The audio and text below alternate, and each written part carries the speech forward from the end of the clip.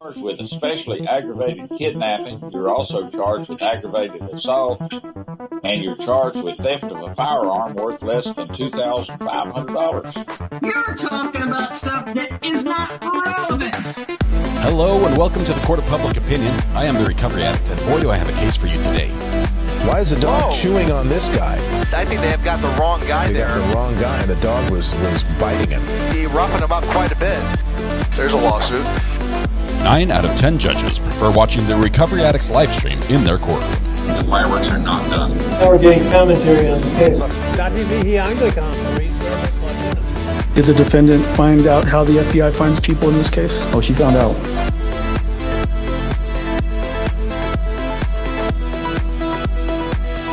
All right, that was the shortest lunch ever. I apologize. I built the thumbnail for the video. I've got the video because he's the guy. I got the video queued up. We've got everything we need to pick up on this. Let me just make sure we're going to watch a little bit faster than normal, just so we can get caught up as well. Settings. Quality 720. Speed faster. 720 is the best they give us. So, okay. We're good there. Okay. That's all queued up. So we've got the court ready. We're ready to pick up with Scot Peterson, the Parkland School Resource Officer trial. And here we are. Okay. So, and amid all this, the jury is deliberating on Adam Montgomery right now. And so at some point we're going to have that. I don't know what is wrong with my feed there. It's a pain in the hindquarters. But we won't talk about that right now because I'd have to add to the Kersey counter, and I don't want to do that. I will say though that a big thanks go out to Ivan Victor, who has won the internet of all the days to win. When you knew I was having trouble, Ivan, you stepped up first in chat. It's all yours, my friend. You've got a lot on your plate, but you can handle this as well. You've won before. You know what to do. Thank you very much for being here, Ivan. Good friend of the program. For those that don't follow Ivan Victor on YouTube, what's wrong with you? Please give him a follow.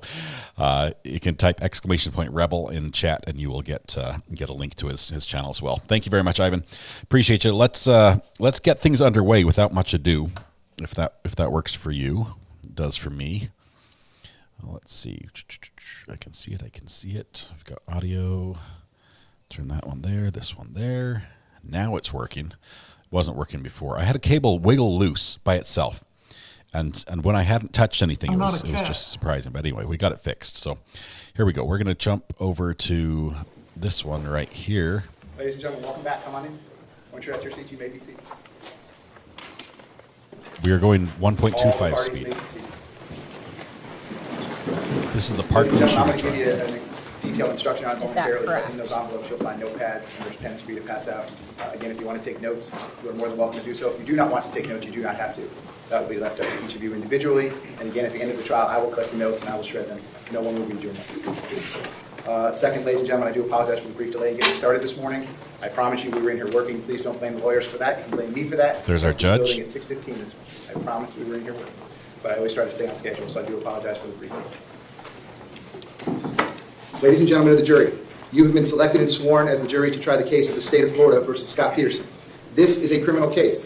The defendant is charged with neglect of a child, neglect of a child, neglect of a child, neglect of a child, neglect of a child, neglect of a child, neglect of a child, culpable negligence. 7 times. Culpable negligence, and perjury when not in an official proceeding. The definition of those crimes will be explained to you 11 later. charges. The state's charging document, which is called an information, is not evidence and is not to be considered by you as any proof of guilt. It is the judge's responsibility to explain the law to you. It is your solemn responsibility to determine if the state proved its accusations beyond a reasonable doubt against the defendant in accordance with the law that I provide to you. Thus, the province of the jury and the province of the court are well defined, and they do not overlap.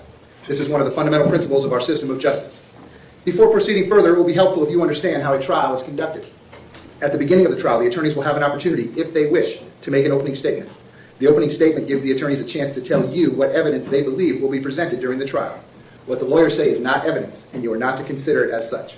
Following the opening statements, witnesses will be called to testify under oath. They will be examined and cross-examined by the attorneys. Documents and other exhibits may also be produced as evidence. After the evidence has been presented, the attorneys will have the opportunity to make their closing arguments. Following their closing arguments, the court will instruct you on the law applicable to the case. After your final instructions on the law, you will retire to consider your verdicts. You should not form any definite or fixed opinion on the merits of the case until you have heard all the evidence, the arguments of the lawyers, and the instructions on the law by the judge. Until that time, you should not discuss the case amongst yourselves. Your verdict must be based solely on the evidence or lack of evidence and the law. I now instruct you not to communicate with anyone, including your fellow jurors, about this case. No communication includes no emailing, text messaging, tweeting, blogging, or any other form of communication. These are standard instructions. You cannot do any instructions. research about this case or look up any information about this case. If you become aware of any We violation, are going a little of any of faster these than rules normal at to all, catch up. This notify started court this personnel of the morning. violation. During the course of the trial, the court may take recesses and you will be permitted to separate and go about your personal affairs. During these recesses, you must not discuss the case with anyone, nor permit anyone to say anything to you or in your presence about the case.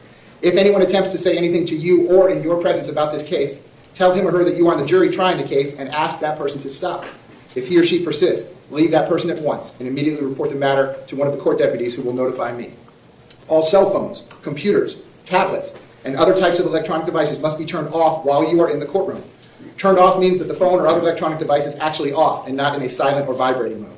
You may use these devices during recesses, but even then, you may not use your cell phone or electronic device to find out any information about the case or communicate with anyone about the case or the people involved in the case.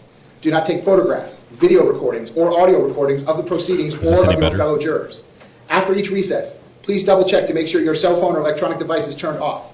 At the end of the case, while you are deliberating, you must not communicate with anyone outside the jury room. You cannot have in the jury room any cell phones, computers, or other electronic devices. If someone needs to contact you in an emergency, the court can receive messages and deliver them to you without delay. A contact phone number has already been provided to you. This case must be tried by you only on the evidence presented during the trial in your presence and in the presence of the defendant, the attorneys, and the judge.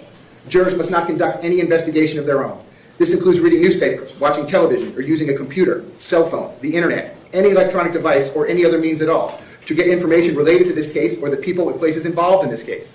This applies whether you are in the courthouse, at home, or anywhere else. You must not visit places mentioned in the trial or use the internet to look at maps or pictures to see any place discussed during the trial. Jurors must not have discussions of any sort with friends or family members about the case or the people and places involved. So, do not let even the closest family members make comments to you or ask questions about the trial.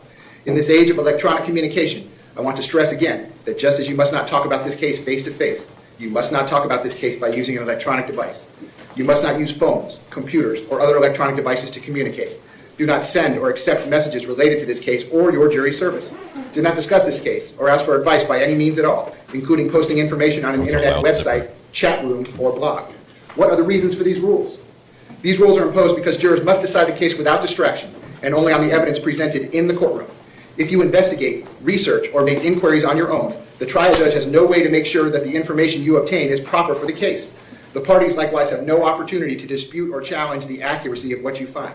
That is contrary to our judicial system, which assures every party the right to ask questions about and challenge the evidence being considered against it, and to present argument with respect to that evidence. Any independent investigation by a juror unfairly and improperly prevents the parties from having that opportunity our judicial system promises. Any juror who violates these restrictions jeopardizes the fairness of these proceedings, and a mistrial could result that would require the entire trial process to start over. A mistrial is a tremendous expense and inconvenience to the parties, the court, and the taxpayers. If you violate these rules, you could face sanctions, such as paying a fine. In every criminal proceeding, a defendant has the absolute right to remain silent. At no time is the duty of the defendant to prove his innocence. From the exercise of the defendant's right to remain silent, a jury is not permitted to draw any inference of guilt, and the fact that a defendant did not take the witness stand must not influence your verdict in any manner whatsoever. The attorneys are trained in the rules of evidence and trial procedure, and it is their duty to make all objections they feel are proper. When an objection is made, you should not speculate on the reason why it is made. Likewise, when an objection is sustained or upheld by me, you must not speculate on what might have occurred had the objection not been sustained, nor what a witness might have said had he or she been permitted to answer. During the trial, it may be necessary to confer with the attorneys out of your hearing to discuss matters that require consideration by me alone. It is impossible to predict when such a conference may be required or how long it will last. When such conferences occur, they will be conducted so as to consume as little of your time as is necessary for a fair and orderly trial in this case. If you would like to take notes during the trial, you may do so. On the other hand, of course, you are not required to take notes if you do not want to. That will be left up to each of you individually. You will be provided with a notepad and a pen for use if you wish to take notes. Any notes that you take will be for your personal use. However, you should not take them with you from the courtroom. During recesses, the court deputy will take possession of your notes and will return them to you when we reconvene. After you have completed your deliberations, the court deputy will deliver your notes to me and they will be destroyed. No one will ever read your notes. If you do take notes, do not get so involved in note-taking that you become distracted from the proceedings. Your notes should be used only as an aid to your memory. Whether or not you take notes, you should rely on your memory of the evidence, and you should not be unduly influenced by the notes of other jurors. Notes are not entitled to any greater weight than each juror's individual memory of the evidence. The attorneys will now have the opportunity to make an opening statement.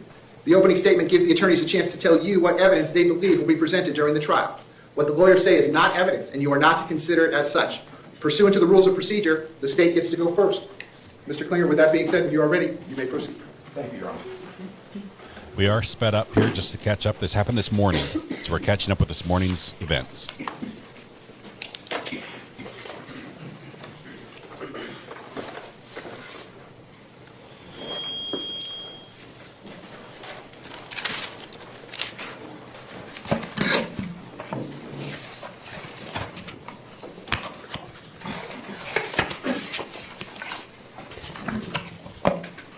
May it please the court, counsel, ladies and gentlemen of the jury. February 14th, 2018, actually started out as a rather nice day. It was Valentine's Day. And the weather, typical South Florida February weather. Sunny, partly sunny, warm temperatures. The day was going along smoothly at Marjorie Stoneman Douglas High School.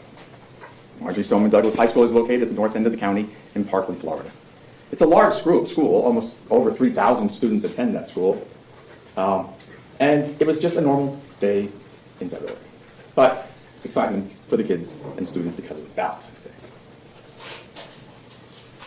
Years ago, there was a song about one moment in time. And one moment in time can really change everything. And on this day, at approximately 2:19 in the afternoon,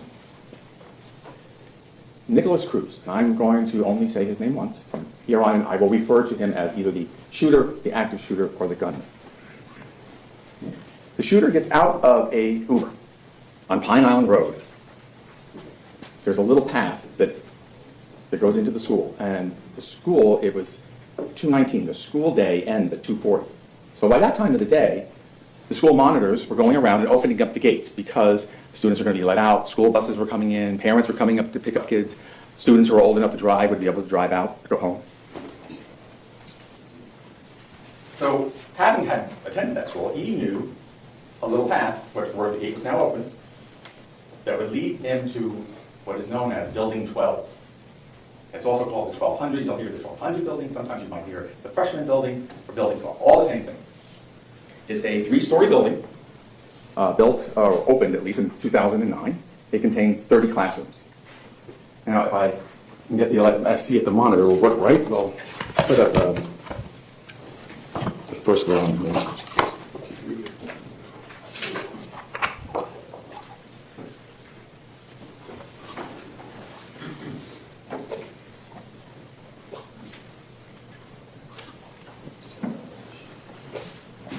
Hopefully everybody can see this diagram that's up. This is a diagram of Marjorie Stoneman Douglas High School. You can see all the different buildings, the campus, and way up in the top, sort of the top of the more the right side, is Building 12. And far over on the other side is, well, just to the my right is Pine Island Road. And there's a little path that's in and around this area right in here. And that's where the gunman is walking toward the 1200 building. It's 2:19, he gets out. At around 2:20 in the afternoon, he's going to walk into the building. And you will see as the trial progresses, the surveillance video, you'll see that the students, it's a kind of a normal day. 3 students walk in just before he walks in. And then he enters the building and he turns, makes a hard right and goes into the stairwell. Now, I'm going to stop that story here because there's background information that you all need to know and understand in regards to this case and to regards to this defendant before we continue on as to what happened that horrible, horrible afternoon at Marjorie Stoneman Douglas High School. The defendant, Scot Peterson, was a deputy with the Broward Sheriff's Office for approximately 32 years. Out of those 32 years, he was a SRO, what is known as an SRO. That's a school resource officer. And school resource officers in general are assigned to certain schools, and it is their duty under contracts that are signed between the cities and the school board and a law enforcement agency. In this case, the contract is signed between the school board and BSO, because he was a deputy for BSO, and then he was assigned to Marjory Stoneman Douglas High School. And that contractual agreement puts the defendant under a duty to the school. He's there for security purposes. He's the lead security person at that school. And he has special powers that he's allowed to do that other officers can't. He can conduct an administrative search if he wants without probable cause, but only on campus. So he has special powers that are given to him to help keep the school safe, to make sure the students are doing what they're supposed to be doing, and in general, just to know the school itself, to know the buildings, to know the administrators, to know the teachers, to know even some of the students.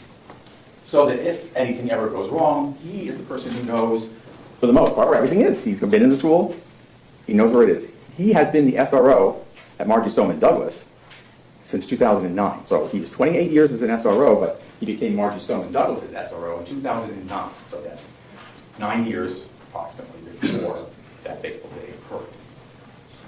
Now, during that interim of those periods, the defendant has lots of training. He is trained on active shooter scenarios.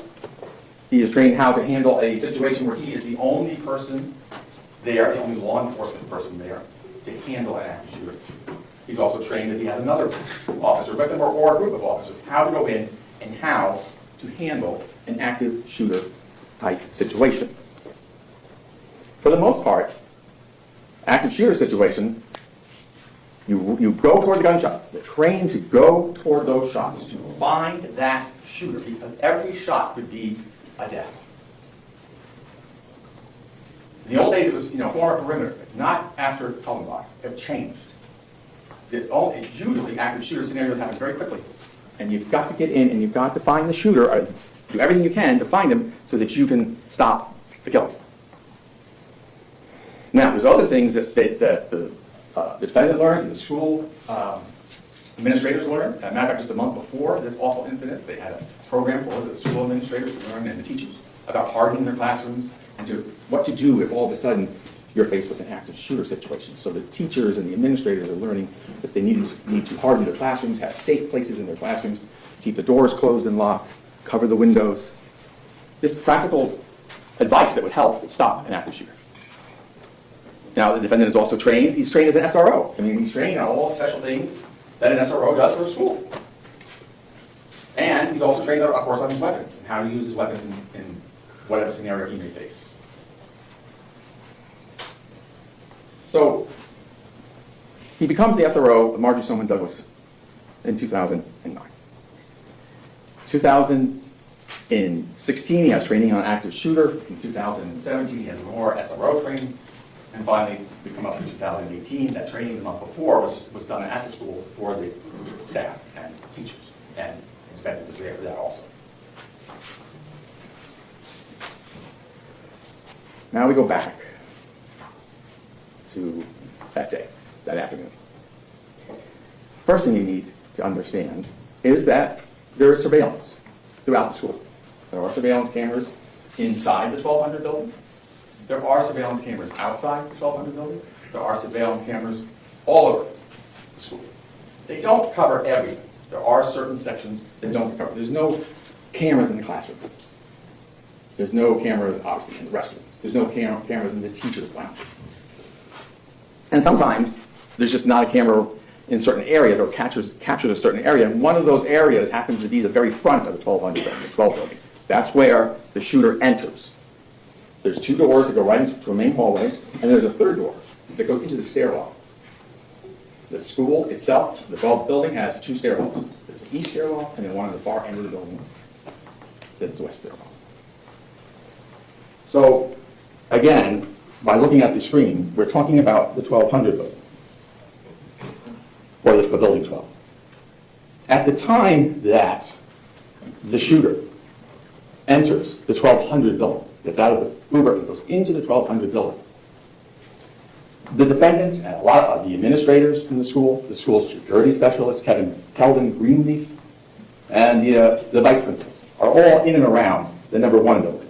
That's the administration building, which you can see is actually south of the 1200 building, because this is north, east, west, and south. And if you don't really like directions or don't like east and west, north and south, unfortunately, in this trial, you're going to hear a lot of that. And I'll show you why with this second photograph.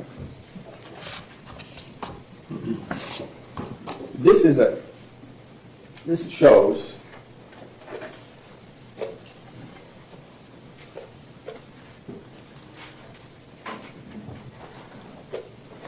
the interior of Building 12. And it's important because the shooter takes a certain route.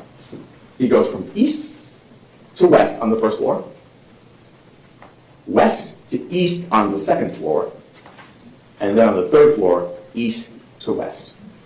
So in looking at that diagram, all of this is on the east side, and all the other side is the west side. So the way it's oriented, it's east and west, but the classrooms themselves are north and south. For example, classrooms on the first floor, 1256 or 1255 face north. Classrooms 1254 or third floor, 1254 or 1257 face south. And that's the same for all the floors. The first floor is down at the bottom, and you can see it's 1217 and 1218 are the furthest classrooms to the east, and 1202 is the furthest classroom to the west. And the floors are basically the same. There's bathrooms on each floor, and some of the floors have teachers' lounges or offices. So it's important to have that orientation of the inside of the building, and it's going to be important to have the orientation of the outside of the building. The shooter enters the school with a gun bag and ammunition, quite a bit of it. He immediately goes into that east stairwell. He makes that hard right.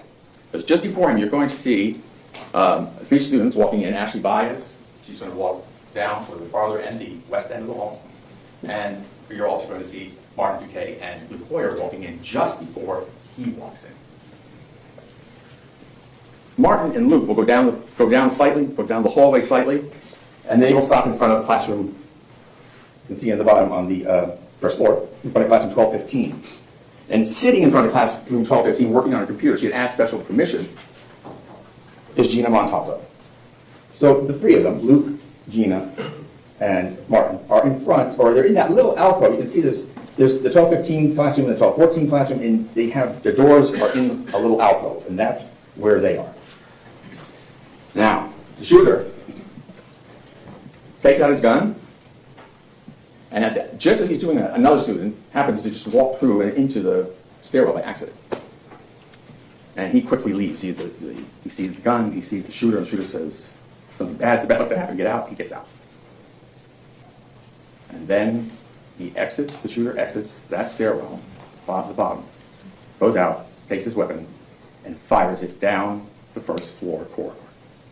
So he's at the far east end, and he begins firing. This is around 2:21-ish, 2:21:33 seconds that he begins firing. And you're going to be also hearing, not just north, south, east, and west, you're going to be hearing a lot of times, because the timing is important as to where everybody is. So we know at that time he's on the first floor of that building shooting. Where is everybody else? Most everybody else is over, if you're talking about the defendant or the administrators, they are over near the administration building 1, and the other picture that I had up. There are some campus monitors. They're in and around the campus because, again, they're getting ready to let school out in a few minutes. So they're located at various different locations around the school. Shortly after those first shots are fired, the video from outside the number 1, the administration building, shows security specialist Greenleaf and defendant Peterson meeting outside that building. And they start to walking out. They're not rushing, they're walking toward a cart. Everyone at the school uses golf carts. They use them to get around the campus. And they're going to get on the golf cart because information has come over the school radio that something is happening in the 1200 building. Something's not right. So they go to get a cart. It turns out they can't get the key for the cart to turn it on. And they turn around, they start walking the other way, and Another car pulls up, and in the car is school monitor Medina. Medina had been over by the 1200 building. Now he comes over, and about the same time, the alarm system in the school goes off. Now, this is another thing we have to discuss. The school, the alarm system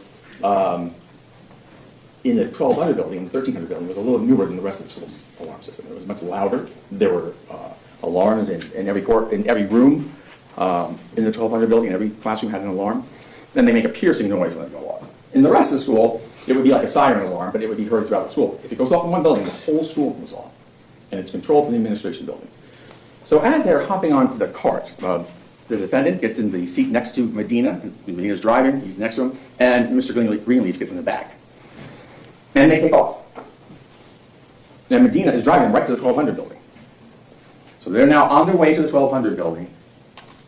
Meanwhile, as that process is happening, the shooter has fired, and then those initial bullets hit and killed Luke Boyer, Gina Montalto,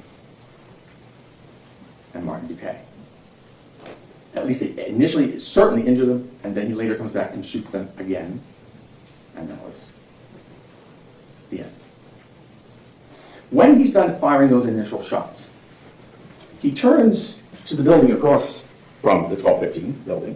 You can see 1216 is across the hall.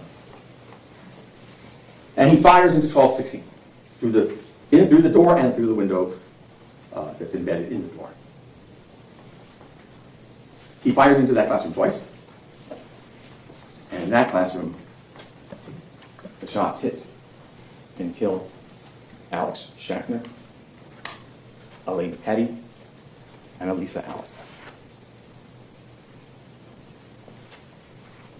Now, you're going to notice when you're watching the videos that almost immediately after the shooter begins to fire, this white stuff starts to appear everywhere. It's like dust. It just starts coming down. It was snowing almost.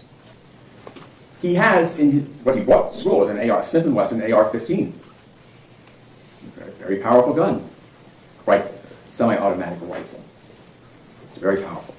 And the percussion from that rifle causes dust. Remember, the building was built in 2009. The ceiling tile has been up there now for, what, nine years or so, because it's 2018. And all the dust that had accumulated there starts falling down. I mean, probably maybe some of the construction dust that was left over there. But anyway, it all comes down. And what that does, it messes a little bit with the school surveillance system. It makes it stop and start, because it's based on motion. It only records when it sees motion, detects motion. So it stops twice, 2 or 3 times as he's going down the first floor. And so you just see a still photo and a still picture, and then all of a sudden he'll start moving because the dust was too heavy and it was causing trouble with the cameras. It's that same dust that then sets off the alarm. That's the fire alarm that goes off. Now, the fire alarm is very loud, as I told you. It's not on all that long, less than a minute or so, because it's controlled from the administration building. And they can go in and turn it off because it's loud. And the normal practice is to go and turn it off and have people go to see whatever set off the alarm, to go, they check it out, and then they decide whether they need to call back to the administration to restart it because there's a fire and you've got to evacuate the school, because that's the plan. If there's a fire, you evacuate. And then they can call over the school PA system into the classroom, so let them know that's what's happening.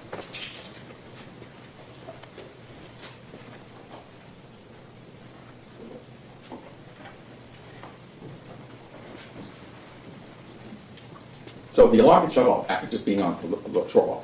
It is on, and then it is off while the shooter's on the first floor. He hasn't left the first floor. It's on and off, and it really doesn't come on for about over a minute after he begins to shoot. He continues down the hallway, and he approaches another classroom, and he shoots into that classroom, which is actually the classroom that was next door to where Martin and Luke and Gina were outside of 1215. He shoots into 1214. And there he kills Nicholas Gregg and Helena Ramsey. He continues down the hallway, and he shoots again further down the hallway into 1213. and he kills Carmen Shintro. It is at that point, when he is down the first floor, he's made it down, as you can see where 1213 is, he's made his way down the floor, first floor. It is about that time that the security cameras pick up that golf cart. You can see in the distance the golf cart, all of a sudden it appears on the screen, it crosses the screen, and then it disappears. Because it's now going to stop on the southeast corner of the 1200 building. I'll put the other map up for just a second. The cart comes racing between the 7 and 8 building, and it goes to the southeast corner of the 12 building, while the shooter is still on the first floor. He is now down toward the end of that hallway. Now, just prior to that, in the cart arriving, a school monitor, Chris Hickson, runs into the 1200 building from the east end. He's running into the building, from the west end. He runs into the building, it's in between 13 and 12, and he runs at the west end of the 12 building. Remember, the shooter initially fires down the hallway, and then when Chris Hickson comes into those doors, those west doors, he fires again, and he hits Chris Hickson, the monitor, and Hickson's hit, and he rolls off to the north side of the hallway. There's like a little indentation because there's either a bathroom or there's a closet there. He rolls over that way to get out of the line of fire in the hallway. But he's injured. He's still alive, but he is injured.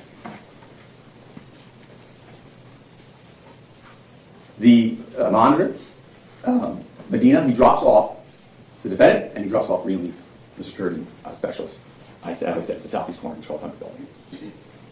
Just about at the time, the shooter now has made his way all the way down the hallway,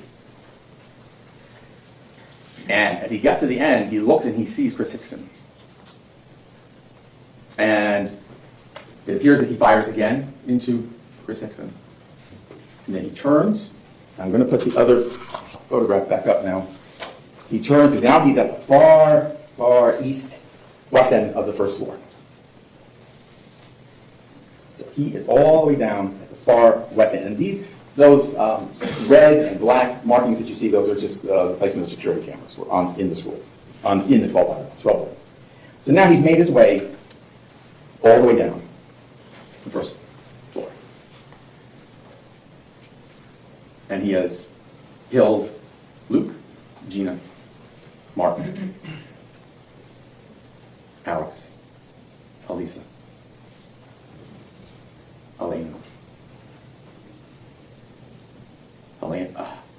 Helena, there's Elena and Helena, Nicholas, Carmen, and Chris Hickson. And Alex Jack. He turns, he's going to go up the stairwell now. He's going to go up to the second floor. He's going to turn to his left and go into the first floor stairwell at the west end of the building. And as he does that, the timing could not have been worse. As he turns and goes into that stairwell landing on the first floor, the school monitor, another school monitor, Aaron Feiss, is rushing into the building. And Aaron Feiss opens the door to go inside, and the shooter is right there, and he shoots and kills Aaron Feiss. And Aaron Feiss does not make it inside the building. He's shot twice, he's killed, and he falls on the outside patio. The defendant and Greenleaf are at the other end of the building. They are at the far other end of the building, the outside. They are about as far away from the shooter as they could possibly be at that point. Those shots are heard. The defendant will yell shots fired into his BS. He has two radios. One is the school radio, one is the BSO dispatch. He will yell shots fired. At the same time, you'll see video of students who were evacuating the 700 building. And now this is where things get a little interesting, but a little complicated in the sense that you have a fire alarm go off, and then it gets shut off. And there was no reporting back of what the fire was, so nothing came over the school, the PA system. So the kids in the 700 building start to evacuate. They're doing what they're supposed to do when there's a fire. So they start coming out. That building faces the 1200 building. And that building does not have an inside. The corridors or the classrooms all face the inside. So this is the 700 building, and those students are coming out because they're following their fire evacuation plan when they hear the shots. And you can tell they're all kind of just walking out because they think it's a fire, and then or a drill, probably most likely, and then all of a sudden they hear something and they just go scattering back to the 700 building.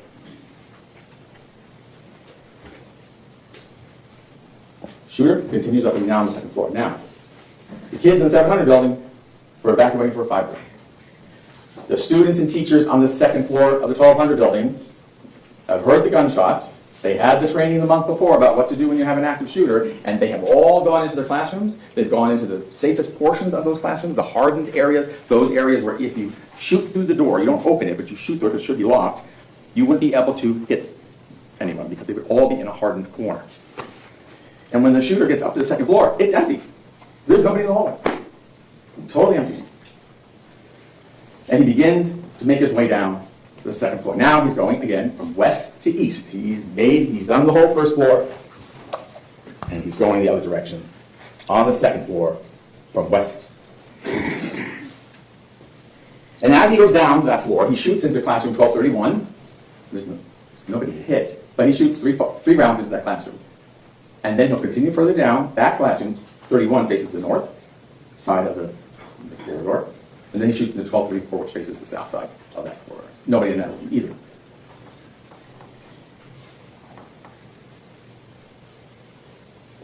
Now we have to go back outside. What's happening outside, right?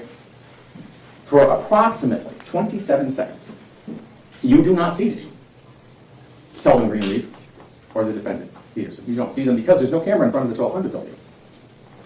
They are standing where they were dropped off. You do see the cart that brought them there, with Medina driving it, it goes off. You see that go off into the distance to the east. But they are left there. And they stand there for approximately 27 seconds or so.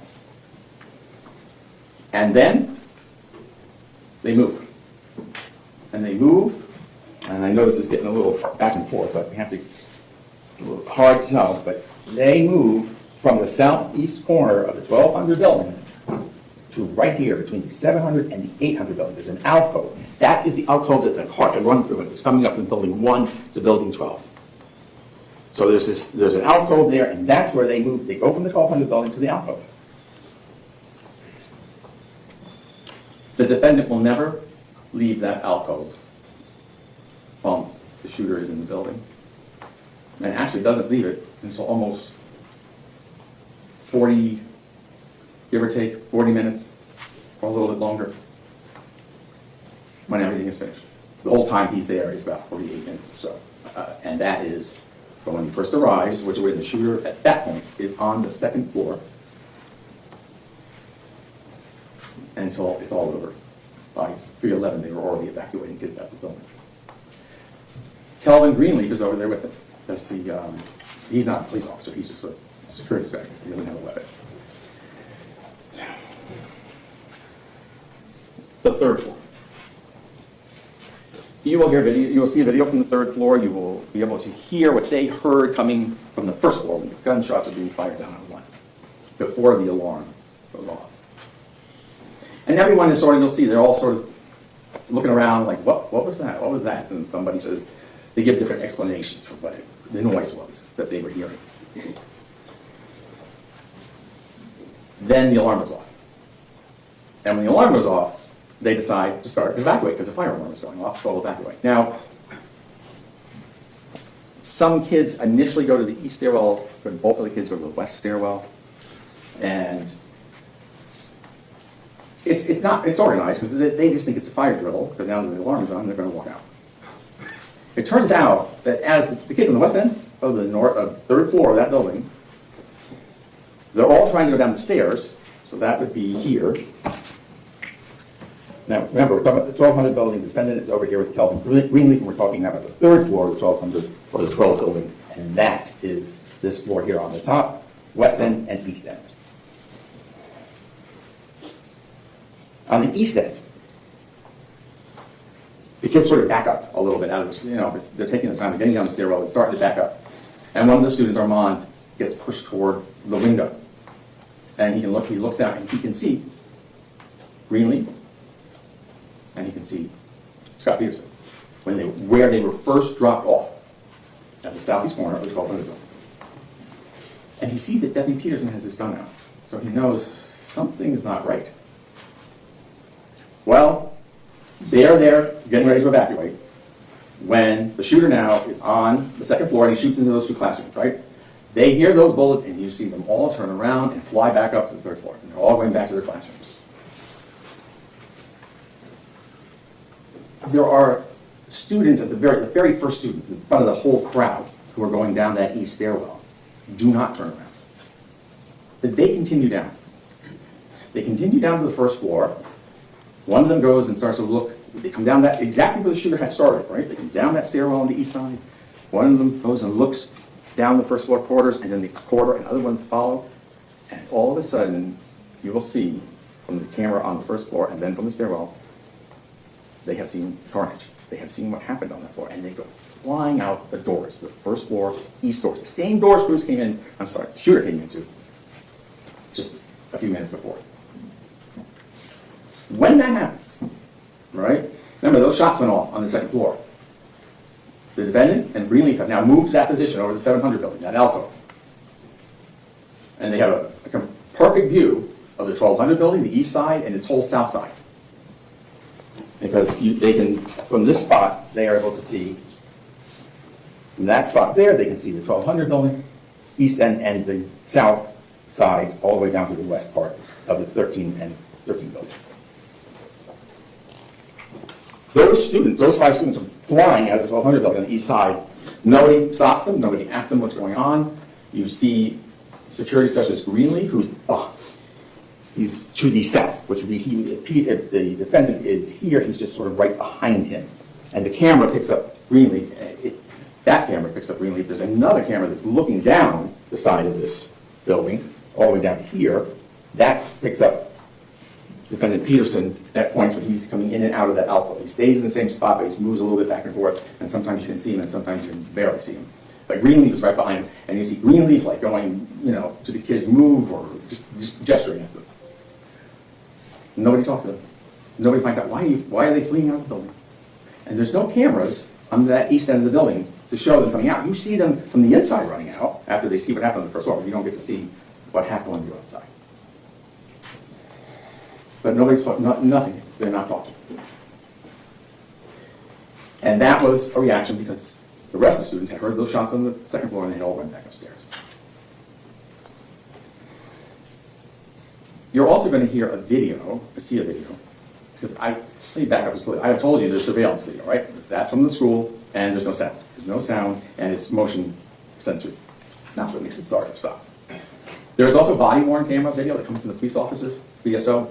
They have their cameras on their vests to the front, and so it films what they're doing as they're going through their day. Then you'll be seeing body-worn camera. That does have sound. You'll also be seeing cell phone video, which of course, as you all know, has sound and picture. Back on the first floor in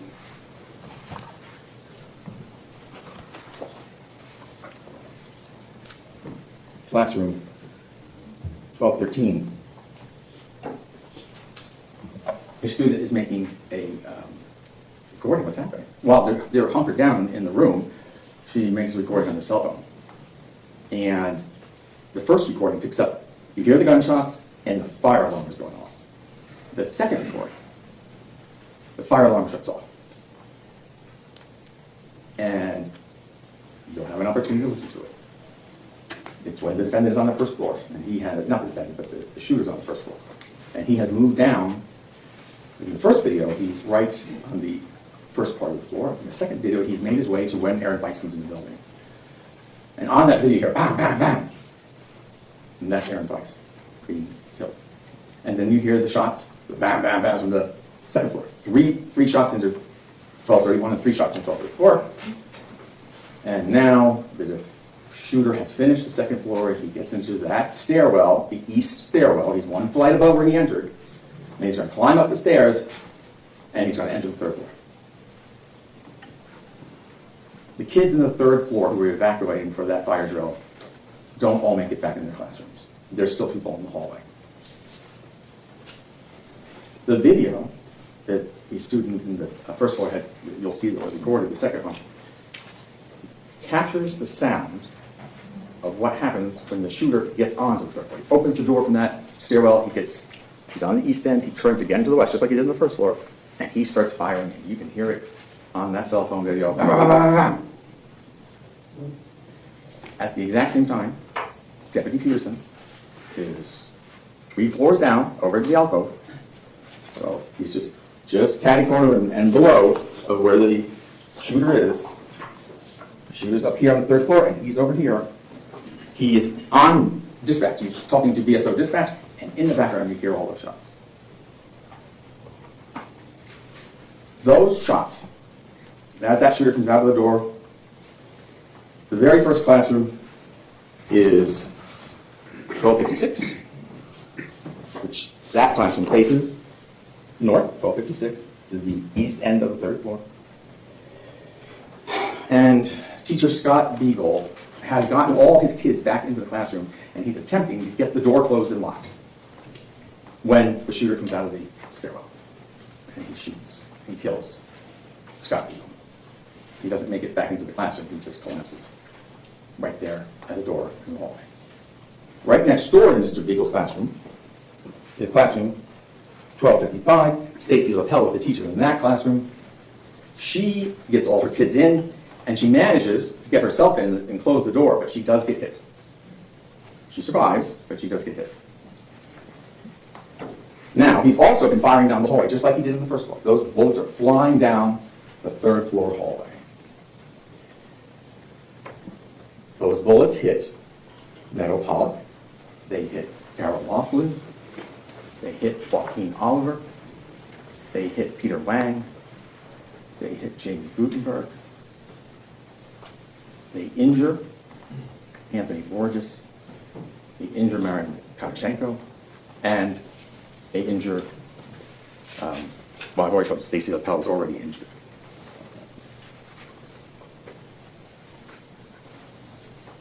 Meadow Pollock and Kara Laughlin end up here.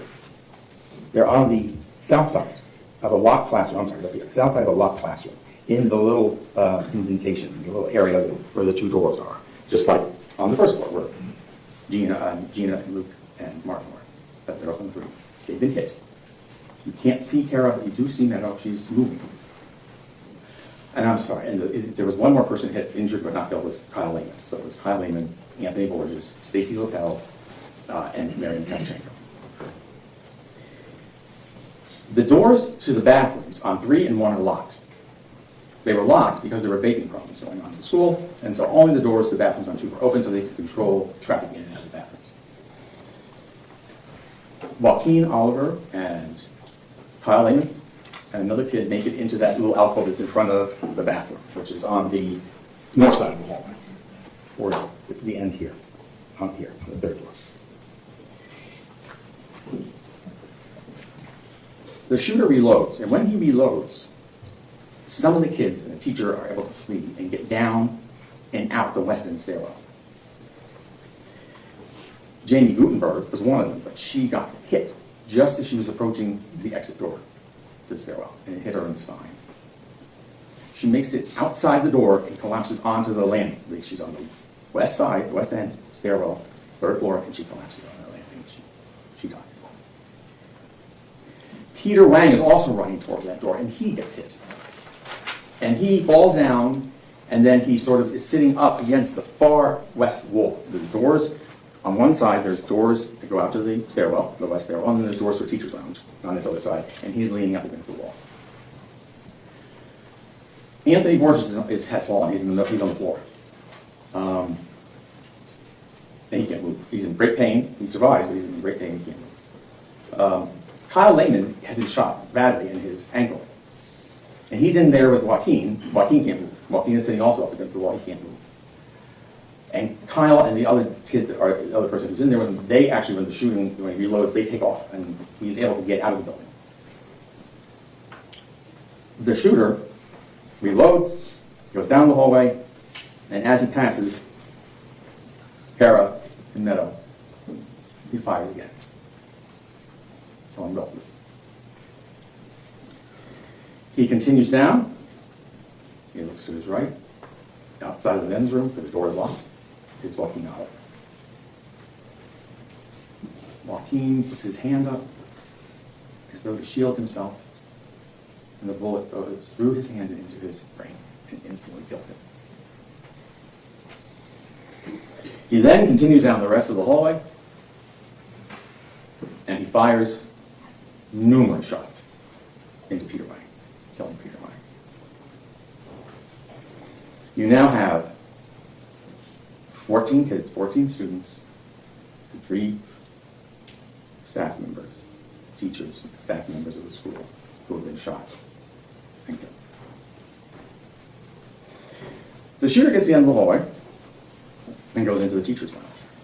And he's at 3rd floor, west end. He goes into the teacher's lounge. The defendant, Peterson here, is still in his position in the alcove between the 700 and 800 buildings.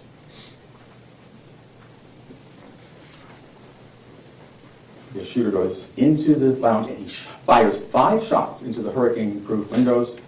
Some of them face south, some of them face west. 5 shots to the south, 5 shots to the west. The bullets do not go anywhere. The windows are hurricane-proof. It breaks and shatters them, but they really don't go, and they don't hit anyone. He's done. 6 minutes, 40 seconds. He's done. He walks out of the teacher's lounge in and around, it would be about 2:27, 30 or 40 seconds. You can see him, he walks directly across in front of Peter Wang and into the doors that lead down the stairwell. Jamie Gutenberg is still lying on the landing. And by just a few seconds before 2:28 in the afternoon, he exits the west end of the 12th. He goes all the way down the stairs and he goes back into the court. He doesn't go through that door where Aaron Weiss was, the door that leads just into the stairwell. He goes through the door that leads to the 1st floor, turns sharp left, and outside. He then proceeds, he's heading west, and he's heading west and a little bit south, because he's going to go, he's fleeing toward that west side of the school. So he comes out this way, and when he comes out here, Lieutenant Peterson is still here, and he doesn't see him. And then the shooter runs off, and eventually about an hour or so later, he's captured. Then Peterson remains in this position until approximately 11 minutes after 3. Some approximately 40 minutes after he had gotten to that position from when he left 1200 building, outside 1200 building. You will hear from several witnesses. You're going to hear from Kevin Kelvin Greenleaf, who says that when he was there with Lieutenant Peterson by the 1200 building and then in the corridor between 7 and 8, that those shots were coming from the inside of the 1200 building. You're also going to hear from Officer Arnold. He is way over here. It's a little hard to see. There's a baseball diamond. And he, on his part-time, when he's off work, he waters the baseball diamond to get ready for the nighttime baseball games. When he starts to hear the commotion and the shots, he starts moving toward the 12 building, and he will come all the way over into this general area, and he also says the shots are coming from inside the 1200 building.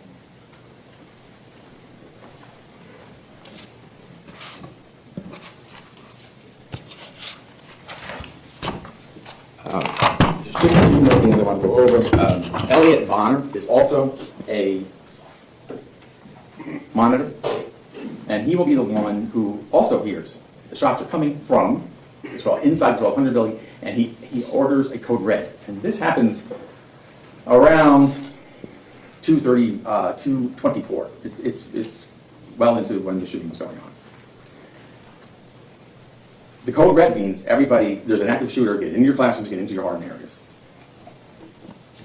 You will see him as he kind of gets closer to the building, and then he pulls away.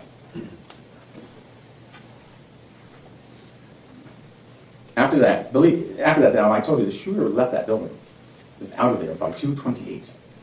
At 2:32, Coral Springs Police Department, they enter the west end of the building.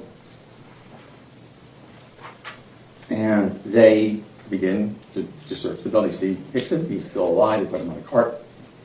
He's carried away shortly thereafter, passing away. A few minutes later, it's a mix of Coral Springs and BSO. They will enter both sides. They will enter the east end of the building. And when they do that, when they enter from the east end of that building, Defendant Peterson is still in his position. And he remains in his position as they enter that building. And he is, remember, as I told you, the one man who would know the inside of that building today. If you, 2 days later, in an interview with Detective Percio is taking interviews with everybody. He's the lead detective on the Cruz case, the shooter's case. And he's just taking statements of people to find out what they did that day and what was going on so he can gather information.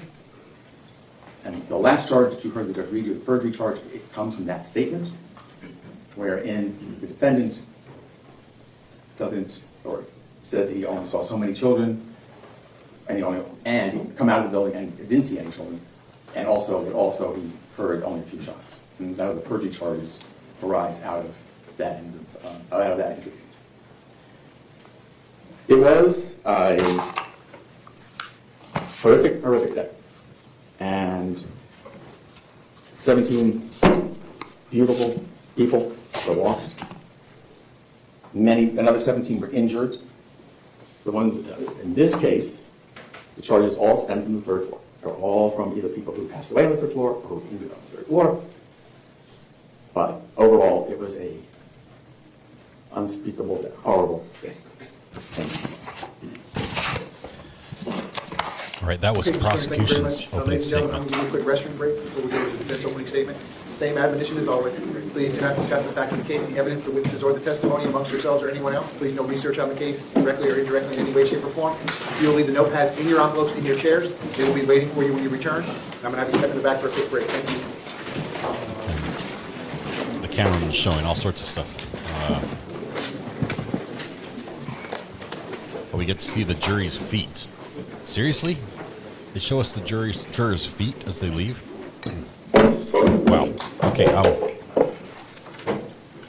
here's what I want to say really quickly while we have a break. What's up, the jury? Everyone can be seated. Real quick 5-minute restroom break. We'll be recessed for 5 minutes. Okay. We have a 5-minute break. Let me just say, I have not heard any audio. I've heard people saying there's audio on here. I have not seen, just pre-watching because we're catching up on the video that happened this morning. I have not seen the audio or heard the audio that happens here. It is not my intention to play the audio of any shooting. It's not my intention to play the audio that captures the sounds of people suffering, dying, any of that. That is my goal to skip that. We can have, we can get everything we need from this without knowing that happened. We know this happened. Okay, this was awful. The guy at the red tie, narrow tie, skinny tie, lapel pin, that's our defendant. That's Scot Peterson. He was a school resource officer, also a deputy, a sworn deputy. So, yeah, I think there was a juror wearing pink sweatpants. And hey, you heard what I would wear. You heard what I would wear, right? Shorts and a t-shirt. So I just lost my gavel. I'll find it.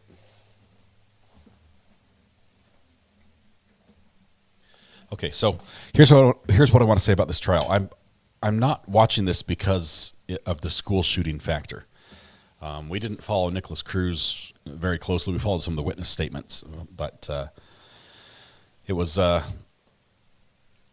reason this case interests me is because this is the first time in our country, in the U.S., that I believe that we have a police officer who's being charged with failure to act in a school shooting situation. The school shootings, as awful as they were when they began, I mean, going all the way back to Columbine, and I know there's some before, but Columbine was really the beginning of what I would say this phase of shootings. They impacted how the police have responded a great deal, and the response has changed after each one as we do trainings and learnings and lessons learned type situations. I'm not trying to focus on the school shooting. It was awful. It's despicable. We're not trying to focus on guns, whether or not they're good or bad or indifferent, or whether teachers should be allowed to carry, or we should have more police officers or more metal detectors. That's not why we're here. I want to focus on the law and the legality, the liability issue that really is the crux of this case, and that is, if you are a sworn officer and you're sworn to protect and serve, do you have an obligation, a requirement to do so? And that's what this is going to boil down to. So, with that being said, I am going. If we do know that there's going to be some video or audio that's very disturbing, I'm not going to play it. I don't believe that's key to the crux of this case. There may be some audio that's played as far as the police audio where we hear the shots being fired in the background. That might be pertinent, and we might have that audio on here. But as far as video from inside the school, this officer didn't go in. I don't see any need to cover the video from inside the school when we know that he did not go in. What we're seeing is that the state has chosen to prosecute him not for all of the deaths, because there were many deaths, but just for the ones on the third floor. Basically, they're saying, we think that by the time the shooter got there, he should have been able to move in and engage. He should have been able to stop it, so he could have stopped the deaths on the third floor. And so we're basically looking at that. The video that I'm playing here, the source I'm playing, it's not from the big two. Let's put it that way. As you can see, there's no logo. There's no logo on here. We've got a pool feed, but I believe that the audio is cut out on this one. So, see, Otan Chill says, I feel it's disrespectful to wear sweats to court. I'm not saying you have to wear a corset, but show some respect for the process. Otan Chill, I feel I think I've told this on the podcast. If I am a witness or a jury member, I'd probably go in whatever I'm comfortable in, because I'm not there for my looks. I'm not there to impress. They want me there. That's why I'm subpoenaed. That's why I've been, summoned. And but if I was in any other capacity, I would be dressed to the nines. So we've got 7 charges of neglect, Gail, for the 7 victims on the third floor, and then 4 charges of. What was the second charge? One charge of perjury and 4 charges. I can't remember the middle ones. 7, 4, and 1. The one perjury charge was that statement they alluded to.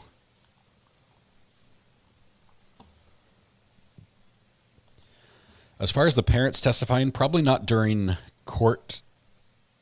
Well, if any of the parents that showed up at the school showed up and were not allowed to get in, they might be able to testify. If they were saying, I want to run in, I want to try to save my kid, and the police were keeping them from going in, you might see them.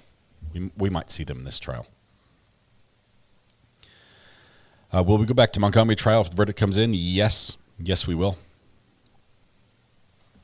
But since we're playing catch up, I can skip ahead. Why are we sitting here watching the wall? Let's see here.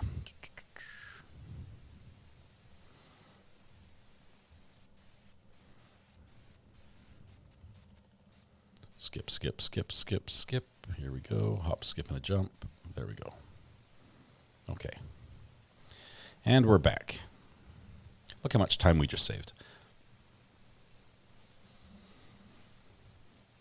Okay, so if anyone is aware of a portion that's upcoming, since we are playing catch up, that is concerning, that we might need to cut out, can you give me a heads up? A little skippity doo on there. No whoosh. Oh, I forgot the whoosh. Whoosh, whoosh, whoosh. There, we skipped ahead. There's your whoosh.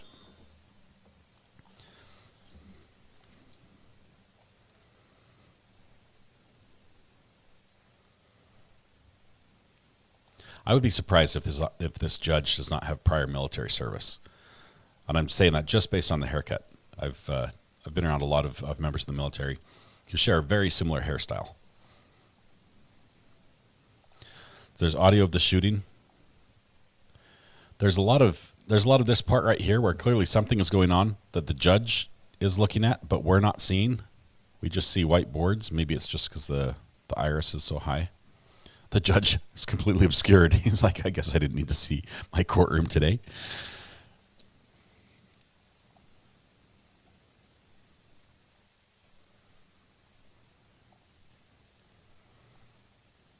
It's the eyes as well.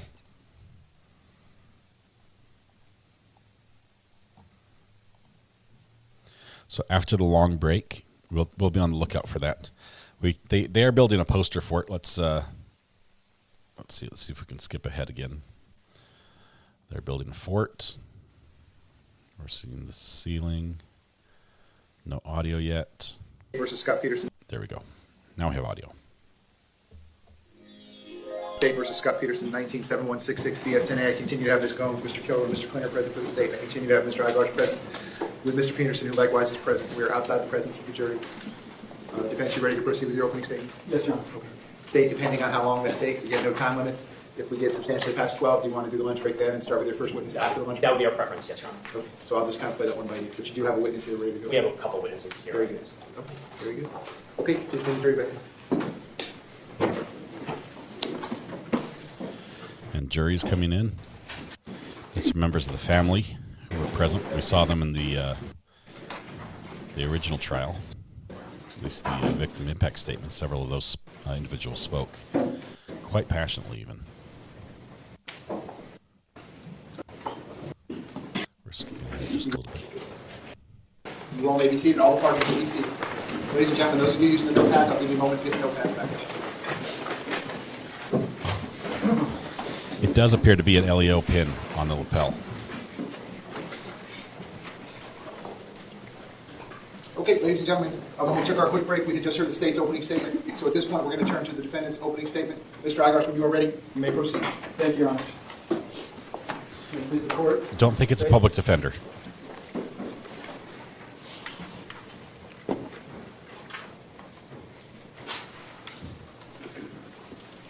Ladies and gentlemen of the jury,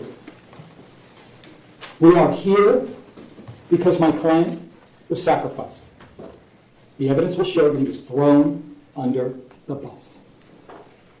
My client is not a criminal, and the evidence will not prove that he committed any criminal offenses at all.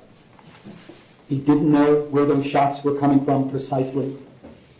We've got 22 witnesses under subpoena who will come in here and tell you that they too heard the same shots my client did and could not discern precisely where the shots were coming from. There was a pronounced echo and reverberation that the witnesses will talk about that left them hearing the same shots and wondering, where is that coming from? He did everything that he possibly could with the limited information that he had to help serve and protect everybody at that school. He was sacrificed. Objection, Your Honor. It's over with opening statement. Again, ladies and gentlemen, this purpose of opening statement is for the lawyers to say what they believe the evidence is going to show, but I'll remind you what the lawyers say is not evidence. Go ahead, sir. Details matter. We wanted jurors who are extremely detailed, and I'm going to get into the weeds so you understand specifically what occurred. Numbers. Let's talk some numbers because they don't lie, and that kind of sets the parameters of what happened. First number, 6:36. 6 minutes and 36 seconds. That's how long that monster, Nicholas Cruz, was in the 1200 building committing his atrocities. Merely 6 minutes and 36 seconds. My client was there at the end of his rampage for 4 minutes and 15 seconds. I want to make sure you all had notepads so you can write down these details. They're critical. 4 minutes and 15 seconds. What is not in dispute at all is that when the shooter was on the first floor, killing faculty and children, my client wasn't even on the scene yet, which is why he's not charged at all with those offenses. 17 and 17, more numbers that do not lie, that are uncontroverted. 17 children, 17 total people were killed as a result of this atrocity. 17 were injured. Of the 17 that were killed, 14 of them were children.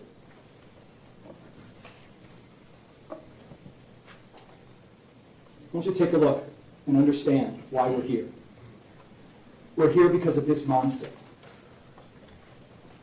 This person chose to commit one of the worst mass shootings in our nation's history. He destroyed families. He destroyed lives. Everyone was affected by his terror. He is the one to blame for what happened that day. That is not in dispute. He chose to arm himself with an automatic, powerful weapon and kill innocent people. Those are actual screenshots of him doing what he did.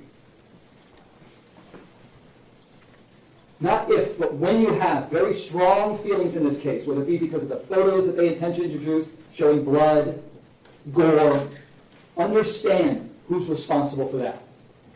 Not my client. More numbers. 32. 32 years my client dedicated himself to law enforcement and serving this community. 32 years. An unblemished record. You know, we have this image of cops as they age, as being in one of two categories. That idea that you've got some donut-eating, lazy cop who's got 1 foot in retirement, can't wait to get out the door. That was not my client. Every single witness we've spoken to, and who will testify, will tell you he was an exemplary officer. No ideas that he might be a coward in any way. He was great at what he did.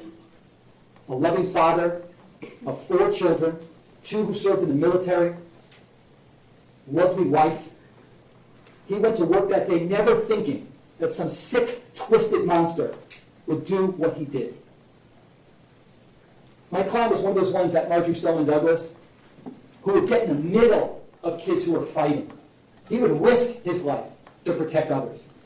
If anybody needed any investigation done, he was there for them.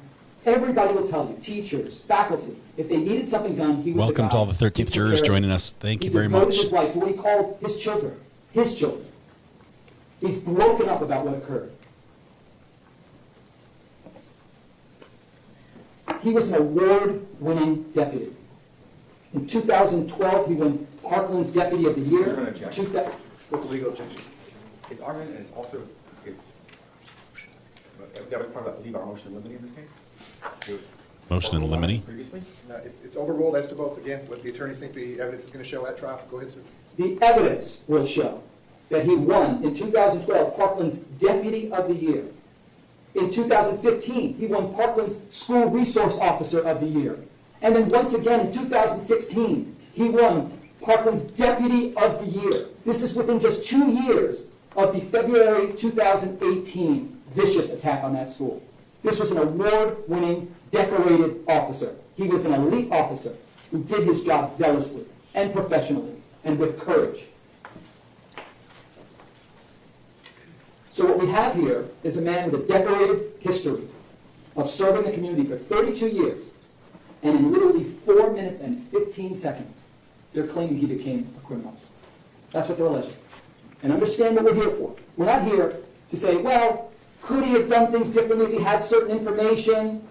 Administratively, should he have been, reprimanded? Should we award money to people? That's not what we're here for.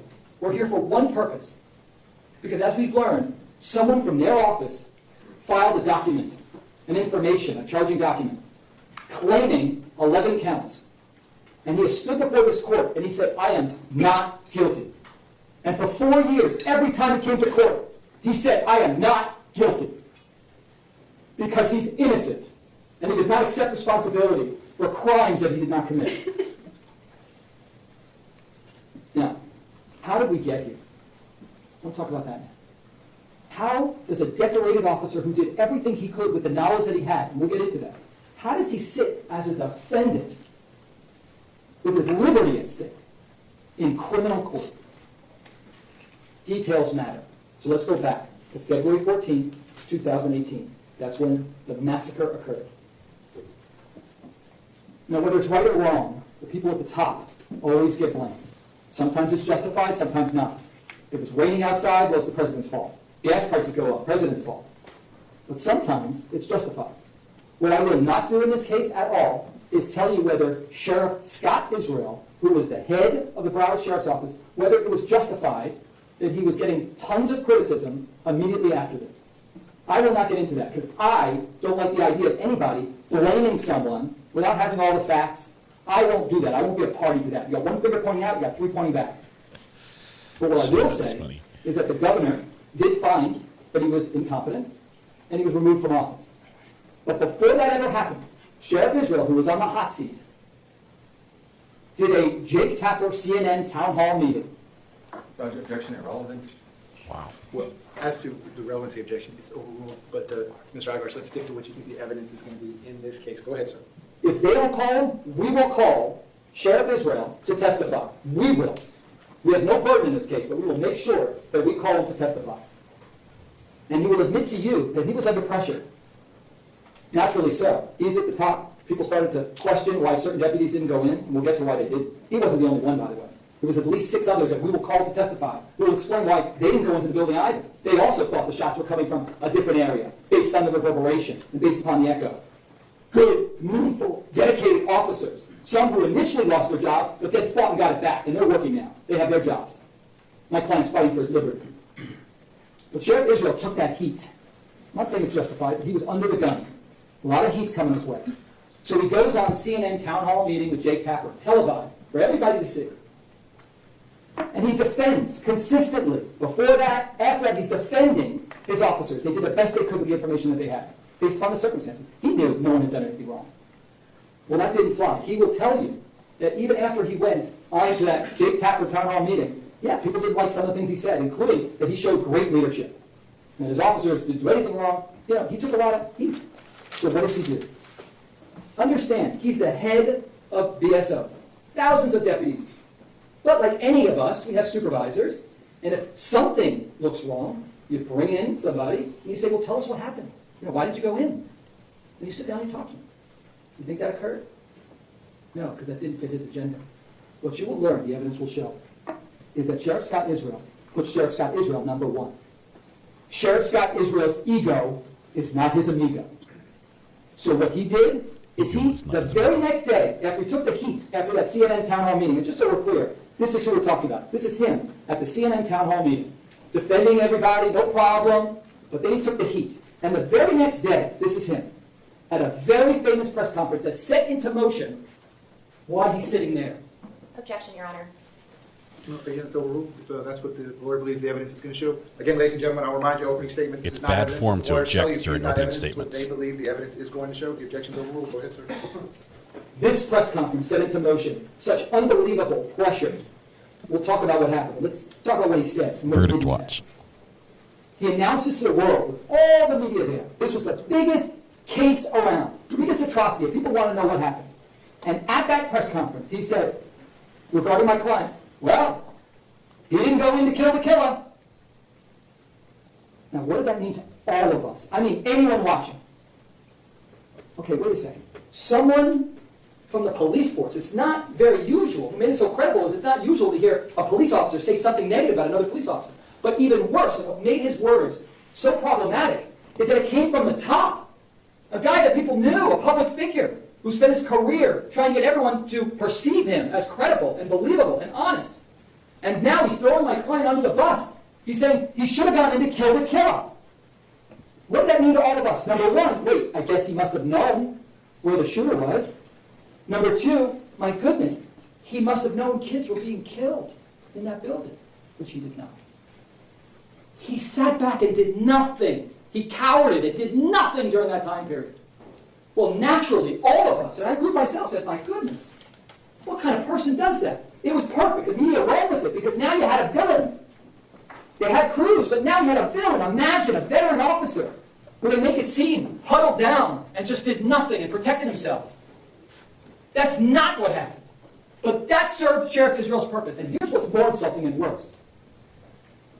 Not only didn't he try to reach out to my client, the argument would be, well, there's thousands of deputies. Why would he reach out to my client? Because they were friends, ladies and gentlemen. Friends. Sheriff Israel worked as a football coach at Marjorie Stoneman Douglas while my client was there. Sheriff Israel's 3 sons all went to Marjorie Stoneman Douglas when my client was there. Sheriff Israel constantly spoke with my client, even asked him for help. When one of his sons got stung with a bee at the school, he called Scot Peterson. When another son was hanging out with the wrong crowd, Scot Peterson was there to help. He had Scot Peterson's cell phone number. All he had to do if he cared about the truth was call him up and say, "Why did you go in? How rough was it? Tell us what happened."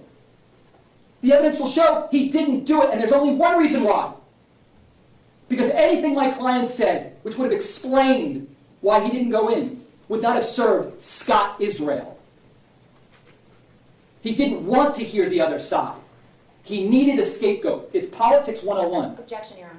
Yeah, that's going to be sustained at this point. Mr. Agarsh, let's get on to the facts. The evidence will show that Scot Israel said, "I give you Scot Peterson." Objection, Your Honor. Yeah, that's sustained, Mr. Agarsh. So what happened Hold there? on, sir. We're not going to talk about the former sheriff anymore. Just Got what it. you believe the evidence is going to show at trial. Go ahead, sir. Got it. So as a result of that press conference, everything goes out there, and then it's no surprise. The governor gets involved. Objection, Your Honor. Yeah, that's sustained. Quick sidebar. Can y'all do the hits? 3 quick objections that are sustained during opening statements, which normally the judge gives, all the judges give a lot of leeway to. If they've already warned the jury that this is not evidence, okay, what you're hearing now is not evidence. This isn't testimony.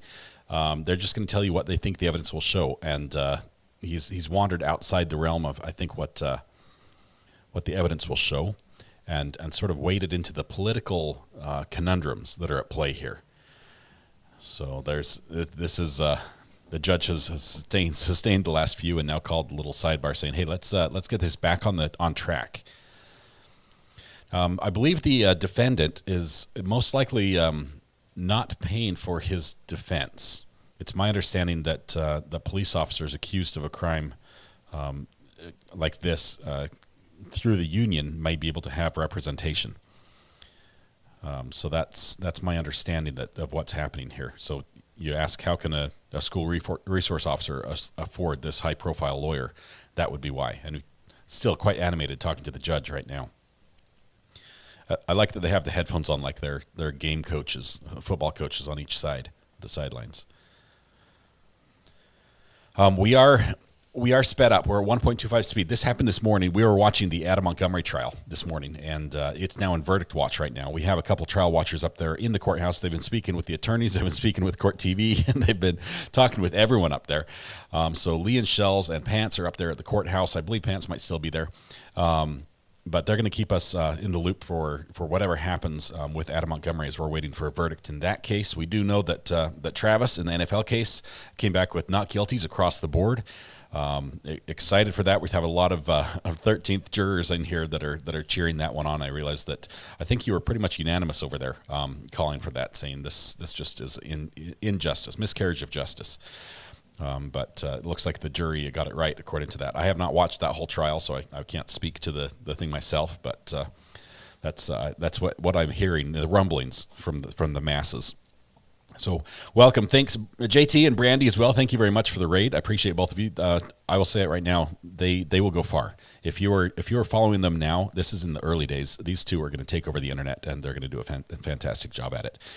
So I'm glad you guys discovered them when they were small, and got to enjoy the nice conversations when it was just a small group. They're going to do incredibly well. They're both highly talented individuals, and I highly respect them. All right, we're back. Let's see if he can get this back on track. You'll hear that the man that we're talking about, Sheriff Israel, is someone who, when he got an email from one of the parents in this case. And the parent asked him, why didn't he go in? Why? He could have prevented my daughter's death. And Sheriff Israel responded, well, we're wondering ourselves. Can't teach courage, his whole thing. But what he failed to tell her was, your daughter was killed on the first floor. He wasn't even at the scene at that time. That's not even, you heard that from the state, that's not even in contradiction. My client wasn't even on the scene. He was heading towards the scene. This is a man who cared so much about himself, the evidence will show, that to this day, I believe that there is a mother whose child was killed on the first floor who blames my client because Sheriff Israel never told her the truth. That is so disturbing. And I'm going to ask him about that. He needs to answer to that publicly. you're going to learn that an investigation began. And the lead investigator, Keith Riddick, who I'm going to have on the stand for quite some time, he's got a lot of explaining to do. It will not be quick, folks. Just a little taste. I will ask him, this issue, big issue in this case is what my client knew, right? Because he's saying he didn't know where the shots were coming from at certain times. Thought maybe the 1200 building, but maybe the 1300 building, maybe the 700 building. There were so many things going on that my client then says on his radio, while he believes the shooter is still in the building, Perry, referring to Deputy Perry, who was with someone who was injured. He just announced he was with someone who was injured. He said, Perry, does he know where the shooter is? Asking in real time.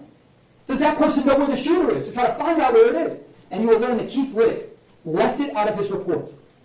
And when asked, why? He said, well, the shooter was gone by then. I said, you mean by a minute and a half? No one on the scene knew the shooter had gone. He left through the west exit. My client didn't know. No one knew. Don't you think that goes to a state of mind? No, I don't. That's what you're dealing with. Or number two, he wrote, there's no evidence to support what my client said to investigators, that he ordered a code red. Yet, Anna Ramos, we will call her, she will take the stand, she works for the school. She heard my client immediately order a code red for the benefit of all the kids, including the ones on the 3rd floor that he is accused of neglecting. She came up to him and gave him a hug at one of the funerals to thank him for ordering the code red because it saved lives. Jeffrey Morford, assistant principal, he heard my client order the code red over the school radio. And then as a result, he said he ordered the code red. He only did it because he told me he heard Peterson do it.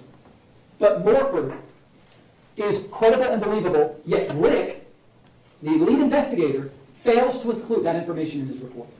This was you will learn, the evidence will show, a biased and failed investigation from the beginning, which ultimately led to charges like child neglect. We'll focus more on that throughout this case, but that somehow all of this leads to child neglect, charging him as if he's a mother who fails to give their child water or food, or a teacher. Objection argument. Yeah, that's sustained. Go ahead, sir. What you believe the evidence will show. The evidence will show that we charge him with child neglect, ladies and gentlemen. More on that throughout this case. Now, let's talk about the facts of what occurred and what really happened. And you've got paper and pen. Make sure that you understand exactly what occurred. Let's do a general overview first. Prosecutor kind of went over it with you. I want to start big, and then we'll get down into the minutia. I absolutely want to make sure at all times you understand this fully. If there's ever a time that I think I might need to go back and make it clear, forgive me. It's only because I want you guys to fully understand what's going on here. Okay? So, first, this is a kind of overview of the school. Now, while this board is small, it in no way represents the 45 acres that the school is. I need you all to understand that because unfortunately we're not going to get to go to the school together. We're not. So I'm going to have to do the best I can to recreate it. And like going to Paris and seeing the Eiffel Tower or Egypt and the pyramids, there is no way to properly recreate it. There's not. We're at a loss. So I'm going to do my best. Objection, Your Honor. Yeah, that's sustained. Another quick sidebar, please. Okay, so I'm not sure if we're going to be able to get through this trial. This attorney, we've got the white noise turned on in this courtroom. This attorney is very dramatic. Yes, he is somebody you've seen on TV before. Somebody saying I saw this on Fox News. I've seen him on a couple different channels. Yes. He is famous. The attorney is quite dramatic, and he's wandering outside the lines of where he should wander during the opening statement. This is the second time the judge has called a sidebar to sort of to rein him in. Use this to get a perspective. This is building number one. Let's start there. Building number one is where my client's office is, where it was anyway. Scott's office was, and where he was while he got information that there was firecracker complaint inside the 1200 building. Okay, so understand he's here. Let me stay general. Okay, this is the 1200 building where it occurred. This is literally like a football field. I mean, this is far. Then you have next to it the 1300 building, and then you'll hear reference in my opening and throughout this case, the football field. This is over here. This is literally hundreds of yards away.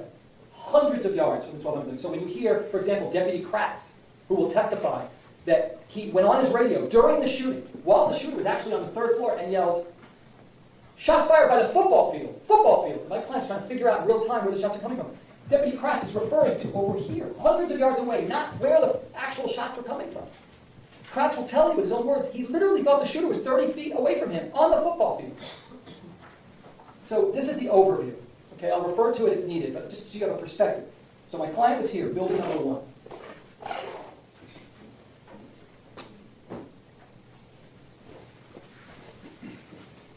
So he's in. Let me get take share this right down. Is there a way just to take that off for 1 second? We'll be putting it back up. Thank you, Judge. So my client was in his office before the shooting took place, and what he was doing is he was investigating a felony. One of the students, an 18-year-old, had a fake driver's license, and what he was doing was he was researching at the time the statute, the felony statute, so he could tell the father who was coming to the school and the daughter. He wasn't going to arrest her or anything, but they want to know it's a very serious offense to possess a counterfeit driver's license. So he was busy researching that. His phone was across the room being charged. What he did over here at one point, wait, shots fired, not shots fired, excuse me, firecrackers in the 1200 building, firecrackers. Now, it was Valentine's Day, there had been fireworks, lit off in the building before. It wasn't like, oh my goodness, at that point. So he and Kelvin Greenleaf begin to leave. When they start to run is when all of a sudden the fire alarm goes off. You'll see on the video, they start to head towards there, and all of a sudden, fire alarm. And then they start to run. And let me just stop. The evidence will not show, but then he goes, wait a second, those firecrackers or fireworks could be gunfire. Let me go jump into my car and drive away. You will learn that that never happened. See, that we could all agree would be neglectful. But he immediately runs, and then he gets picked up by Andrew Medina, who's driving a golf cart. And the evidence will show you that at no point on their way to the 1200 building does Andrew Medina share with my client some really helpful material. Like he saw someone, that nutty cruise guy, walking with a duffel bag or some type of large bag that potentially contained some serious items in there, and that he walked into the 1200 building. He never shared that with my client. That would have been real helpful.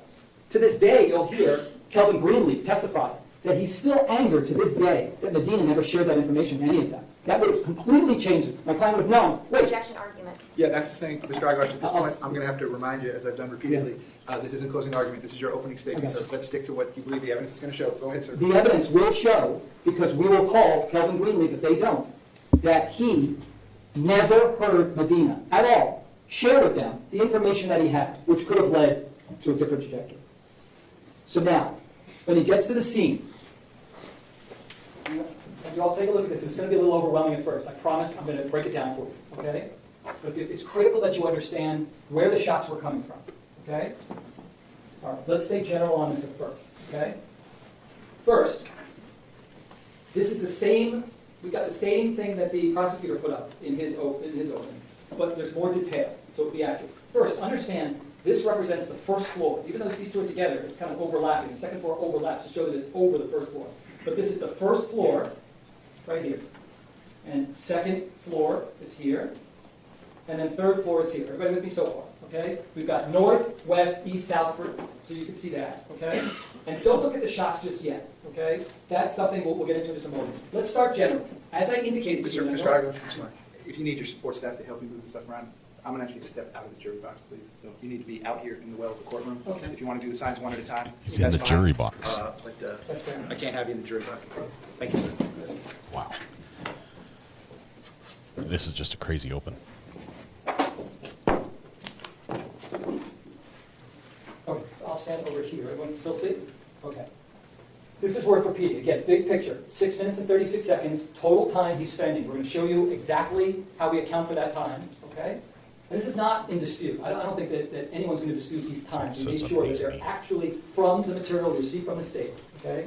Deputy Peterson was there for the last 4 minutes and 15 seconds. And the final 2 minutes of the 4 minutes and 15 seconds, I'm jumping ahead, were spent with the shooter on the third floor, shooting west, the furthest possible distance from where my client was. So let's stay general again.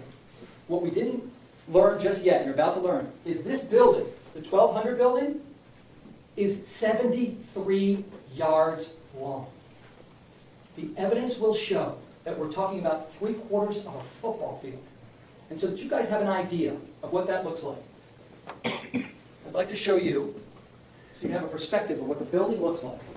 Judge, if you could turn that back on. This judge already, I think, doesn't like this guy. He's like, I've told you 4 times now. This picture doesn't even have the entire building in it, but it was the best one that we got. So what I want you to take a look at is this. Just tilt your head and see. Let me hit play for a second. This is, here we go, yeah, this plan. Okay, from one end, all the way to the other end. Take a look. We're panning at 3 inches per second.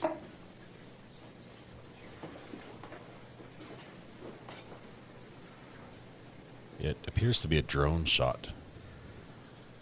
I'm looking in the windows to see if there's a reflection of any sort of a crane or something, and I don't see it. It looks like it's probably a drone shot of the building.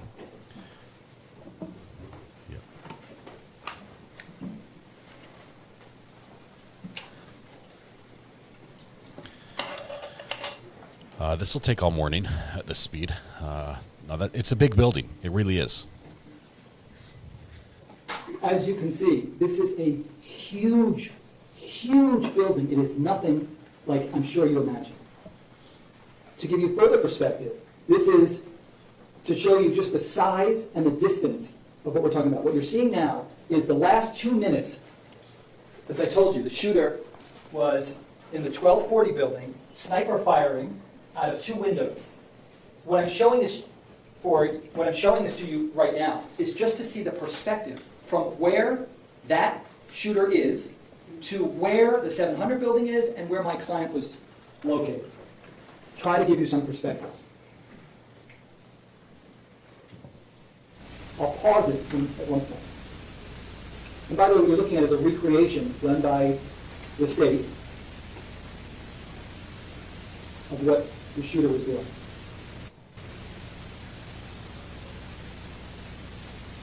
So this is a recreation. This is not actual video footage.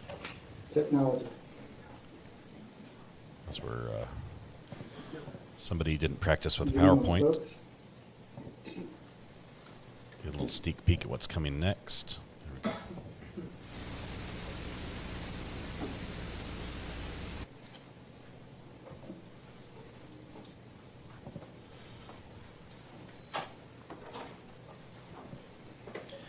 Yeah, one of the interns is going to get fired over this.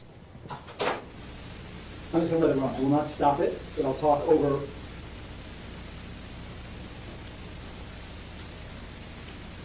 so this is a recreation.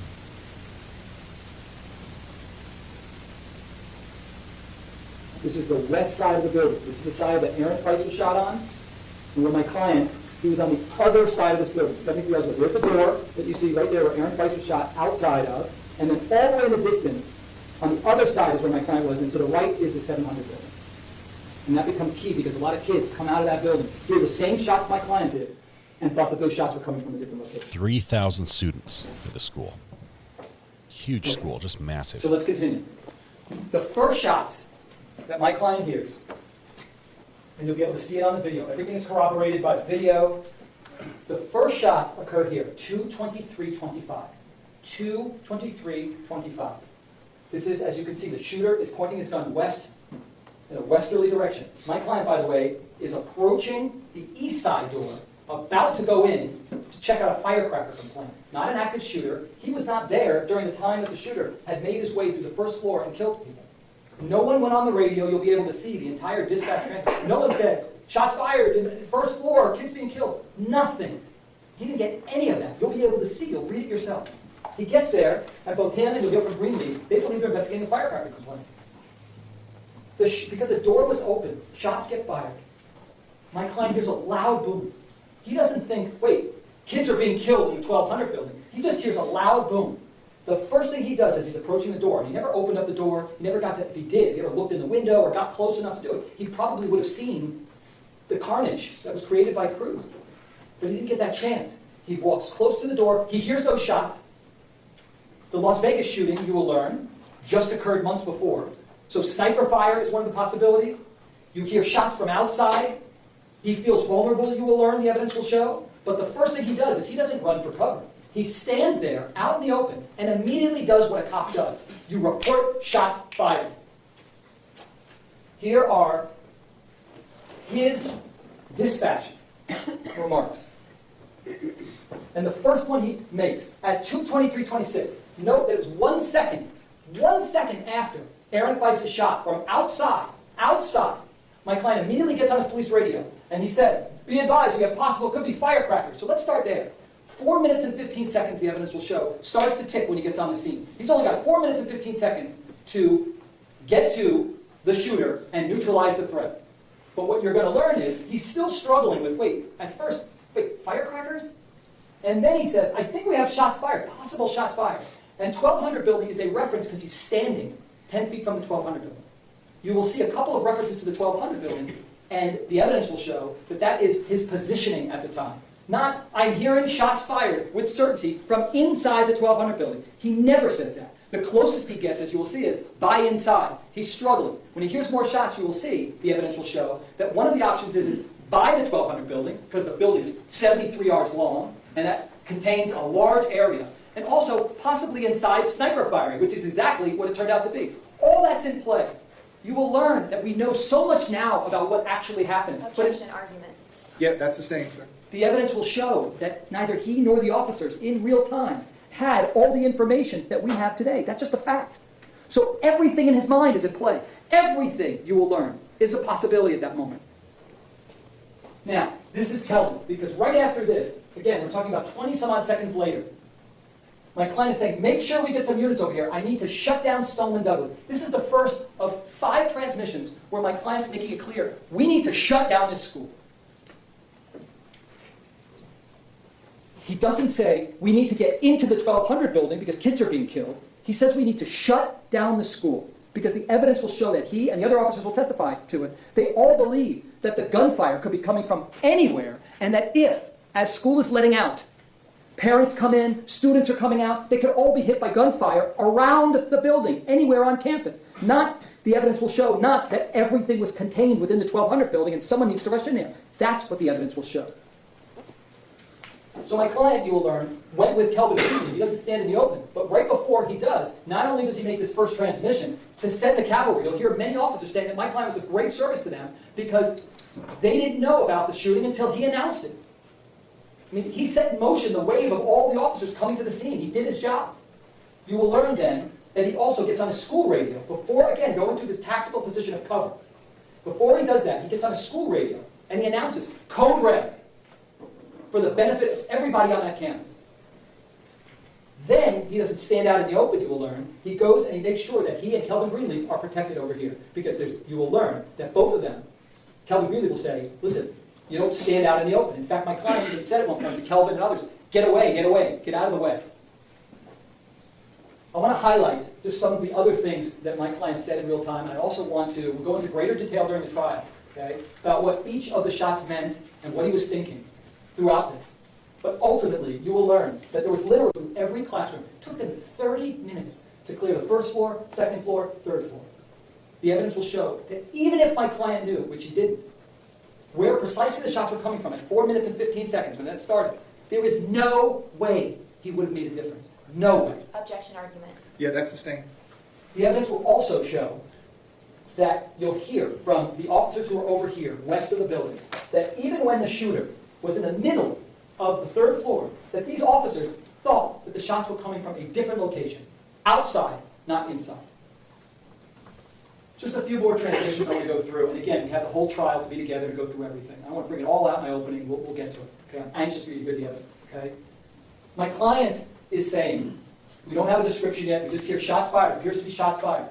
Again, you see him trying to lock down the school. Get the school locked down, gentlemen, get it locked down. What that's doing, the evidence will show, is it's keeping officers and people away. Now, did that turn out to be, in retrospect, the evidence will show the wrong decision? Objection argument. Yeah, that's sustained. Ladies and gentlemen, the purpose of these opening statements is just to give you a preview of what the lawyers believe the evidence will be. Mr. Agash, I'm going to admonish you at this point. Please refrain from any further argument. Continue and or conclude your opening statement, please. Thank you. You will hear officers testify that by shutting down the school, officers didn't get in. And in retrospect, they will tell you. Objection argument. Yeah, that's sustained. Okay. That's sustained. Go ahead, sir. Great. So, again, at 2:25:56, this is all while the shooter is shooting. My client's saying, we're locking down the school, we're locking it down. He's reporting, I hear shots fired. So this allegation that he doesn't then include that he heard extra shots, it's right there. He's telling you, shots fired. And this is key, and this is why I put it in red. My client said at 2:28 So we're talking about literally 25 seconds after the shooter was done shooting. But understand something. The evidence will show. My client didn't know, nor did any of the officers know, that the shooter was gone. He slipped out, you will learn, through the west side door, the opposite side that he came in, and blended in and got away. So all the officers are thinking, for quite some time, that the shooter or shooters, and by the way, no one knew it was just one. You'll hear from the officers saying there's the +1 rule. That if you think there's one, think that there may be two. If you think that there's three, there may be four. So understand that the evidence will show now we know there's one twisted monster. But at the time, they're thinking there may be multiple. That's what the evidence will show. But here's what my client says. Do not approach the 12 or 1300 building. Stay at least 500 feet away at this point.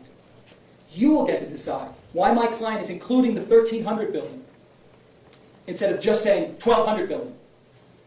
He's also saying, Perry, does he know where the shooter is? Asking in real time, does he know where the shooter is? You will learn that the lead investigator, he will tell you that he left that out of his report because he didn't think that was relevant. Lockdown, right now, nobody's leaving the school, my client says. And still, look at this time, 2:45:25. The shooter's been gone for 18 minutes. And my client is telling everybody, between the 12 and 1300 building is the last time we heard shots. Between the 12 and 1300 building. That's what all the officers heard, that's what they believed. Now, I know you're wondering, didn't he get any information on his radio? Right? You'll learn that kids had cell phones. You will learn that they did call in that there is a shooter, and that shooter's located in the 1200 building. But you will learn that those calls went to Coral Springs Police Department, not Broward Sheriff's Office. You will learn that nobody conveyed the information that went to Coral Springs Police Department with the Broward Sheriff's Office. You will learn that nobody ordered that the radios be patched so that two agencies who are supposed to be working together could know all the same information. You will learn that Coral Springs police officers knew certain information because those calls came in to Coral Springs. But that the Broward Sheriff's Office officers, like my client, you will see what they learned, and at no time did they ever inform him that there were shots fired inside the 1200 building and that children were being harmed. Even Sheriff Israel will come and tell you that that was a colossal failure that hindered my client. He will also admit to you that the radios that they were using failed miserably. Meaning officers, you will learn, will come in here and say that they were trying to communicate with fellow officers and that the radios were throttling. So when they would try to make any type of announcement or hear things, they couldn't. It was, one officer will testify, it was like having a brick in your hand. Yeah, they have good training, you'll learn, but they never have training where their radios don't work. You will learn that officers will say, yeah, they have training, but they never have training where you have no idea where the shooter's located, just a general area.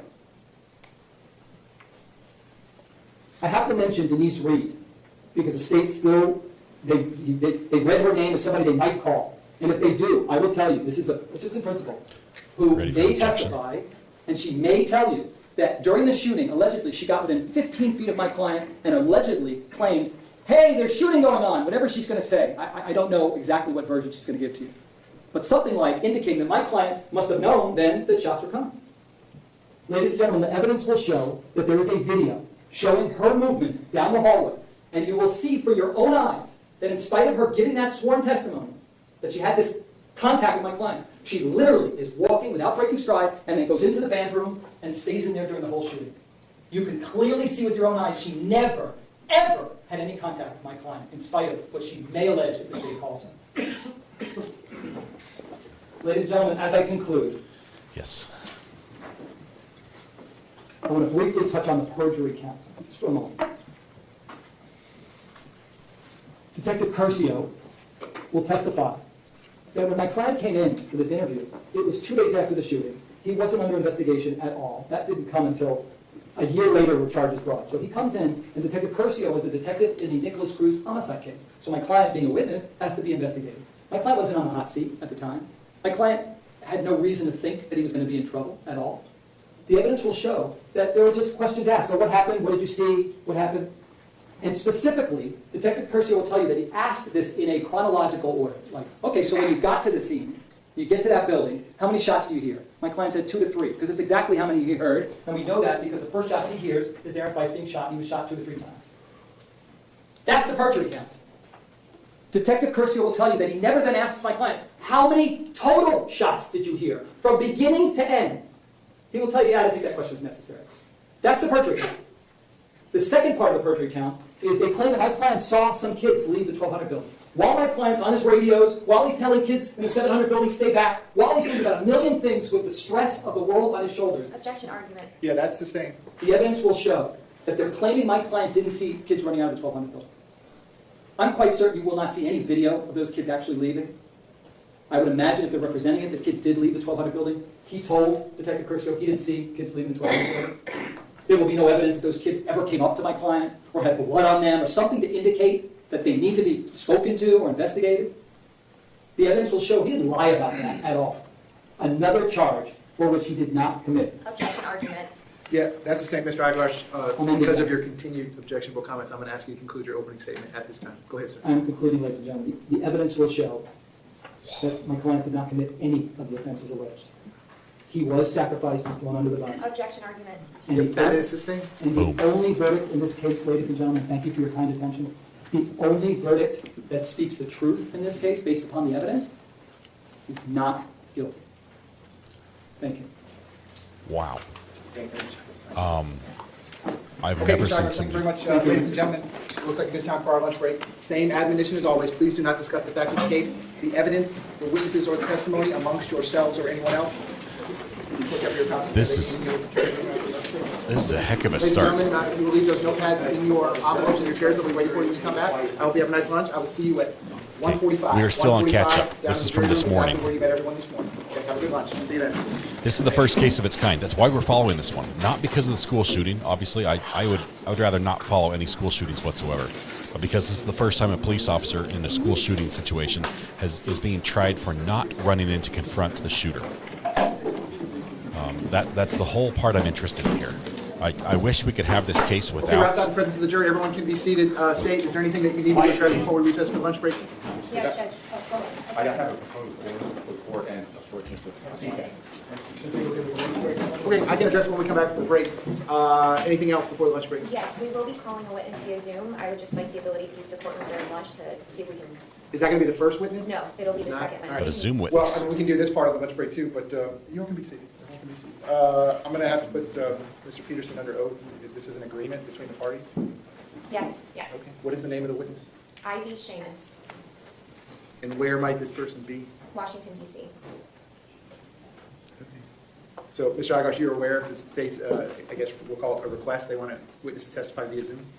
Yeah, we don't object. They're being professional and allowing us to have witnesses testify by Zoom. So. Well, I mean, you both may be agreeing, but I didn't say that I'm going to let that happen yet. We're going to go one step at a time. Oh, okay. You have no objection? I do not know. Okay. That's the only Zoom witness today. That's the only Zoom witness period from the state. All right. So, Mr. Peterson, I'm going to put you under oath. I need to have a quick conversation with you. Raise your right hand for me. You swear to tell the truth, whole truth, nothing but the truth? I do. Okay, can you put your hand down? Please state your full name. Scott Ralph Peterson. And Mr. Peterson, nothing regarding prescription medication, anything like that has changed since the last time I had a conversation with you? That's correct. All right. How are you feeling this morning? I'm doing well. Your head is clear? Yes. You understand what's going on? I do. Okay. So the state is telling me that this afternoon it will be their intention, without objection from your lawyer, to have a witness testify, not here in person, but over Zoom. So I'm going to have a quick discussion with you about that, okay? Yes, Your All Honor. right, Mr. Peterson, I need you to understand this isn't civil court, okay? And from my perspective, a witness appearing on Zoom does not meet the constitutional requirements regarding confrontation. You understand that? I do. In other words, a live witness is sitting right in this chair. Jurors can see the witness, they can see their body language, they can see their facial expressions, they can see their reactions to the direct examination questions, to the cross-examination questions. When someone is appearing on video over Zoom, all of that is lost. Do you understand that? I do. All right, so in other words, in my opinion, this does not meet what the Constitution requires for confronting witnesses against you. Do you understand that? I do. All right, so here's what that means, sir. If you all objected to that, I would not allow it. Do you understand that? I do. And similarly, if it's a defense witness, if the state objected, similarly, I would not allow it. Are you with me so far? I am. All right, have you had time to talk to your lawyer about this procedure? I can give you more time. We can address it now, and I can conclude this conversation when we come back from the lunch break if you want more time to talk to me. No, you can do it right now, Your Honor. Okay, you have no objection to this? I do not. Okay, so I want to make sure you understand, sir, at somewhere down the line, if this doesn't turn out in your favor, Okay, this is not going to be an issue on Can't appeal. This appeal. is not going to be an issue where you say my lawyer made a mistake. My lawyer shouldn't have agreed to this. My lawyer didn't explain to me that I could have objected to this and I could have prevented this. My lawyer did not explain to me that I was entitled to have a live witness in person in front of the jury so they could hear all their testimony. You're good with all that? If I just may inquire by the Sure. court, is this for just this witness, or is this like from now and it'll be Zoom from this point on? Sir, as far as I'm concerned, this is for every witness in any criminal case in the entire state of Florida. I mean, that's how we do things. We have live trials with live witnesses in person so the jurors can see them. So the answer to your question is yes, this would apply to everyone. So that also means if we arrive at a point in this trial where either side starts objecting to the use of a witness testifying over Zoom, I'm going to sustain the objection. I'm not going to allow it on either side. Does that answer your question? It does. Okay. And understanding all that, you still have no objection to this? That's correct. Okay. State, anything else you want me to inquire about? No, Judge. No, you aren't. Okay, so Ms. Gomes, as far as I'm concerned, you can have access to the courtroom for the entire time. This is the Chief Judge's courtroom. I have no idea how the Zoom operation works in here. I'm sure I can educate myself on that. We would have to also set up an ability where the witness can see Mr. Peterson can see the witness, and I would have to discuss that with both of them real time. If that's the road you want to go down and either side objects to it, I guess I'll let you do it. Okay, State, Judge. anything else? No, nothing else. Defense, anything you need me to address before the lunch break? No, thank you. Okay, so I hope you all have a good lunch. I'll see everyone back here at 1:45 p.m. Okay, 1:45. we're going to skip through the lunch because we're trying to catch up. We want to be caught up by the end of the day, and we're a little bit behind. Let's see. I think the camera stays live through lunch, so let's just hop, skip, and a jump. I'll play the sound effect. This is only. Oh, this is slow. I'm going to have to drag the cursor. I'm doing 5 seconds at a time. We're whooshing through this. Okay, yes, we are on 1.25 speed, trying to get caught up. They will talk a little bit normal, more slowly once we're all caught up. Let me get it on the full screen so I can switch this out. Here we go. Where are we at? Lunch, lunch, lunch, more lunch, and okay, here. Okay, now we're going to skip ahead till an audio cut. So there's our sound effect again. Still nothing. Still people walking around, getting caught up, getting ready, getting organized. Love that this feed is live during this part as well. This happens in every trial, but there we go. In every trial, but we normally don't get to see it, so this is great. Okay, we're all caught up. Lunch is over, guys. Hope it was good for you. Welcome back. Take your seats. Sorry if you didn't get a chance to order or eat or even stand up and stretch. Mr. Killer and Mr. Klinger present for the state. I have Mr. Igarsh present with Mr. Peterson, who likewise is present. We are outside the presence of the jury. State, anything you need me to address before we bring the jury in and begin your presentation? No, Judge. Defense, anything you need me to address? Yes, Your Honor. Yes, sir. Go ahead. It's my understanding from speaking with the state that their next witnesses might include people who want to introduce certain video clips, and we have filed a motion in limine to preclude those from being admitted, and the court had never ruled on those motions. How long are the video clips? A minute and a half. Okay. Can we turn off the screen? I need to see what we're talking about. So they're going to have to play the video. They're going State, are to. these items marked? Yes, they are. Okay. As soon as the court personnel have turned off the appropriate screens. Would you like for me to approach, Your Honor? Yeah, I need to look at them. Tell me who the witness is, who these are going to come into. Well, we have the next witness is Danielle Gilbert, and this is a video that she took on her cell phone inside the classroom. Okay, is it marked? It is. It's pre-marked Okay. as State C. I've said we're not going to show this. This doesn't have to do with the This is state C for identification? witness. We're not going to just watch every video there is of the shooting. Ian, are we good I with think it everything? glorifies the gunman. It gives him more attention than, and that's what he wanted. So we are gonna skip through those parts. There will be some gunshots that we do hear in this trial. We've only chosen the two that would be appropriate for this case. We've removed the videos that have the students that are injured or anything graphic. These are for the audio element of what was able to be heard. Sure. All right, so this is the first video on State's Exhibit C for identification. Yes. Let me make sure. Is the state going to introduce the video portion or is the audio portion? It's the video and audio. Is this Attorney 3? Yes. So I can see it, Attorney 3? Yes, Judge. Yeah, no, the audio is going to play. I mean, there's nothing to do about that. The audio is going to play. Go ahead, sir. Okay, I don't know.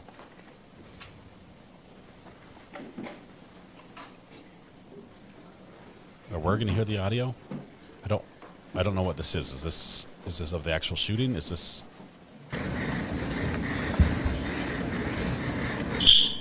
Okay, we're going to skip ahead. This you're seeing right here. These are family members.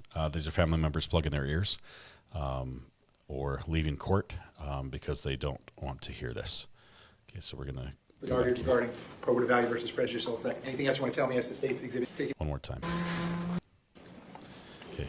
Now Okay, so with the ruling. defense, I'm taking into account everything you previously argued regarding probative value versus prejudicial effect. Anything else you want to tell me as to state's exhibit C for identification? Yes, I'm not sure that I specifically ever articulated my objection specifically to this video because candidly they had so many and I didn't even know which clips they were going to use.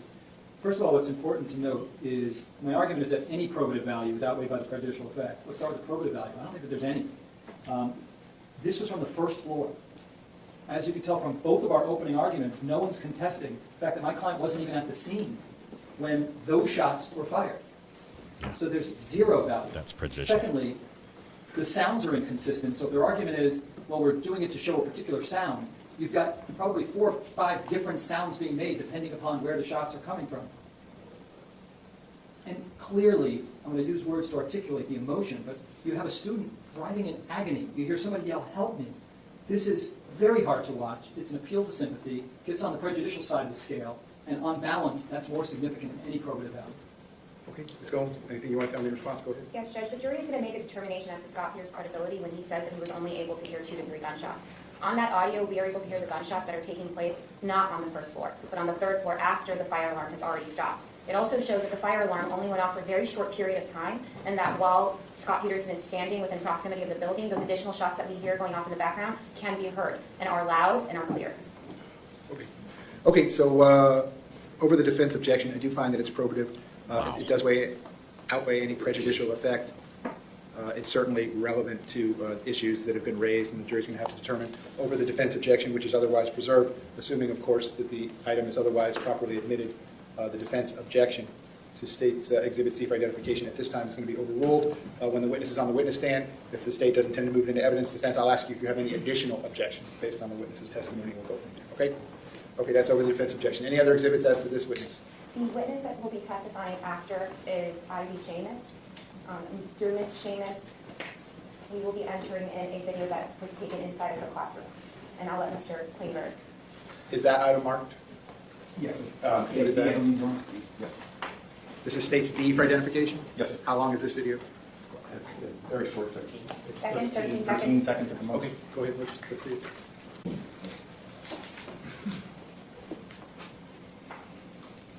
Okay, we have another video.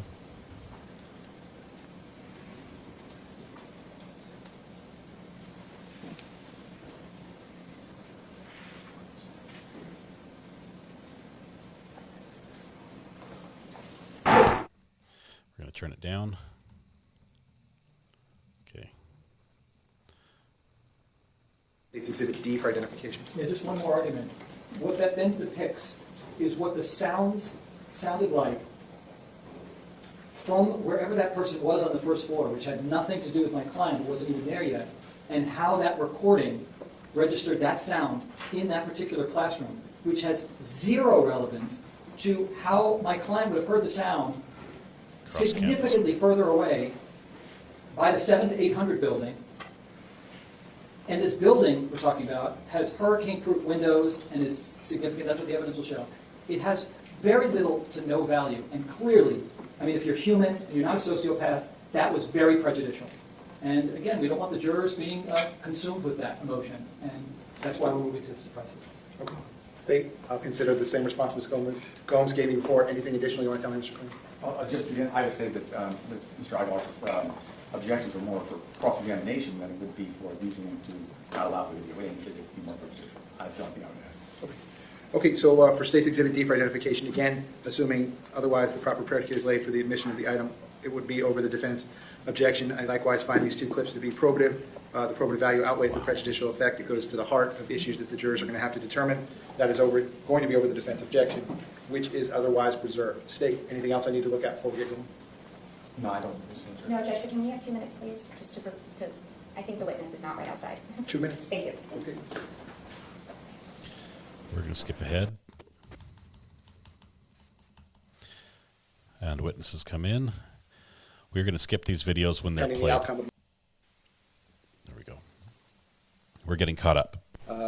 pending the outcome of my ruling, some of this evidence is about to be played again in front of the jury. I cannot let anything interfere with the state getting a fair trial. Likewise, I cannot let anything interfere with the defense getting a fair trial. So if at any point in time you think it's more appropriate to leave the courtroom, please feel free to do so. If something happens in the gallery that causes the jurors to turn their heads, that will be my indication. If the jury is not looking at the evidence, if they're not listening to the lawyers, if they turn their heads to see something that's taking place in the gallery, I'm going to ask BSO to handle that situation. I don't want to have to do that. So again, if you think it's smarter to exit the courtroom at this time or at any time, everyone is certainly free to do so. Okay, please bring the jury back in.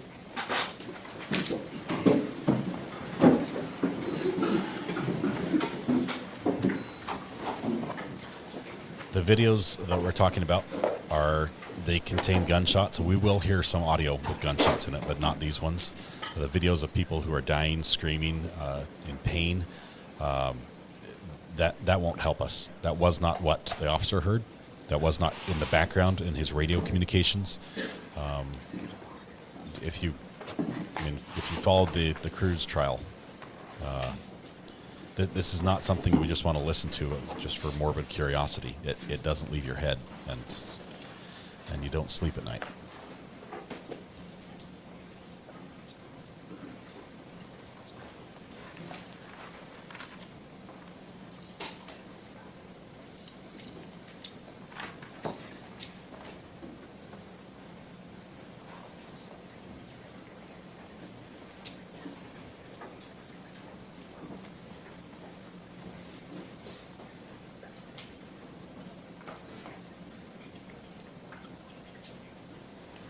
I'll tell you, as somebody who's been, I've trained with the police and I've trained in building scenarios with guns. What they're talking about, being on a campus with hard-sided buildings like that, the cement walls, flat walls, the echoes, and being able to pinpoint the source of a sound is extremely difficult from my own experience. So that argument resonates with me.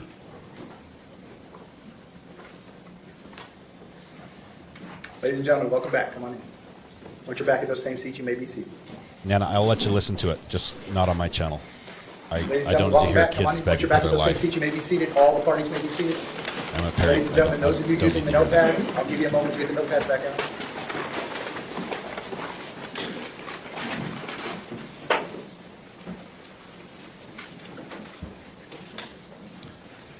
Okay, ladies and gentlemen, welcome back. I hope you had a nice lunch. Number one, I apologize for the brief delay in getting started this afternoon. Please don't blame the lawyers for that. You can blame me for that. But I promise you we were in here working. That's number one. Number two, before we took the lunch break, you had heard the opening statements. So at this point, we're going to begin the state's presentation. State, when you are ready, you may call your first witness. Judge, the state calls Danielle Gilbert.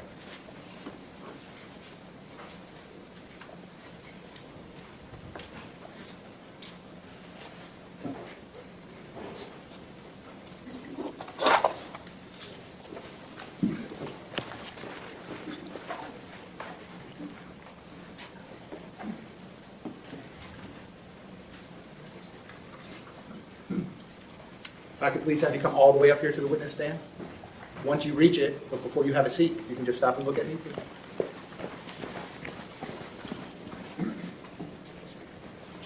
Raise your right hand. You swear to tell the truth, all truth, nothing but the truth. Please be seated. And once you are seated, if I can get you to scoot that chair all the way up as far as it will go. Can you please state your full name and spell your full name? Danielle Gilbert, D-A-N-I-E-L-L-E, G-I-L-B-E-R-T. Ms. Gomes, you may inquire. Thank you, Judge. Good afternoon, Danielle. Please introduce yourself to the jury and tell them where you currently live. Hi, my name is Danielle Gilbert, and I live in Orlando. Are you in school in Orlando, or are you working? I just graduated from UCF. I graduated with my bachelor's in criminal justice with a minor in psychology. Now, Danielle, where do you plan on living once you leave Orlando? Once I leave Orlando in July, I'm moving back down here to Pompano. And are you from the South Florida area? Yes, I am. Where did you go to high school? I went to high school at Marjorie Stoneman Douglas. What city is that in? Parkland, Florida. I'd like to direct your attention to February of 2018. What year of high school were you in that year? I was a junior. Now, specifically, February 14th, 2018. Did you attend school that day? Yes. Can you please explain for the jury what was going on at school prior to 2 p.m. that day? Yes. So that day, February 14th, 2018, it was Valentine's Day. It was just, typical Wednesday, just happened to be a holiday. Everyone was in great spirits, super happy, balloons everywhere, stuffed animals, chocolates, handing out roses and carnations. It was just, yeah, typical. It was actually a really great day at school. Just went through our typical classes, periods, doing schoolwork, lunch in the cafeteria, just what you would assume a normal day would look like. Were those types of festivities common with holidays at your high school? Yeah, if it was like a holiday, people would like Halloween dress up, Valentine's Day, bring stuffed animals, just typical things you would assume for holidays. Now, turning your attention to fourth period, what building were you in? I was in the 1200 building. Do you know, would a map of the school aid in your testimony today? Yes. Okay. Now, you mentioned the 1200 building, but before that, we're going to start with the actual campus. Mm-hmm. So we're an hour and a half behind still. We're trying to play catch up. Can I approach the witness? You may. Okay. Danielle, I'm showing you what has been pre-marked as States A. Do you recognize this? Yes, I do. How do you recognize it? That is the layout, or I guess a bird's eye view of the Stoneman Douglas campus. And is this a fair and accurate depiction of the Stoneman Douglas campus? Yes. Judge, at this time, the state moves what's been pre-marked into evidence as States A, States 1. Defense, no objection. Without objection, States A for identification is now going to be in evidence. That's going to be States Exhibit 1.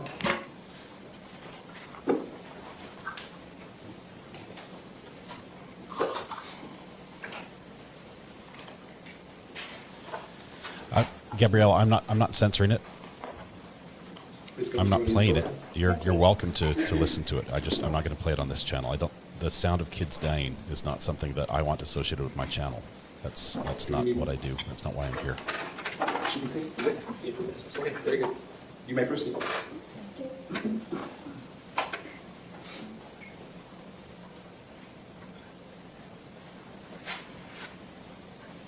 right, Judge, I'm going to publish what is now in evidence as States 1. Danielle, can you see the image in front of you? Yes, I can. Okay. Can you describe for the members of the jury what we're looking at in this photograph?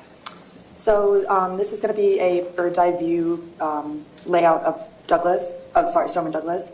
The brown buildings you see are going to be all of the buildings that make up the campus. The top right is going to be the senior lot, where the seniors would go and park for school.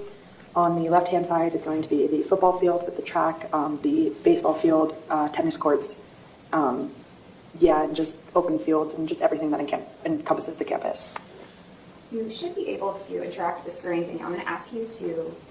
We're still doing 125% speed. We'll slow it down as soon as we're caught up. We're an hour and a half behind right now. The witness should be able to do it. Let's see. Thank you. You have to select. Oh, thank you. And then the color? Yes. Okay. Now, I'm going to ask you to circle for the jury the 1200 building.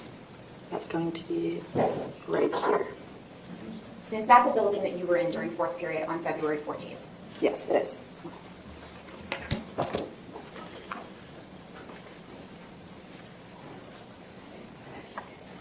No objection. May I approach, Judge? You may. I understand if people want to hear this No, audio. I'm showing you what's pre-marked to States B. I'm not saying Do you you're wrong for recognize wanting that? to hear Yes, I it. do. How do you recognize it? It is available. I'll tell you where you can find it. The 1200 building. But Does this I map don't fairly want to play that on accurately the depict the channel. layout of the first floor? Yes, it does.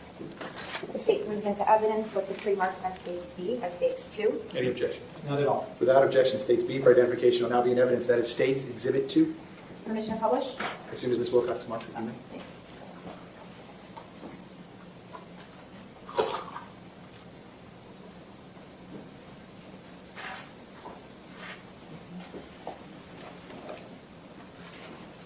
Now publishing States 2. Aid to Can clear. I It's an X. Okay, thank you. Danielle, are you able to see States 2 in Yes, front of I you? am. Okay, describe for the jury what we're looking at in States 2. So that's going to be the layout of the first floor of the 1200 building. On your left-hand side is going to be the west entrance, and on your right-hand side is going to be the east entrance. Can you describe for us the stairwells on both sides of the building? Yes, so there's a stairwell. If you see, it says 1200B and 1200A on the bottom left and top right-hand corners. Those are going to be the two staircases for that building. When you enter, it's just what you would assume is your typical staircase. It just goes up and around up until you get into the third floor. Which classroom were you in during fourth period on the 14th? I was in classroom 1213 right there. Thank you, and just for the record, the witness has circled classroom 1213. What class was that? It was advanced placement psychology. Do you remember what your teacher's name was? Yes, Miss Ronit Rayovan. Now, describe for us what happened while you were in your fourth period class.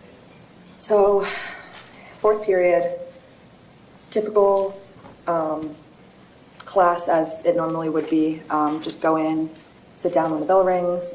Miss Rayovan stood up at the front of the class and taught her lesson that day, as she always does. Everything was going normal. We were all just sitting in our seats, listening to her lecture. And then about 20 minutes before the bell rang was when we heard the first shot. And immediately we dropped to the ground and started running to, I guess what you would call safety, just basically away from the door where the individual wouldn't be able to see us who was shooting. So we heard the first shot, immediately ran over to the corner of the room, and there was about 30 of us in the classroom, so we were all kind of at an L in the corner that's not by the door, and we just sat there and huddled and held each other, just in hopes that what we thought wasn't happening, or what we thought was happening wasn't happening. Can I back you up to that first shot that you heard? When you first heard that first noise, did you know that it was a gunshot? Instantly. And how did you know that? The sound was just unmistakable. It was the loudest, ear-piercing, horrific thing I've ever heard in my life. Why did students take the approach that they did in response to that shot? Why did you position yourselves in the classroom in those particular positions? A lot of it was instinctual. So originally when the first shot went off, we actually ran towards the window of the classroom, and Miss Rayovan instructed us to run away from the window so that we were out of sight. And so once we went into what we would call the hard corner, basically away from view, we all just grabbed a spot as quickly as we could and just sat and ducked and held together as closely as we could. Was that procedure, that process of moving away from the windows, something that you had all practiced in the event of an emergency? No, it wasn't. I think instinctually you hear a noise like that and you run away from it. And Miss Rayovan something came over her and told her to make sure that we were all away from the window and away from view. And so she was the one that instructed us to go towards the other side of the classroom, the south side of the classroom, away from view of the window. The teacher kind of took over what was happening in the classroom Yes. as far as directing you? Yes. Okay, and did you all follow the teacher's instructions as to which area to go to? Yes. Did she direct you to certain places, you said away from the window, what about the door? So the reason she instructed us not to go towards the window is because in the door of the classroom, there is a small window that you can look through and see the inside. So since we were running towards the window on the opposite side of where the door is, we would have been in plain sight. So she instructed us to come basically towards the door, but away from the view of the window inside the door, so that we weren't in plain sight and that we were in a spot, basically the only spot in the classroom that was a good hiding place. As you all are hiding, do you hear additional shots? Yes. Approximately how many gunshots do you then hear in addition to that first shot? I don't know the exact number, but it sounded like a lot. And it's okay if you don't know the exact Yeah, number. I don't. Do you know an approximate number? I don't. As you're sitting there and you're hearing the gunshots, what happens inside your classroom? So we were hearing the first of the many gunshots that were to come, and we were just sitting there basically just waiting. And after however long it was, I want to say it was about a minute and a half, then he shot into classroom 1213, the classroom that I was in. He injured 4 people in my class, killing one of them. And then he moved on and continued, and we just sat there and waited. Now when you say he, you're referencing the shooter. Correct. And describe for us what happens when he actually shoots into the classroom. Yeah, so he shot through the window that was in the door of the classroom and injured the 4 students that were the most in view, I guess, for lack of better words. And who were those 4 students? It was Benjamin McCander, Samantha Mayer, Madeline Wilford, and Carmen Shenchup was murdered. After those gunshots go off in the classroom, did the shooter proceed away from your classroom? Yes. And I was only aware of this because the sounds of the shots slowly started to decrease and not be able to really hear it anymore. And were you able to track when the sounds of the gunfire were closer to you versus further away from you? Yeah, you could definitely tell whether he was right outside the door or not near you. You're inside the classroom, and you said it's for approximately 20 minutes, is that correct? Yeah, it was about 20 minutes from the time that he started shooting to the time that the police came to our classroom. During those 20 minutes, did any officers walk by? Did you see any officers outside of the classroom window? No, not during those 20 minutes. There was nobody outside our classroom, no. And what are you physically observing during those 20 minutes?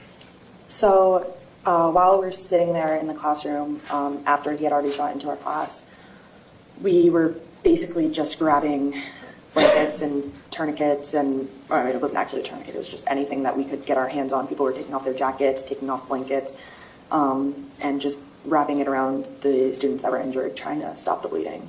Was it the goal that students were rendering aid to each other?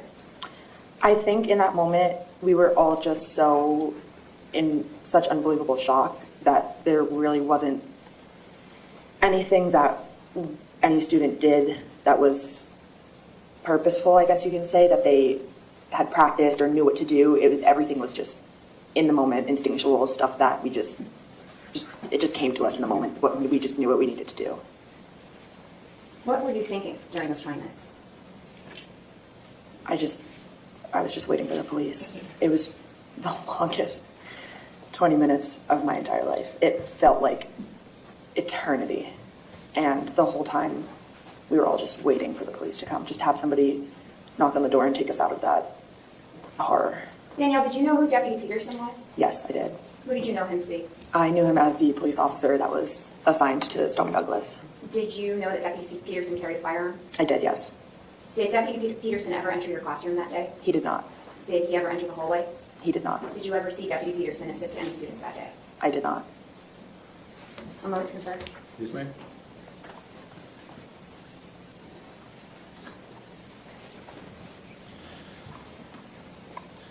For those that are interested in listening to the audio, obviously I'm not going to be playing on this channel.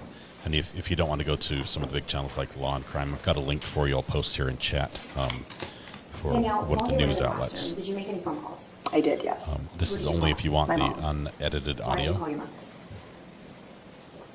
Instinct. I just, in that moment, That's felt only if like you want the unedited I needed audio. to hear my mom's voice, and she needed to hear mine.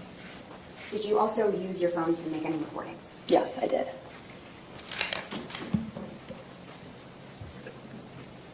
Okay, first witness. You may. Ms. Gilbert, I'm showing you what's been pre-marked as States C. Do you recognize this? Yes, I do. How do you recognize it? It's the flash drive that I signed saying that those are the videos that I took. And the videos that were taken on your phone were placed on this flash drive? Yes, they were. Judge, the state moves what's been pre-marked as State C, so evidence is States free. Any additional objection? No addition. Over the defense objection. State C for identification will now be in evidence. That is State's Exhibit 3.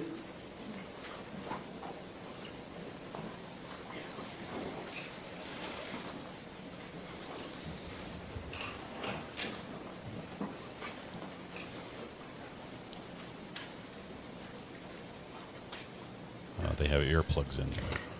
Family members have earplugs. They've heard these. They're It's going to be publishing State's Exhibit 3. I am just... their sons and daughters are getting killed on this video. We're going to be skipping that. Yeah. Very good. Ms. Gomes, if you want to publish Yes, State's permission Exhibit to 3, publish. you may proceed.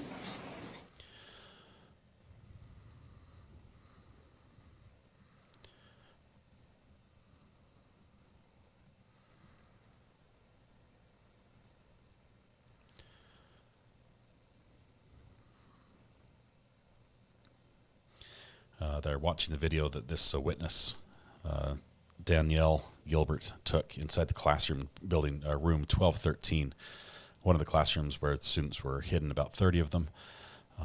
They were hidden what they call the hard corner, which is sort of out of sight. As they were huddled as much as they could. The 4 who were most exposed were injured when when the shooter fired through the door at them.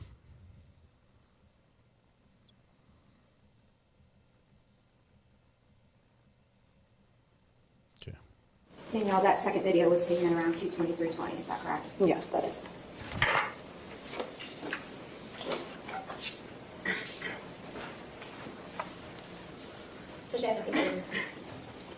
Okay, cross-examination, go ahead.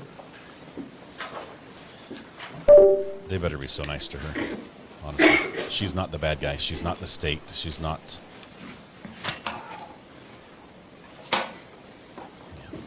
Good afternoon, Ms. Hello. I'm very sorry that you endured what you did. Thank you. I'm going to be extremely brief, I promise you. Just a few questions. Your classroom, just so they're crystal clear, is on the first floor of the 1200 building, correct? Yes. And the shooter was on your floor when we're hearing at least the initial shots, right? They were very loud. He was on your floor. Mm-hmm. Is that a yes? Yes, correct. And there's no question that he was inside the 1200 building, and you were also inside the 1200 building when you heard those shots, correct? Yes. And I think you testified that the sounds slowly decreased and we couldn't hear them as he moved throughout the 1200 building, correct?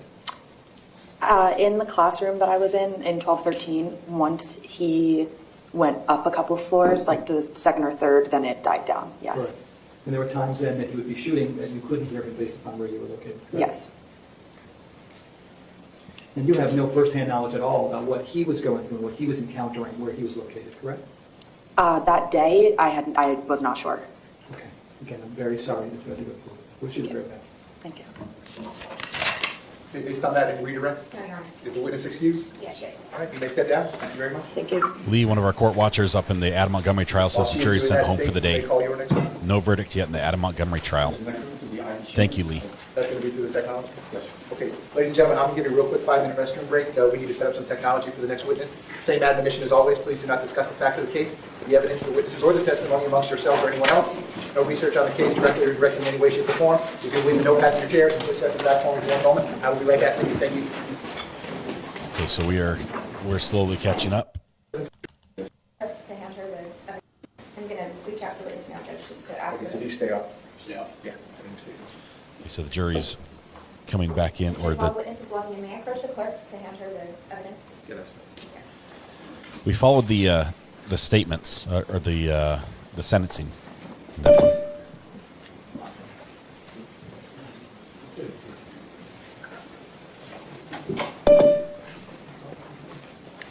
Are you all logged in as state attorney's office? Yes. Okay. And then, do we have, Mr. Igosh, I need you, are you all hooked up to Zoom? I need Mr. Peterson on a Zoom computer. I need you to sign into my Zoom meeting. Yeah, there was like a mini trial for the sentencing, so they covered a lot of evidence, and there were witnesses for the sentencing, but it was not a trial because he pled guilty.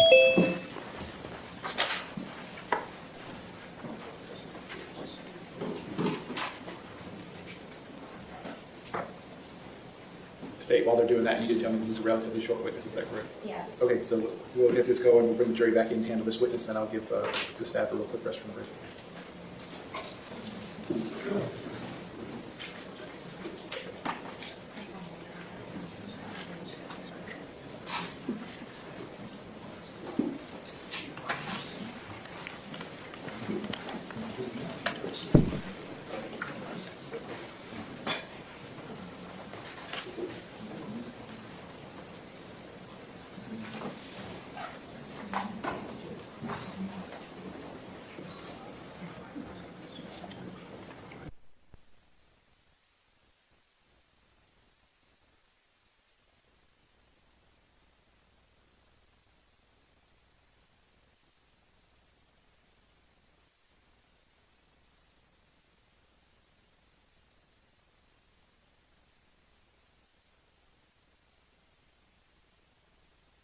Okay, we're going to skip this break here. Sorry, I've got a call coming in.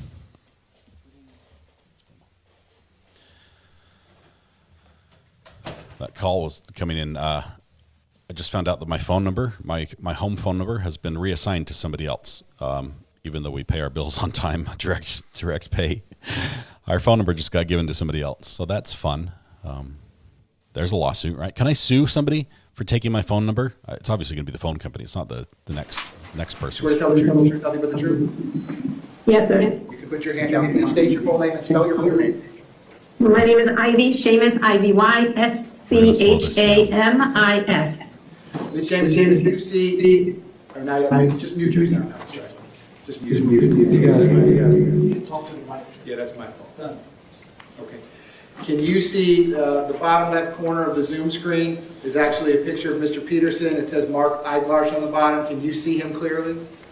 Yes. Okay, and Mr. Peterson, can you say something back to me so I can see that the witness can hear you as well? Yes, I can see. Whoa. Can you hear him okay? Yes. Okay, and Mr. Peterson, you're able to see and hear Ms. Shamus?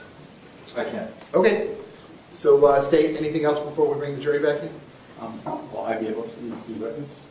It's black, this screen is not for some reason. Well, but they're gonna play something. It's like, how will the jurors see this? Ms. Gomes, could you see? It never came up on that screen? It did. Originally when we practiced, I was able to see Ms. Shamus.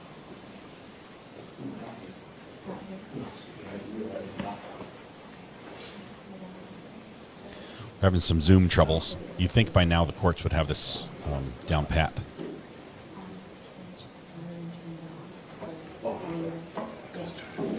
We're going to turn it on up here, but we're going to turn it off when it comes to the exhibit. Yes. Okay. Okay.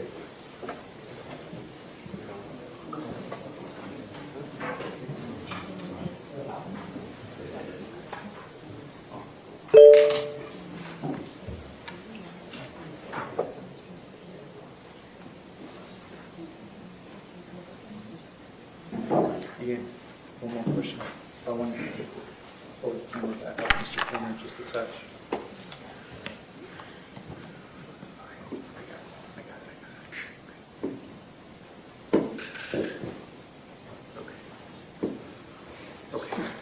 Okay, state, you otherwise ready to proceed? Yes, sir.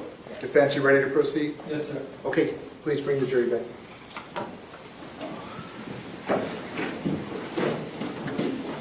Okay, jury's coming in.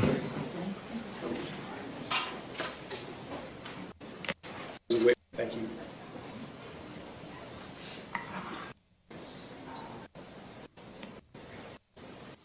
We're skipping ahead as the jury comes back in. Takes them about a minute.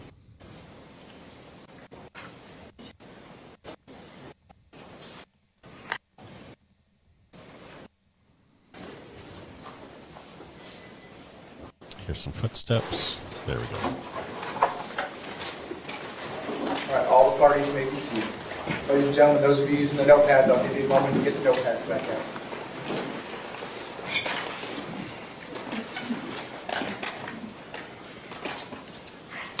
Okay, ladies and gentlemen, when we took our real quick break, we were in the middle of the state's presentation. We're going to resume that momentarily. I did want to let you know, although most witnesses obviously come before you live and testify in the witness stand directly in front of you, by the agreement of the parties, the next witness is testifying via technology.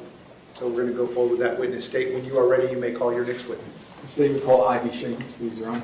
All right, Ms. James, can I get you to raise your right hand, please? You swear to tell the truth, whole truth, nothing but the truth. Yes, sir. Okay, you can put your hand down. Can you please state your full name and spell your full name? My name is Ivy Shamus, Ivyschamis. Mr. Clear, you may inquire. Thank you, sir. Ms. Shamus, good afternoon. Good afternoon. Can you see me and hear me? Yes, sir. Okay. Could you please introduce yourself to the jury? My name is Ivy Shamus, and in relation to this trial, I was a teacher at Stoneman Douglas for about 2 decades. And where are you today, Ms. Shamus? I currently live in Washington, D.C. And are you currently employed? I am. And what do you do for a living? I'm an office manager at a small private school in the district. And as you said just a few moments ago, there was a time when you were working at Margie Stoneman Douglas? Yes. What years did you work at Margie Stoneman Douglas High School? I worked there from 2001 until the end of 2019. And what did you do at Martin Stoneman Douglas High School? I taught social studies. And were you teaching on February 14th of 2018? I was. Right. That afternoon, did you have classes that afternoon to teach? I'm sorry, say that again? Were you teaching classes the afternoon of February 14th? Yes, I was. And what class were you teaching? I was teaching history of the Holocaust. Wow. And what time of the afternoon do you remember when that class started? The jury went home for the day. It started a little after 1 o'clock, I believe. Right. And what time was it supposed to go to? And it goes until the end of the day, which is 2:40 p.m. Okay. So can you tell the jury what you were teaching that particular day in the Holocaust class? Yes, on that particular day, the 2018 Olympics in Pyeongchang was happening. So to make the class relatable, I change up my curriculum to make the students feel a little bit more related to what's going on in the world today. So we were doing a lesson on the 1936 Olympics in Berlin that day. And I forgot to ask you, do you remember which classroom number you were in at the time? Yes, I taught in room 1214 in the 1200 building on the first floor. And while you were teaching that lesson regarding the Olympics, did anything unusual happen? Yes, towards the end of class, maybe 20 minutes or so left, we were discussing the Jesse Owens story, actually, and we heard very loud shots ring out in the hallway, which sounded right outside the classroom. And what did you do when you heard those loud sounds?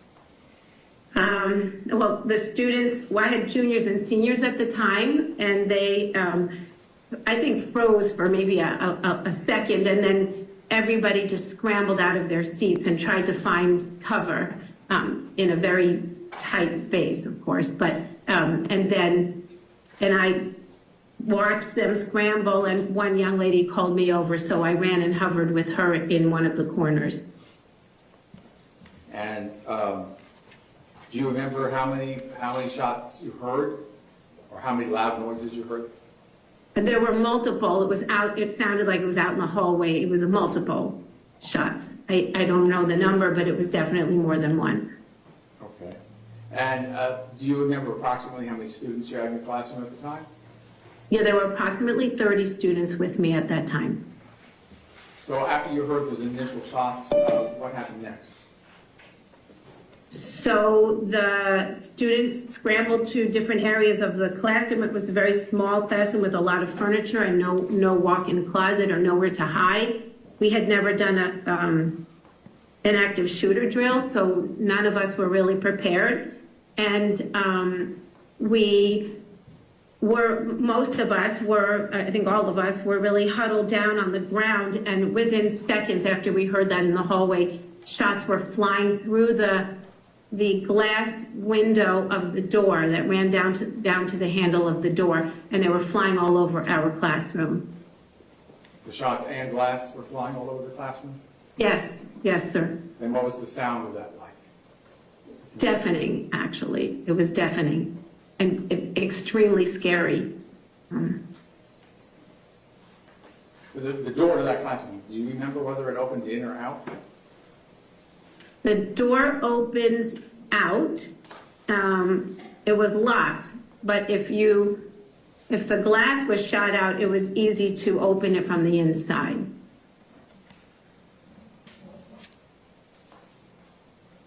Was there a point in time when the fire alarm came on? Do you recall that? There was a time when the fire alarm came on.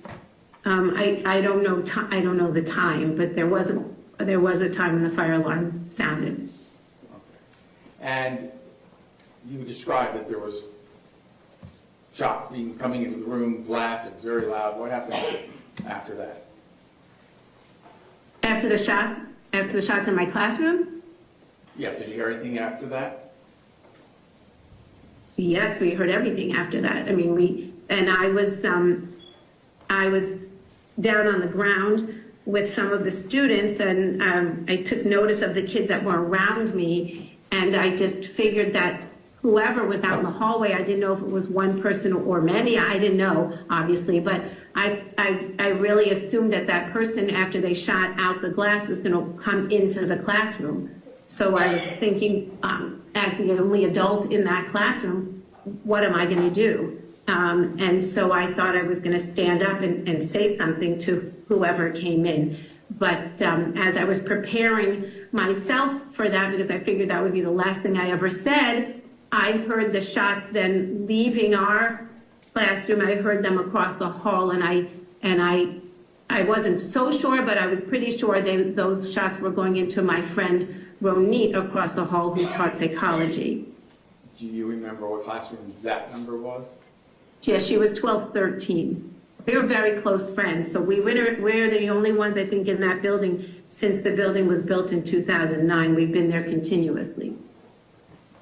And could you describe for us, were the shots then not quite as loud when you thought they were going into 1213?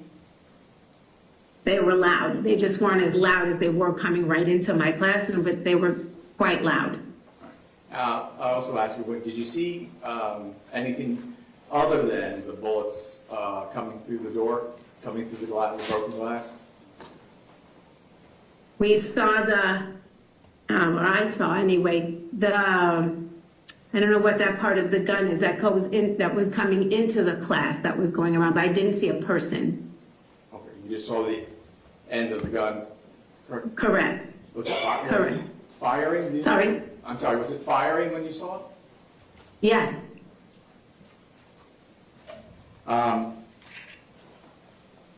What happened after, you said it sounded as though it was over at room 1213. What happened next? And I think originally the students in my classroom were screaming, but then they stopped screaming because we all kept going, shh, shh, shh. We were, everyone was shushing each other because we thought the person with the gun would come back. And so we were trying to be very quiet. So we were all really, really quiet. And we heard the shots, in the hallway, and so we heard what was going on, but we were very quiet. Do you remember whether or not the alarm eventually shut off? I don't remember when the alarm shut off. Okay. I don't remember. Off, though? Do you remember it shutting off? You don't remember at all? I'm sorry, I don't remember. I don't remember. I think what was focused on the gunshots. I don't know I don't remember if the alarm went off or I know it was going. The alarm was sounding, but I don't remember when it shut off. And was the alarm also? What was the pitch of the alarm? Was it loud? No. The pitch of the alarm is loud as well. Yes. Was there anyone injured or hurt in your classroom? Yes, 4 students were injured, and Nicholas Dworet and Helena Ramsey were murdered in my classroom that day. And when did you realize that they had been murdered? I didn't know they were dead until that evening at the Marriott. Did there come a time when the police showed up? Yes. Kelly in my class was able, I don't know if other students too, but Kelly was able to get 911. That's the young lady that was huddling with me, and she kept saying 1214, 1214, 1214. So I know they knew what room we were in. And so we waited very quietly until we were rescued. We were just waiting for somebody to rescue us. We didn't know if we could get up because we didn't know if people were still in the building with a gun or guns. Do you know about how much time elapsed from when the gunshots went off inside your classroom to when you were rescued? It wasn't within the half hour, I believe. It wasn't. We weren't waiting there for hours. I believe it was I think it was within the half hour that a SWAT team came. Let themselves into our classroom. And that day and prior to that day, did you know the defendant, Scot Peterson? Very little. I don't think we had much interaction. Very little. Did you see him that day at all? I did not see him that day. In fact, I asked someone if he was on campus that day because I didn't know if he was there. Okay. I believe it's a little unusual because we're on Zoom. This is, Aaron has the drive. This is State's D. They're showing an exhibit. So this was sent, a picture of this was sent up to Ms. Chambers. She had looked at this a few weeks, about a week ago. That beep beep sound, somebody has a Zoom connection and are joining the meeting waiting to be admitted in.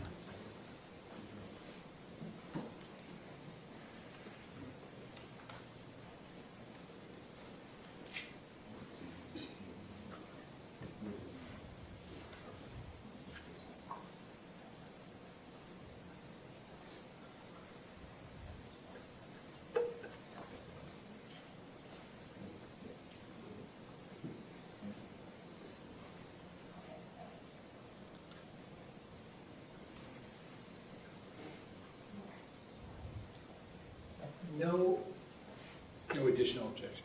Thank you, Judge. Okay. Go ahead, Mr. So earlier, I believe earlier today, did you receive a photograph from Assistant State Attorney Kristen Gomes? Yes. Okay, and do you remember what that was a photograph of? Like a flash drive? Okay. And do you recall ever seeing that, what was on that flash drive? Yes. And what was on that flash drive, did that accurately represent what was happening in your classroom that day? It does. It is an accurate depiction of your classroom that day? Yes, sir. Judge, at this time, we'd like to enter State's D for identification of evidence. Defense, no additional objection? No additional. Okay, over the defense objection, State's D for identification will now be in evidence. That is State's Exhibit 4. State, this is 2 clips, correct? Yes, sir. On one, yes. Okay, so we're going to turn that off, and then I'm going to enable the sharing screen, and you're going to play. Okay, and we are going to skip ahead here. I believe they don't show any video here. The family, once again, has earplugs in. Once is enough. Good afternoon, Ms. Seamus. Hi. I'm sorry that you went through this. I just have a few very quick questions, okay? Yes, sure. I just want to make sure I heard you correctly. Your classroom was 1214, correct? Yes, sir. And that would make it on the first floor of the 1200 building, correct? Correct. And the shots that you heard from the hallway towards your direction, your classroom, were what you call deafening. They were very loud, correct? That's correct. And then you heard shots in your friend's classroom, correct? Correct. And that was right across the hall in 1213, correct? Yes. And I think I heard you say that while those sounds were loud, they were less loud because it was just across the hallway, correct? Yes, they were loud. I'm not saying they were the same exact as shots coming through my classroom, but they were also loud. Without question. But I think your words, if I heard you correctly, that they were less loud than the ones that you are encountering in your classroom, correct? Sure. Okay. I thank you for your 2 decades of service. Thank you. Thank you so much. It was a pleasure for me to teach there. Thank you. Okay, based on that, a redirect. No, Your Honor. Thank you. The witness is excused. State? Yes. Okay. Ms. Seamus, I'm going to end the Zoom at this point. Thank you for bearing with us, okay? Ladies, Thank you so much. Ladies and Okay. gentlemen, I'm going to give you a real quick restroom break. We're going to get the technology back to Lots of normal, restroom and then breaks I'm here. going to be right back with you. We're going to Defense continue is the state's focusing- presentation. Again, please don't discuss the facts of the case, the evidence, the witnesses, or the testimony amongst yourselves or anyone else. Please leave the notepads in your chairs. Just step in the back for me one moment. I'll be right back with you. Thank you. Let's see if they have anything once the jury steps out. Okay, we're outside the presence of the jury. Real quick 5-minute restroom break. We'll be in recess for 5 minutes. Okay, 5 minutes. Okay, the defense is focusing on. We're formatting. Not sure why we have this. The defense is focusing on the sound difference between the shots, as they can tell that the shooter was moving away or moving to another floor, and it was getting quieter. They're trying to draw a distinction, saying even inside the building, even though it was loud inside the building, as they moved away, it eventually got so quiet that you couldn't hear, even though the shooting was still going on. So that's their focus right here. We are catching up rapidly. Just trying to get this last little bit. We're only we're less than an hour behind now, I think. Let's see. Here we go. Open to resume the trial at 10 a.m. State, any problem with that? Yeah. Defense, any problem? Let me back up just a second. Defense, anything you need me to address? No, thank you, Judge. Okay, so assuming we go to 5 or as close to it, I have on my regular docket some things tomorrow, so I'm going to ask the jurors to be back at 9:45 a.m. Hoping to resume the trial at 10 a.m. State, any problem with that? Yeah. Defense, 10 a.m. smart. 10 a.m. Tomorrow we'll get to sleep okay, in. Very good. Okay, please bring the jury in. You know, those judges' robes cost like $400. They're like custom tailored to each judge. They are not cheap. It's not like a graduation robe that one size fits most.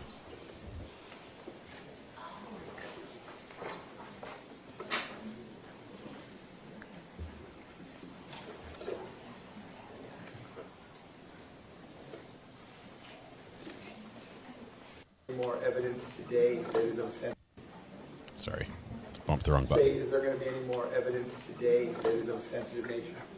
Yes. There is. Okay, so we'll just leave it off for now. We'll just leave everything. Yes, please. Okay.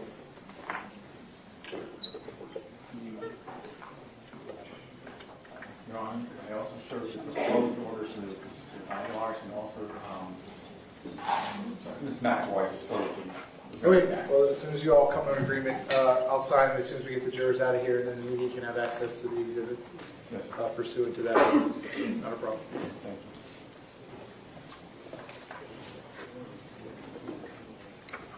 you. So the judge is giving the media access to exhibits at the end of the day.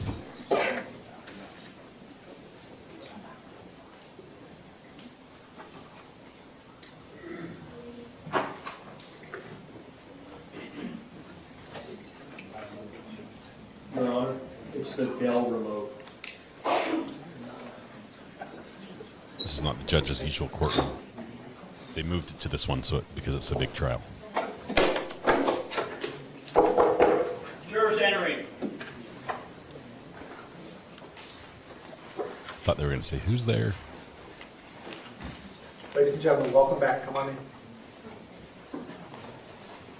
Ladies and gentlemen, welcome back. Come on in. Once you're back in those same seats, you may be seated. All the parties may be seated. Ladies and gentlemen, those of you that are using the notepads, I'll give you a moment to get the notepads back out.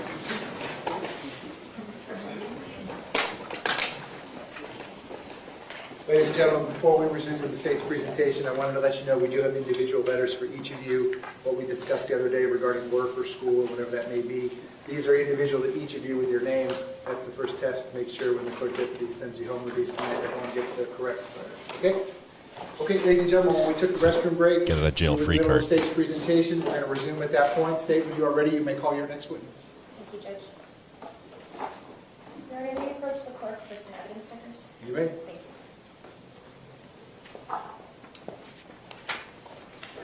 And in the meantime, Judge, the state calls Ron Lothar. Ron Lothar. Jury went home in the Adam Montgomery case. They'll start again tomorrow. Jamie, I don't know if he's currently in jail. I don't think he is. Somebody could clarify for me. I doubt it.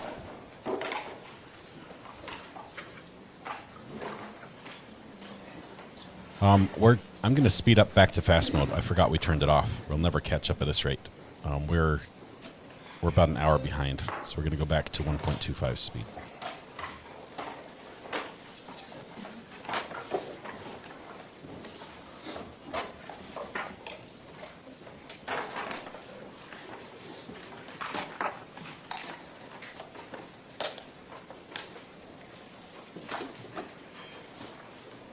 Sir, if I could have you come all the way up here to the witness stand, please.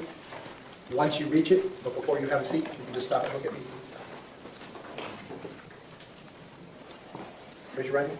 You swear to tell the truth, whole truth, nothing but the truth? Yes, I do. Please be seated. And sir, once you're seated, if I could just scoot that chair up as far as it will go. Can you please state your full name and spell your full name? It's Ronald Lowther, Ronaldlowther.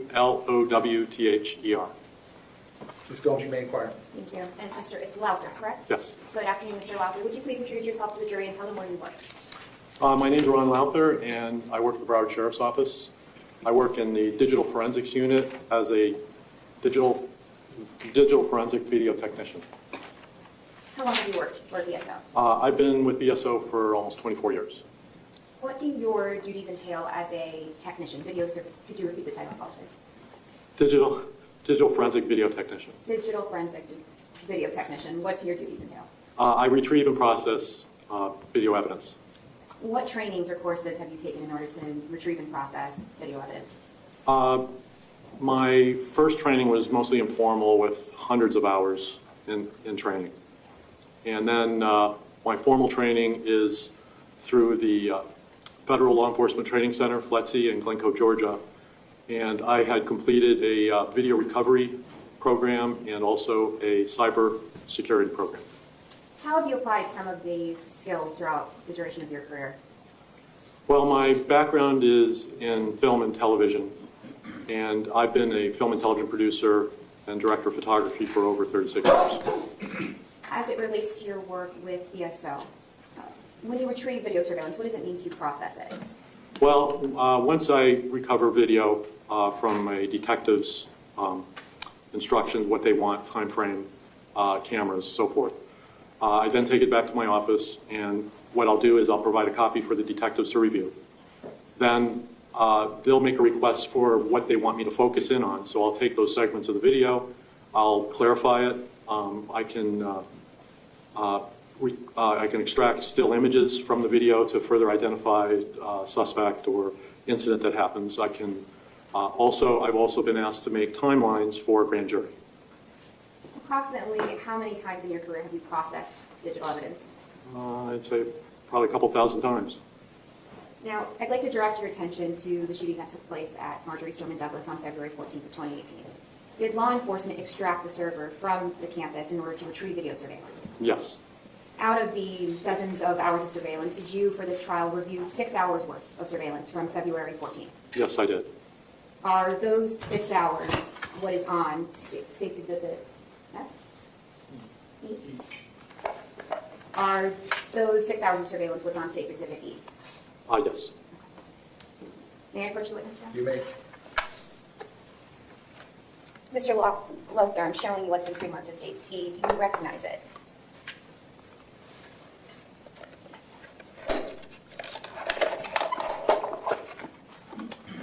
Yes.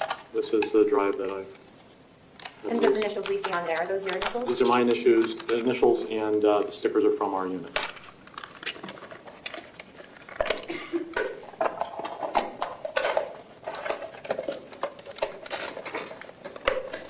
Thank you. And is this a true and accurate copy of those 6 hours of video surveillance? Yes, it is. Judge, at this time, the state moves into evidence with the pre-marked as State's E and State's 5. That's any additional objection? No objection. Okay. So, without defense objection or additional objection, State's E for identification will now be in evidence. That is State's Exhibit 5.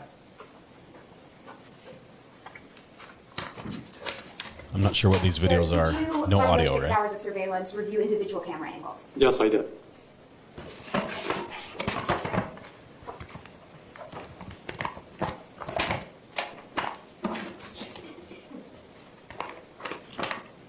Sir, I'm showing what's been pre-marked as State's F.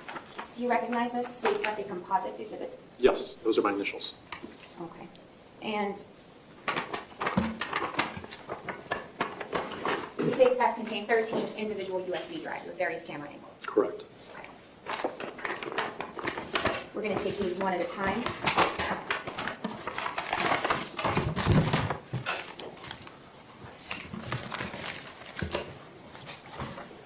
I'm showing you States F1. Do you recognize this? I can do closer to me. Yes, it's my initials and CCM. And is this a fair and accurate copy of the surveillance from cameras 1, 9, 61, and 54? Yes. Which we will be referring to as States F1. Yes, on that flash drive, yes. Can you give me the 4 numbered cameras again, please? Yes, Your Honor. 1, 9, 61, and 54. You may proceed. I'm showing you States F2. Do you recognize this? Yes. How do you recognize it? My initials are on flash drive and on the sleeve. And, sir, is this a fair and accurate copy of camera angles 56 and 26? Yes. Now, your initials are on all of these envelopes, correct? Correct, yes. Okay, so I'm going to go through them a little bit quickly, but on States 3, is this a fair and accurate depiction, fair and accurate copy of camera angles 22, 24, 53? Can I refer to some notes? Oh, absolutely. If that would help refresh your memory. Well, I just want to make sure it's... Yes. Which cameras were they? 3. I'm sorry, it's F3, which are camera angles 22, 24, 53, and 30. Okay, yes, that's correct. F4, do you recognize this? Yes. These are your initials? Yep. And is this a true copy or an accurate copy of camera angle 23? Yes, it is. F5, your initials? Yes, And this is a copy of camera angles 56 and 55. that's correct. Yeah. F6, your initials? Yes. And is this an accurate copy of camera angles 61 and 54? Yes, that is. F7, can you see your initials from here? Yes. Okay. And is this an accurate copy of camera angles 54 and 23? Yes, that's correct. F8, Yeah. and is this an accurate copy of camera angles 54 and 12? Yes, those are correct. F9, is this an accurate copy of camera angle 61? Yes. F10, these are your initials, and is this an accurate copy of camera angle 30 and 13? Yes, it is. F11, is this an accurate copy of camera angles 1, 9, 10, 61, and 54? Yes, that's correct. F12, is this an accurate copy of camera angles 54, 61, and 12?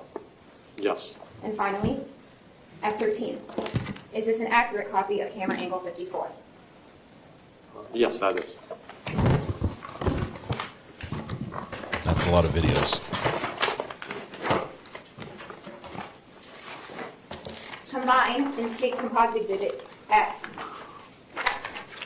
The State now moves into evidence what's been pre-marked as States F as States 6. Defense, any objection? No objection, Your Honor. Without objection, States F for identification will now be in evidence. That is States Exhibit 6, composite exhibit made up of the 13 USB drives. The state is labeled F1 through F13. You may proceed. Based on his age, I think it would be life in prison. I think the individual charges don't carry life. I'd have to look him up as far as the maximum penalty. Sir, were you provided with BSO radio dispatch audio from the incident? Yes, I was. Did you link up that dispatch audio to the surveillance in this case? Yes, I did. Did you sync that dispatch to the surveillance and place it on this USB drive? That's correct, yes. Now, I'm showing you what's been pre-marked as States G. Is this a true copy of the dispatch and surveillance sync-up that you created? Yes, it is. At this time, the state moves into evidence what's been pre-marked as States G as State 7. Any objection? No, Your Honor. Without objection, States G for identification will now be in evidence. That is States Exhibit 7.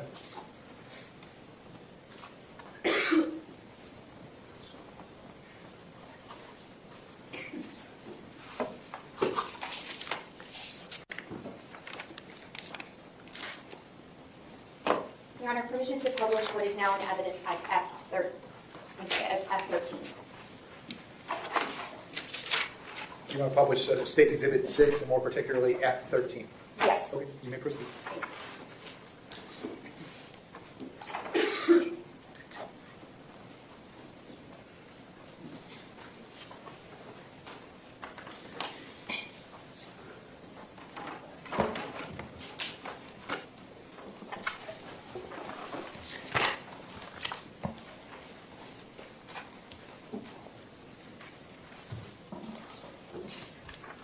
I don't know what these are, but we might be catching up very quickly.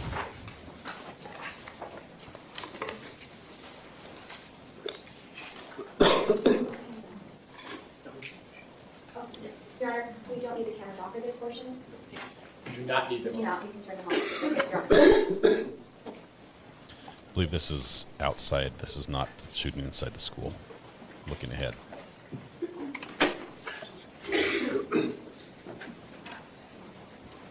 Don't think nobody's gonna be showing the actual videos inside the school.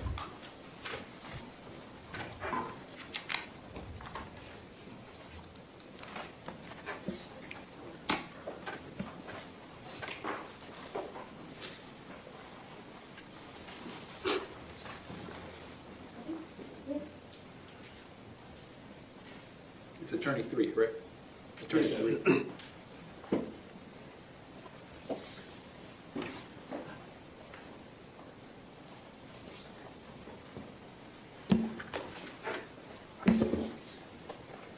There's a golf cart.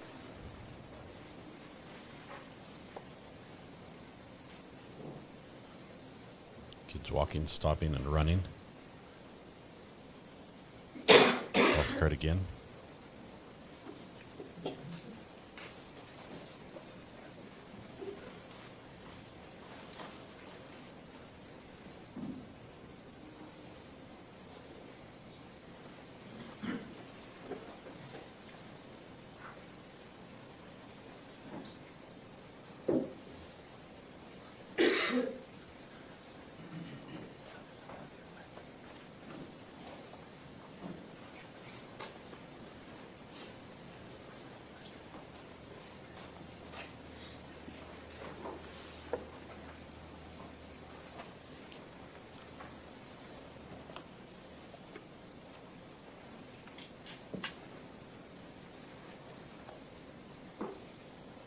There's no audio on these. This is security camera footage. Mr. Holder, what is the time on the bottom of the screen? Uh, At the top of the screen, I apologize. Top of the screen. It is 2:24:52. 2:24:53.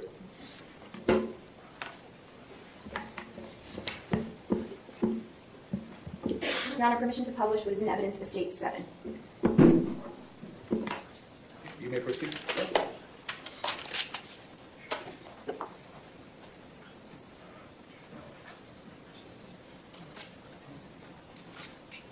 Ms. Combs, you will tell me if there's anything that requires the screen to go back. Yes, sir, there's 11. That helps. We're not going to have to do the editing on the video. The judge is taking care of that. Judge, we are going to request that the screens be turned off for this portion. Here we go.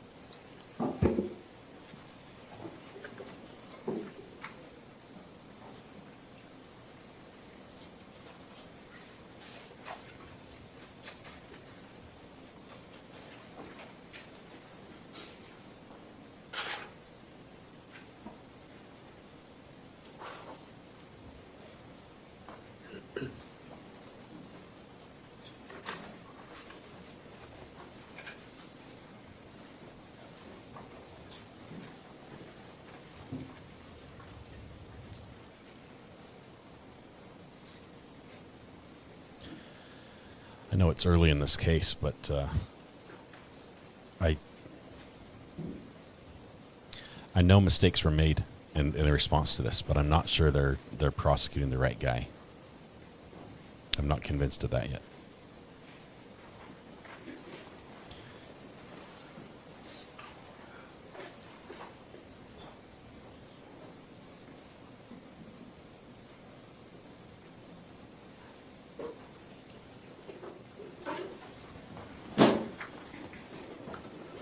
Judge, that was States 6, 7 of the composite. I apologize. We're going to now play state 7, which was what I published. That was F6. Yes, correct. Instead Okay, of backwards. now this is 7, which has an audio sync. Correct. Wait, can I hear that again? I heard Yes. state 7, it's not? No, it was supposed to be. We're going to play state 7 now. So what was that? That was F7.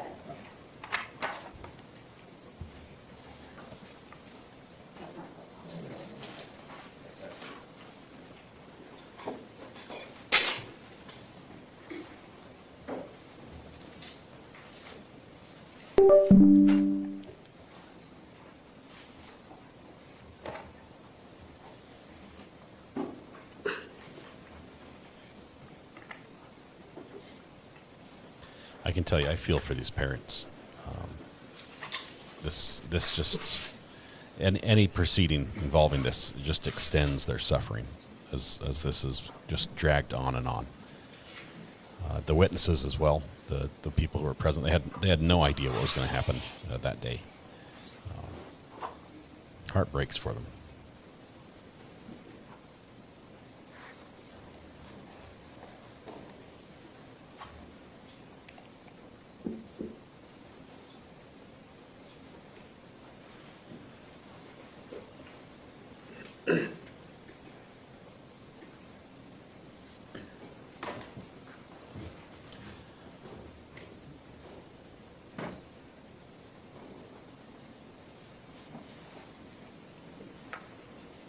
Mr. Luther, you combine these screens to play side by side in sync for timing, correct? Correct, yeah, the times are synced together. And then you have the reference down below for the time code there. And you chose the angle that Mr. Peterson is in and put it side by side with the angle that Mr. Cruz is depicted, correct? Correct.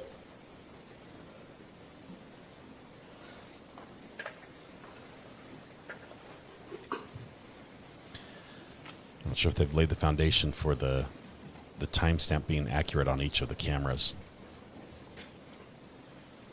Unless it was a single system that recorded And everything. you chose these camera angles to follow the route that Mr. Peterson takes in the golf cart, correct? Correct, yes.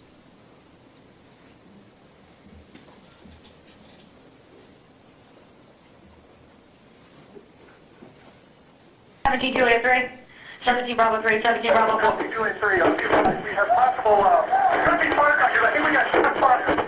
Possible shot fired. 1200 building. Attention all units in District 15, possible shots fired at 5901 Pine Island Road at Stoneman Douglas High School. Possible shots fired at Stoneman Douglas High School. 15 out. 15 out. Juliet 3, make sure we got different units over here. I need to shoot down Stoneman Douglas. The intersection. 10-4. 10-4.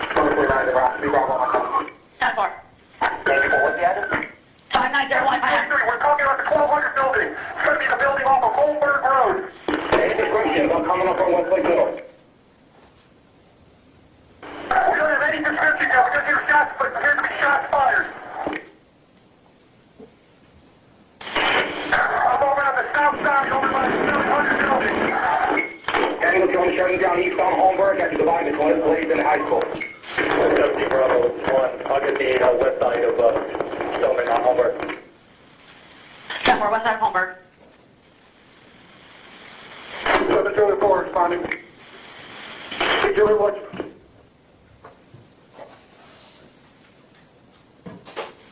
Daniel, do I hear shots fired by the football field? Shots fired by the football field. Shots fired by the football field, heard. 17 Julie 3, we're looking at the 1200 building. It's going to be the 300 building. It's going to be right off of Holmberg Road by the senior lot.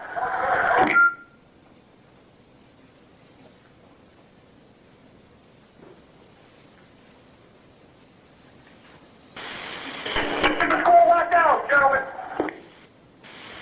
Attention all units not working to signal 33, go to Bravo channel for regular traffic. Sounds good to say they thought it was firecrackers, and we're not sure. By the football field. 26, so we don't know how it is over by inside the 1200 building. We're locking down the school right now. Make sure there's no pedestrian traffic anywhere on Holmberg Road. 50 Echo 2 on 51. Unit advising 51. 50 Echo 2, and if we have any District 15 while we get it, take right spot also. 15 Bravo 4, now respond out, please.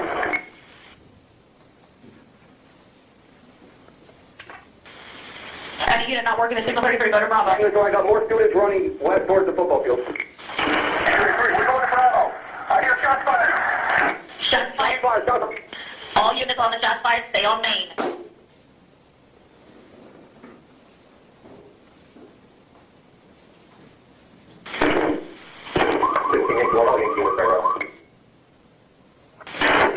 We definitely have shots being fired. All District 7 units, go to Bravo. Angle to the sergeant, right by the football field.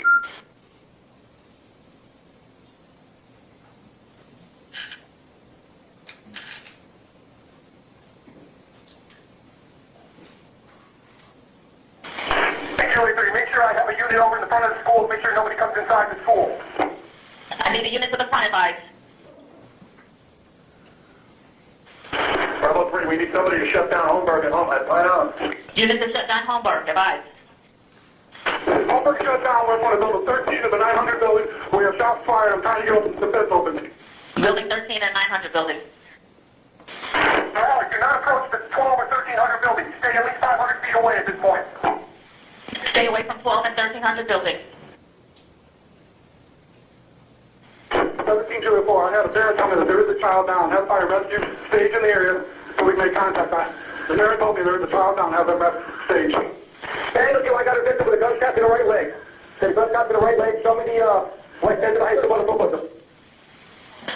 GSW right leg, west end by the football field. Looking at the Yankee net set up for an active shooter response when you get back to 17 Julia 5. I have the gunshot victim. I have the gunshot victim. He's by the entrance to Westglade on the west side of the school. 10-4, fire rescue is being notified. Gary, does he know where the shooter is? We don't know, but we're entering the building, part of the 13 building, building 13. 17 Kilo 4, myself, Brandon. Does anybody have bolt cutters? I can get this kid out of the fence. He's stuck in the fence. I need bolt cutters. The coach is with him. See if he can help him over the gate.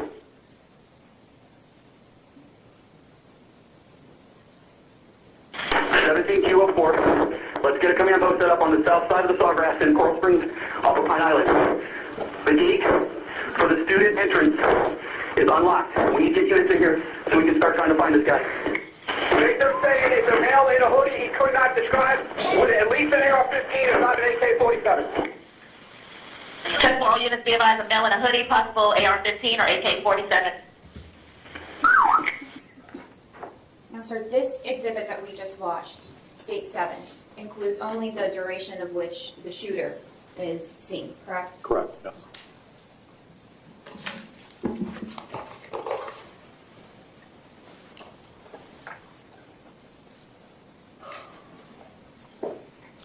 That was the police radio traffic that day, and it was hectic. We had people calling out all sorts of different locations where the event could be happening. Judge, I have nothing further for this witness. Okay, cross-examination, go ahead.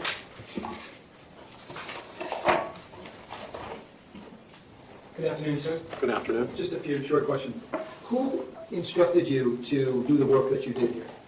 I had been given a list of timeframes to utilize throughout the videos. Who gave you that time frame? I believe it was Aaron Savitsky. Who works for the state Yes. attorney's office, Yes. the gentleman right there? Yes. Okay. And he told you the parameters, the times to put on the video? Yes.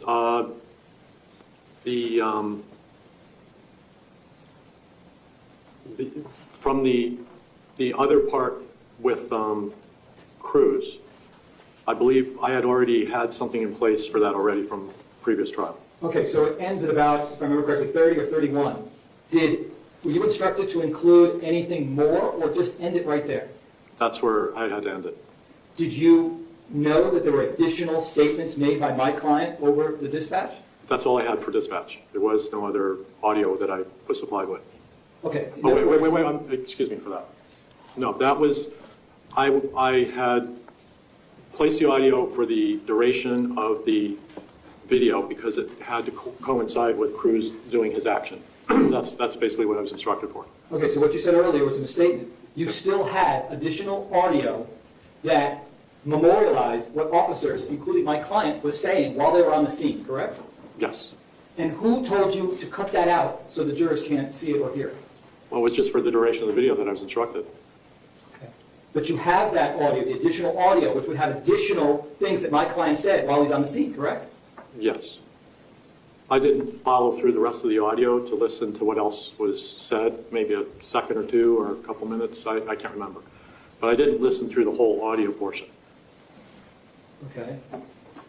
So it's quite likely that there are additional things that my client said on his police radio that are recorded that you have in your possession, correct? Yes. But you didn't bring it to court today because you weren't asked to do so, isn't that correct? Only what I was instructed to do when I had put all this together. Thank you, sir. Okay, based on that, any redirect? Yes, Judge. Go ahead. Sir, do you know who Aaron Foley is? No, I don't. At ESO in charge of the dispatch? Oh, yeah, Aaron Foley, yes, I do. Sorry. All right, and so Ms. Foley has the full radio dispatch, correct? Correct. And you were able to speak with her in order to prepare this? Yes. Okay, and Judge, at this time, the state would seek to move into evidence what is by stipulation of the parties the full radio dispatch, which would be typically entered through Ms. Foley, who's testifying tomorrow, but we can enter in today. We have no objection. Is it marked? Yeah, it is. What is it? It's going to be states H. All right, and, defense, no objection? No objection. All right, so without objection, states H for identification will now be in evidence. That is State's Exhibit 8. Setting aside that, you said that you prepared evidence in both the Cruz case and this case, correct? Correct, yes. Okay. And the purpose of this video was to show the matched up time frame of when the shooter is on campus, as well as what Mr. Peterson is doing while he's standing there. Correct, yes. Okay, I have nothing else. Based on that, any recross? No, Your Honor. State, is the witness excused? Yes, Judge. All right, so you may step down. Thank you very much. Thank you. While he's doing that, State, you may call your next witness. Judge, our next witness is about 5 minutes away. If you can please apologize, Your Honor. Okay. Ladies and gentlemen, quick break. Same admonition as a lot always. of breaks in this Discuss one. the facts of the case, the evidence, the witnesses, or the testimony amongst yourself and anyone else. Till we reach the end of the case. If you'll leave those notepads in your chair, step in the back one moment. I'll be right back with you. Thank you.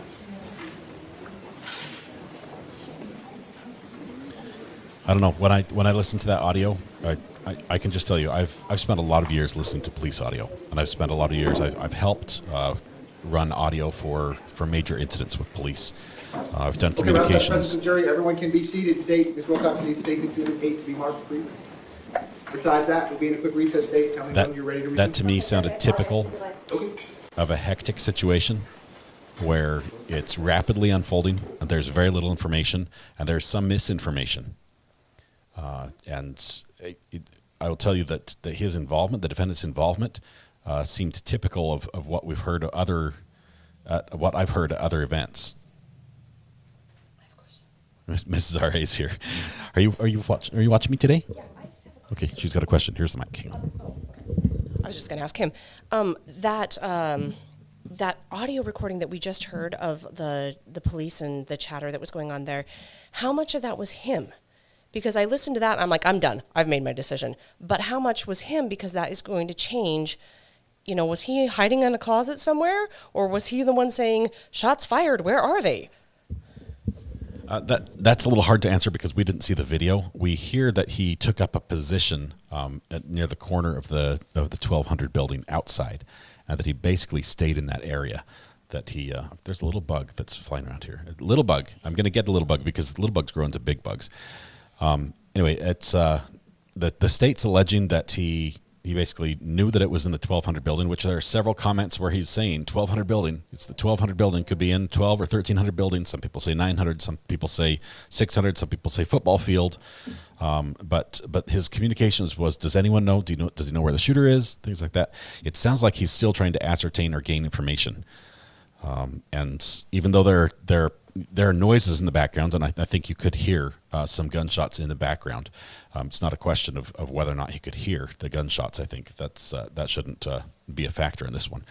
But it's the layout of the campus would make it very difficult to pinpoint that location. Okay, but what if we run another scenario? Say that he said, oh, I'm for sure it's in 1200. I know that's where I'm hearing it. And he runs up there and he's not. He's in the football field. Then would we be mad at him there? I mean, we can't hold him accountable if he can't tell where it is. That seems pretty obvious to me. Yeah, this is the whole whole crux of this case, and it's early on in the case to see. We're going to hear a lot of evidence on this. I wish we could just stick to the evidence that is crucial to determining this guilt. There's a lot of very painful evidence to go over that I think is more prejudicial than probative, but we'll see. Debbie has a better question. How are cinnamon rolls coming along? I'm going to ignore that question. Debbie, I was just joking. I have absolutely they're good, Debbie. They're amazing. In the mail. They're on their way. Don't you worry about that. Yeah, I'm lying. I feel like this is kind of a frustrating situation so far because of the situation that took place in Texas, where it needs to be addressed. And then here they're addressing it. And I'm like, why this case? This isn't the case to fight this battle. This is all muddy and messy. And why are we doing it here? We need another mic. That's what we need. Yeah, this one happened first, right? The other one happened later. So this one was the first one working its way through the system. I guess depending on the outcome of this, things might happen in the other. I don't know, but every state's a little different. Mrs. R.A. is raising her hand again. How many? Let's do a quick poll. Should Mrs. R.A. get her own mic? I'm sorry, but I looked this up because I thought I remembered Matthew Harris saying that the only time that something can become a precedent is if it happens in an appellate case. But I looked it up, and it turns out that it is more powerful as a precedent if several different cases have the same basic idea and it's ruled on the same way. I don't have earphones. Am I done talking? Oh, Matthew Harris. Oh, you're just telling me you want food. Okay. So what I found when I just Googled it, basically, was that they said if there are several different people who are ruling in the same way, it is more likely to be a precedent. And if you have the higher court that actually in the case, not the appellate, but in the actual case, and they pass something and they say, this is how it's going to be, then everybody that's within their structure needs to, or that's lower than them within their structure, treats that like it is the new law. So I don't know if that helps everybody. I don't even remember why I got on that. But I think that's really important because this is such a precedent-setting case, and especially considering what was going on in Texas. And because this is the world we live in, we might need a little bit of guidance on what we do here. And one more question, while I still have the mic. How much of the problem here is based on cowardice, and how much is based on a lack of training? Like, you just don't know what to do. You didn't run enough scenarios, you don't know where the shooter is, you don't have the skills involved, the communication's a mess. If that's the case, is he still guilty? Because I think no. Yeah, it's interesting. I'm waiting. I want to hear GoFundMe for Mrs. R.A. studio expansion. I want to hear a little more evidence. Just recognize this is a very long case, but we are not going to be here for all of it. This case has scheduled breaks. It has a week-long break here, a couple days off here. It's got a lot of that, and it's scheduled for like a month and a half. With all the breaks and everything factored in. We're not going to be here for all of it, but we are going to follow the gist of it and follow the outcome, definitely. There are some other cases coming up, namely Sarah Boone, that if this case is still going when July, what is it, or is she July 24th? I forget. When her case rolls around. We're going to be joining Sarah Boone. Matthew Harris says, Mrs. R.A., yes, you're correct. When there's no controlling precedent, then courts have to look at persuasive precedent from other courts to see how it was treated. There you go. Okay. So now you can take the bar. You should pass. The family suing the officer, I think that might happen after the criminal. Usually criminal happens first and then civil. And obviously, if he's found guilty, then the civil case will follow. And it probably wouldn't be the officer specifically. I mean, it will be him, but it would be the organization he represents. So they would say, oh, you were the school resource officer. They're going to sue the school district. They're going to sue the sheriff's office. Basically, anyone associated with that, any organization associated with the training of that, with the hiring, all of it. That's how it happens. She's trying to take my mic again. You guys, Mrs. R.A. is trying to take the mic. Give me just a minute. We're going to fast forward because we're in a break. You got just a second. Okay, here's my one question that just made me most interested in this case Is it right? Is it legal? Is it ethical to charge somebody with cowardice in any job ever? Is it right to charge a parent with cowardice if they wouldn't protect their child? Is it right to take on the military if they are being cowardly, or police officers, or this guy, or somebody in the street who didn't jump out and save a baby? Should we charge people for cowardice? Jury's out on that. I don't know. I feel like I have an opinion, but I feel like I need to go read some more Aristotle before I'm really sure. Okay, jury's, I think that everyone's standing up, so we're about to come back here. Yep, we're back. Perfect timing. Sorry, I can't answer your question. Sorry.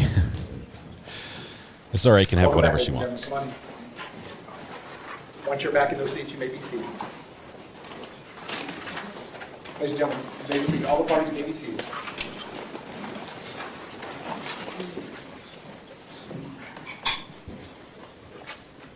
Ladies and gentlemen, those of you using the notepads, I'll give you a moment to get the notepads out. Minor technical issue. Give me 1 moment.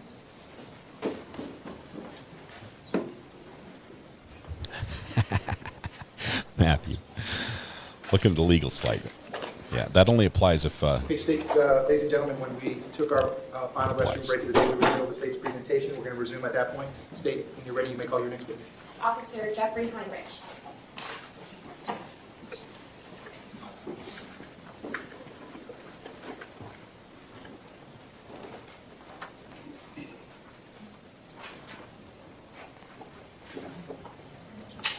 Waiting for the officer to come in here. Make a grand entrance. There he is.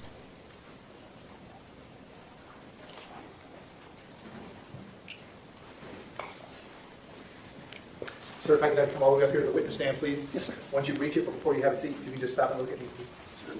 Raise your right hand. You swear to tell the truth, whole truth, nothing but the truth. I do. Please be seated. And once you're seated, if I could just scoot that chair all the way up as far as it will go. Please state your full name and spell your full name. Sure. Jeffrey Allen Heinrich. Last name is Heinrich. Jeffrey? Yes, I'm sorry. Okay. Please go and you may inquire. Thank you. Good afternoon. Is it officer, detective? It's sergeant. Sergeant, Yes, I apologize. That's Good okay. afternoon, Sergeant Heinrich. Please introduce yourself to jury. Tell them where you currently work. I'm currently a canine supervisor, canine sergeant at Coral Springs Police Department. How long have you been with the Coral Springs Police A Department? little over 27 years. Could you give us just a little bit of background of your time at the Coral Springs Police Department? What are some of the positions that you've held? Yeah, I've mostly worked midnights almost my entire career.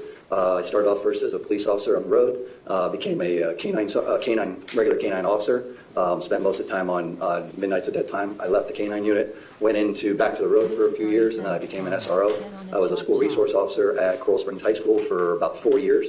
After that, I got promoted, went back to midnights, the midnight shift, as a new sergeant. And then when the sergeant position opened up as a canine sergeant, one of our canine sergeants retired, I took his position, and that's where I've been currently. What are some of your responsibilities as canine sergeant?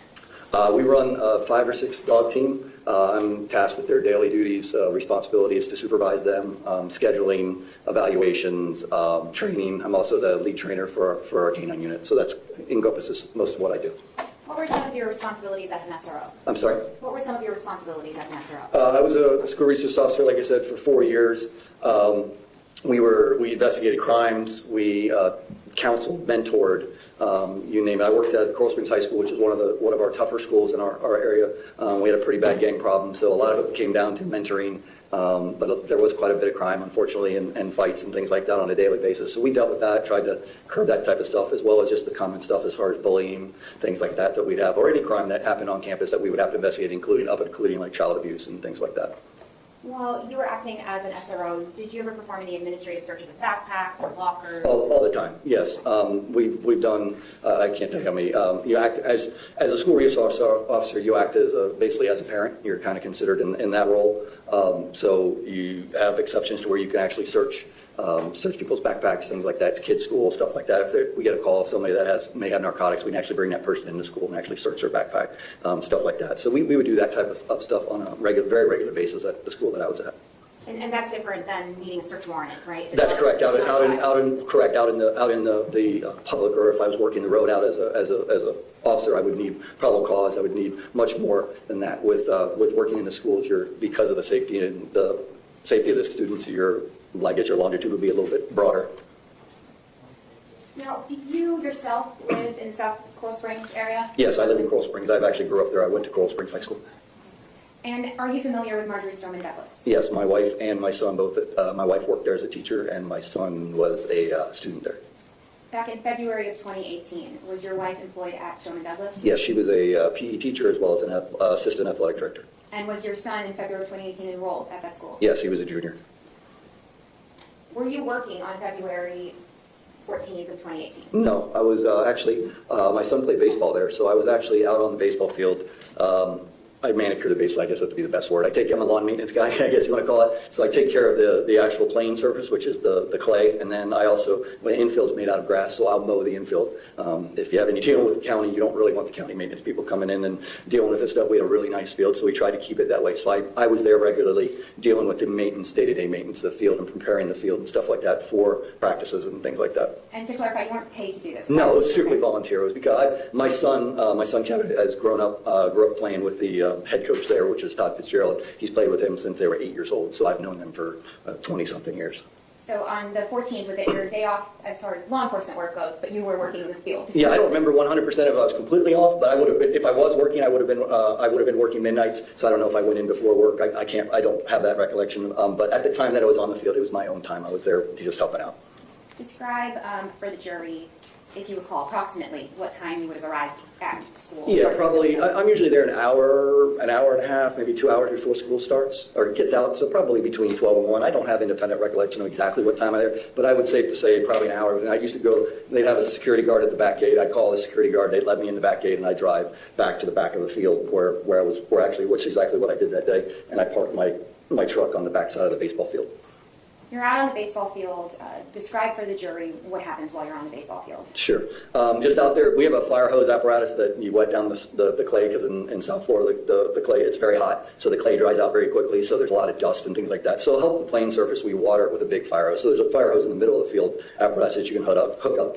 So I was between third base and second base, so there's a shortstop area, and facing towards the school, which would have been east. There, and I was actually just physically watering the field when I heard the fire alarm go off. Fire alarm went off. I worked in schools. It's a normal, everyday thing. Someone in culinary is always burning something or anything like that, so it's not uncommon for that. So, but where I could see the kids walking out from between, it would be between like the gymnasium and the 1300 building, and you could see them walking. They were walking towards me, towards the baseball field. Sorry, can I put up a picture? Sure. So it's just to help you. Absolutely.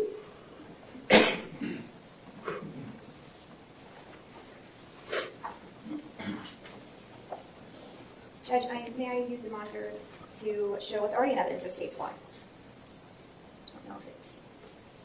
Can you see States 1 in front of you? Yes, ma'am, I can. Ms. Gomes, would you have TV on? Yes, please.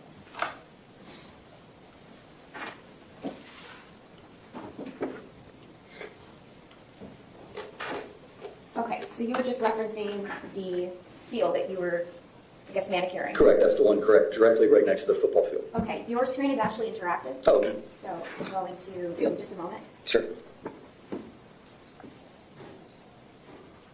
See the baseball field there in the middle, just below the track. We call it a baseball diamond. Okay, if you select the pencil Sure. option, and see at the bottom left. I think I did. Okay, great. I'm going to ask you to please circle where you were when you first heard the fire alarm go It's off. going to be right in that area there.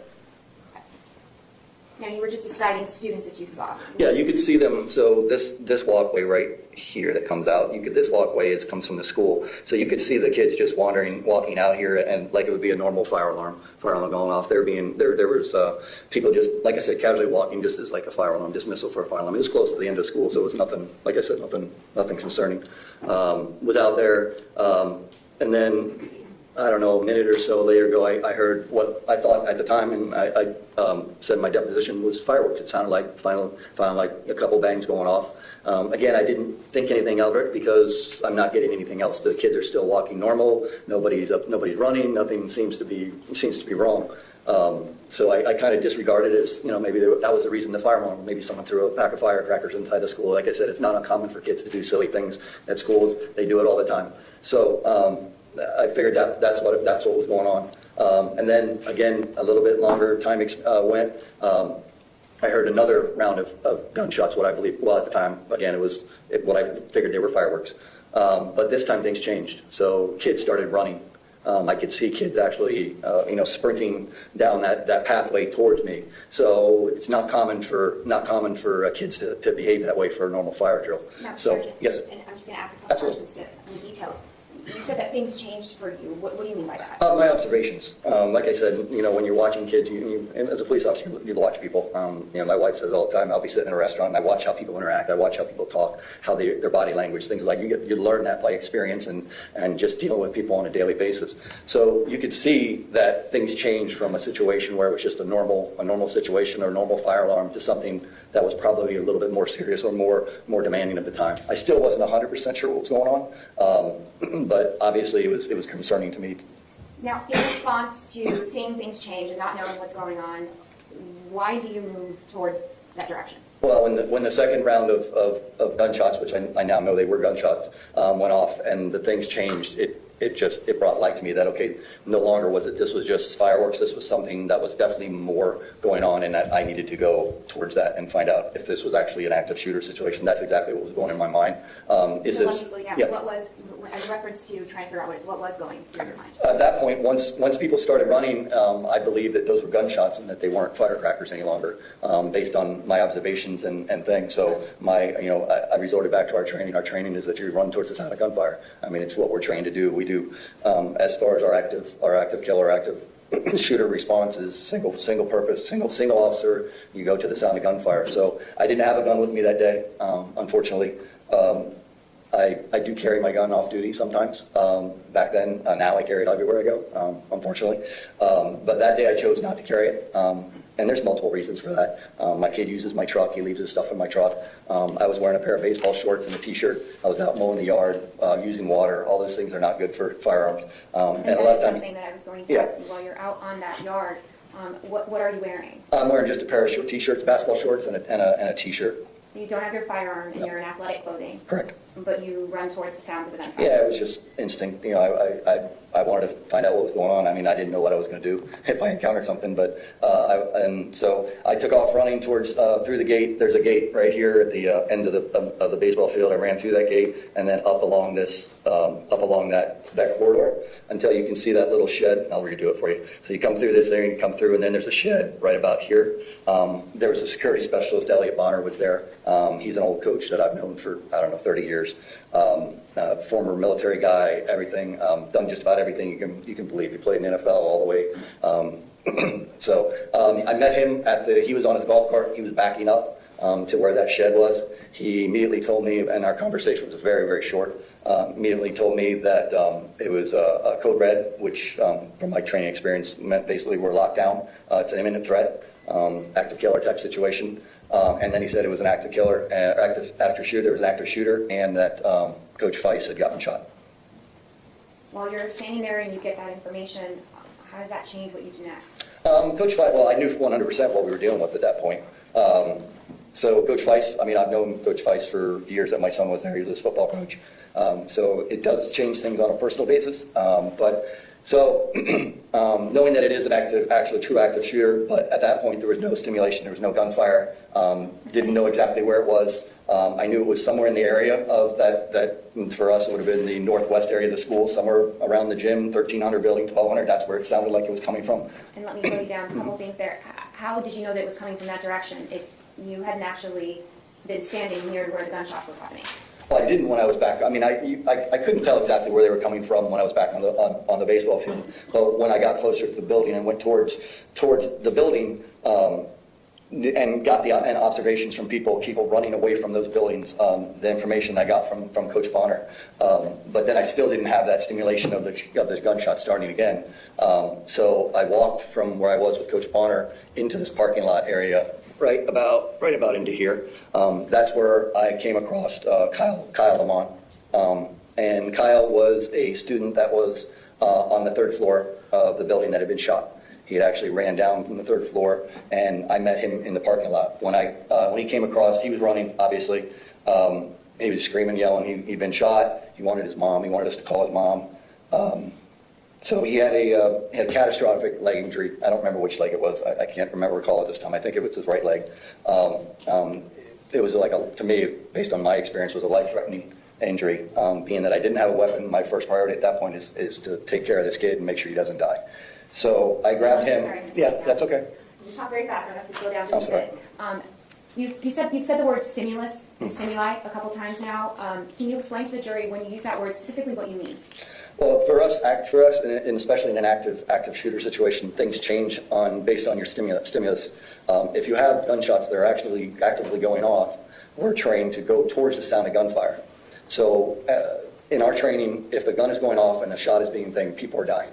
And that's the way you have to think about it as a police officer. If that gun's going off, someone's dying, especially on a school campus, because active shooters are so prevalent nowadays.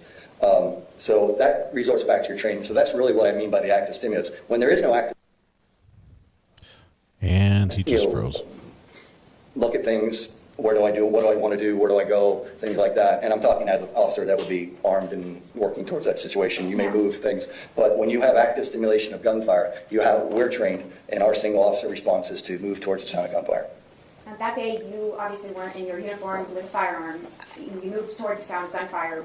Explain what happened when you came across Kyle. Yeah, I mean, it confirmed everything, my worst nightmare. I was one, I knew that basically when I talked to Coach Bonner, but even more to the fact when you actually are physically see it and see a child, I think Kyle was at the time, I think he was 14 years old, and you see a 14-year-old kid with part of his, leg blown off from an AR-15.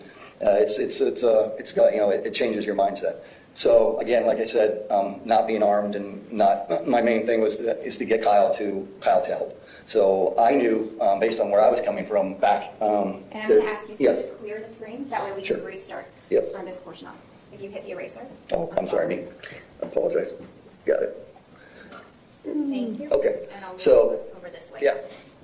So I knew, I'll go back to the pencil, I knew back in this area here, which is our offices for Coach's office, that there was a parent and Coach Fitzgerald, who was the baseball coach in there. I knew there were two people in there. I knew we had a first aid kit. So my thought process is I got to get Kyle somewhere where I can get treatment onto his leg and get him medical treatment as fast as I can. So we were standing right in this area here. As we're standing there, another barrage of gunfire goes off. And when you're standing there, is that barrage of gunfire clearly audible? Yes. And at that point, did you have any doubts to the direction that they were coming from? No, I knew it was coming from somewhere, which would be my estimation was it was somewhere in the area of the 12 and 13 building, somewhere in that area here. As I said in my deposition, I didn't know if it was inside, outside, any of that information. I didn't have the visual stimulation of muzzle flash or anything like that. But by the way we were standing out here, and I ended up running this way with Kyle, and the shots going off, you could almost feel the percussion. And the reverberation of the gunshot bouncing off the buildings and stuff like that. Like I said, I wasn't able to say exactly, okay, I couldn't tell you that he was on the third floor shooting out the windows like we found out at a later date, but I could tell you it was coming from somewhere in that area. It could have been anywhere. I wouldn't have known that. And did you get an opportunity to go seek out and learn where the shooter was in that moment? Not at that moment. And why not? Because I was tending to Kyle, and what happens? And so Kyle again, he's still crying, screaming, once asking to get a hold of his mom. We run up this way. I take him down along until about to here. When I get to here, it's the first time that I see a police officer, a deputy sheriff. He was standing on the outside. I don't know if you can move this down a little bit or not, but he was standing on the outside of the fence. So he would have been somewhere out on the outside of this fence here, somewhere. I'm sorry, I'm getting ahead of myself, but somewhere outside there, and he was standing behind his car back there. As I'm coming down through this thing, I'm yelling to him that it's active shooter, and that I had a gunshot victim. Now, at that time that you encountered that police officer, you didn't have a radio on, correct? No. Okay, so did you know why a police officer was at least 500 feet back? No, I had no idea. Okay, go ahead. Yep. So I yell at him, tell him that I have a gunshot victim, that it is an active shooter situation. We make eye contact, so I know he hears me, I know he sees me. Again, I don't have a radio. I do find out later that he does put it out over the radio that we have a gunshot victim by the football field, and that was the information that I gave him. So as we do that, I'm sorry, from there we continue all the way down around back into this door here.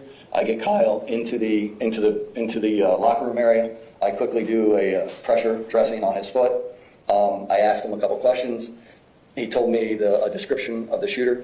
Kyle is an avid airsoft gun person. I don't know if you guys know what airsoft is, but they shoot little pellets, little BB, like they're not BBs, but they're white pellets, and they have places where you can go and it's like kind of like a paintball type thing. So he plays that, so he has a familiarization with weapons and things like that because the weapons kind of look real, but they're not real. They're not real firearms, but they look real. So he was able to tell me that the guy was a male. What he said at that time was a black mask, wearing I think black pants, black vest, and had an AR-15. And that he was shot on the 3rd floor, and that multiple people were shot. That's basically the information he gave to me. Learning that information, I called our dispatch. I don't have a recollection of whether I called 911 or our non-emergency number. I think I later found out that I actually called our non-emergency number, which I don't know why I did, but it just happened that way. But I talked with one of our dispatch supervisors, answered the phone, Pat Thurman, gave him the information over the phone at the time, and I thought everything was fine. Comes out later, when I went back to write my report, I asked to get that audio taping of that thing. Well, unbeknownst to me, my call dropped in the middle of the call. So obviously with that many people coming in the area, everybody on their cell phones, my cell phone dropped without me knowing that most of the information didn't even get to our people. So as you're in that room, you rendered aid to Kyle. Mm-hmm. Did you take precautions to try and stop the bleeding? Yeah, I did a compression. We had a bunch of ace bandages and thing. I basically packed the wound as much as I could. Did a full compression bandage on it. Like I said, I was talking. He was trying to get a hold of his parents on the cell phone. Is that typical of what you would want to do to a gunshot wound victim? Because with gunshot victims, the most dangerous thing with gunshot victims is bleeding. It's important to get to a gunshot wound victim quickly in order to stop bleeding. Time is of the essence with gunshot victims. Absolutely. Once you applied did you were able to stop the bleeding or at least slow it down? I don't even know whether it stopped or not. I mean, like I said, I packed everything we had as far as gauze and bandages and stuff. And like I said, we had 2 big ace bandages. I wrapped those thing, and within seconds, maybe minutes, there was EMS there. So they were able to take over that aspect of Kyle. And in response to what Kyle had told you, did you know that there were additional gunshot wound victims inside that building? Yes. And was it important to get them aid to their wounds as well? Okay, so what do you do next? After I made the phone call to our police department, I actually called my wife to find out if they were okay, which they were. They were sheltered in a building. So once I found that out,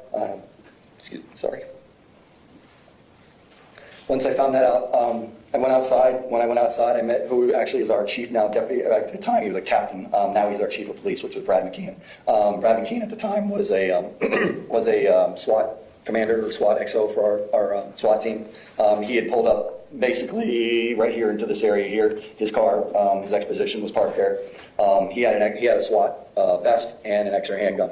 So I grabbed the SWAT vest and the extra handgun, and then we took off back towards the area of Building 12. I told him exactly. I knew where we were going. Because based on the information that Kyle had given us, all that stuff, that had turned into Building 12. I'm very familiar with the school. I spent a lot of time there, so I knew exactly where to go. So basically, we went out this thing back through here, back up along to here. We checked, and as we go in, we're clearing because you don't know. I mean, we haven't had at this time. We haven't had any more active stimulation. There's no more gunshots. There's no more active stimulation of what actually could be, or that people were being shot or anything at this point. So it's unknown exactly where this suspect is. It could be, he or they. It could be anywhere. You don't have that information. So we were checking, places like we checked the shed, and we checked over towards this area. But then we ended up on the corner, right here on the corner of Building 13. When we came around the corner of Building 13, Coach Weiss was laying right here, right outside the door of the stairwell. We started to go to check him, but there was a deputy, I'm not sure the name, I think it might be Deputy Goolsby, if I'm correct, was posted up on this corner right here. He was providing outside security, outside coverage of that area. There was already, we later find out just momentarily, I'll do Coach Weiss first. We started to go to check and see if he was deceased. Can I ask you to clear the screen one more time? Yeah, sure can. Ask you to mark for us. Sure.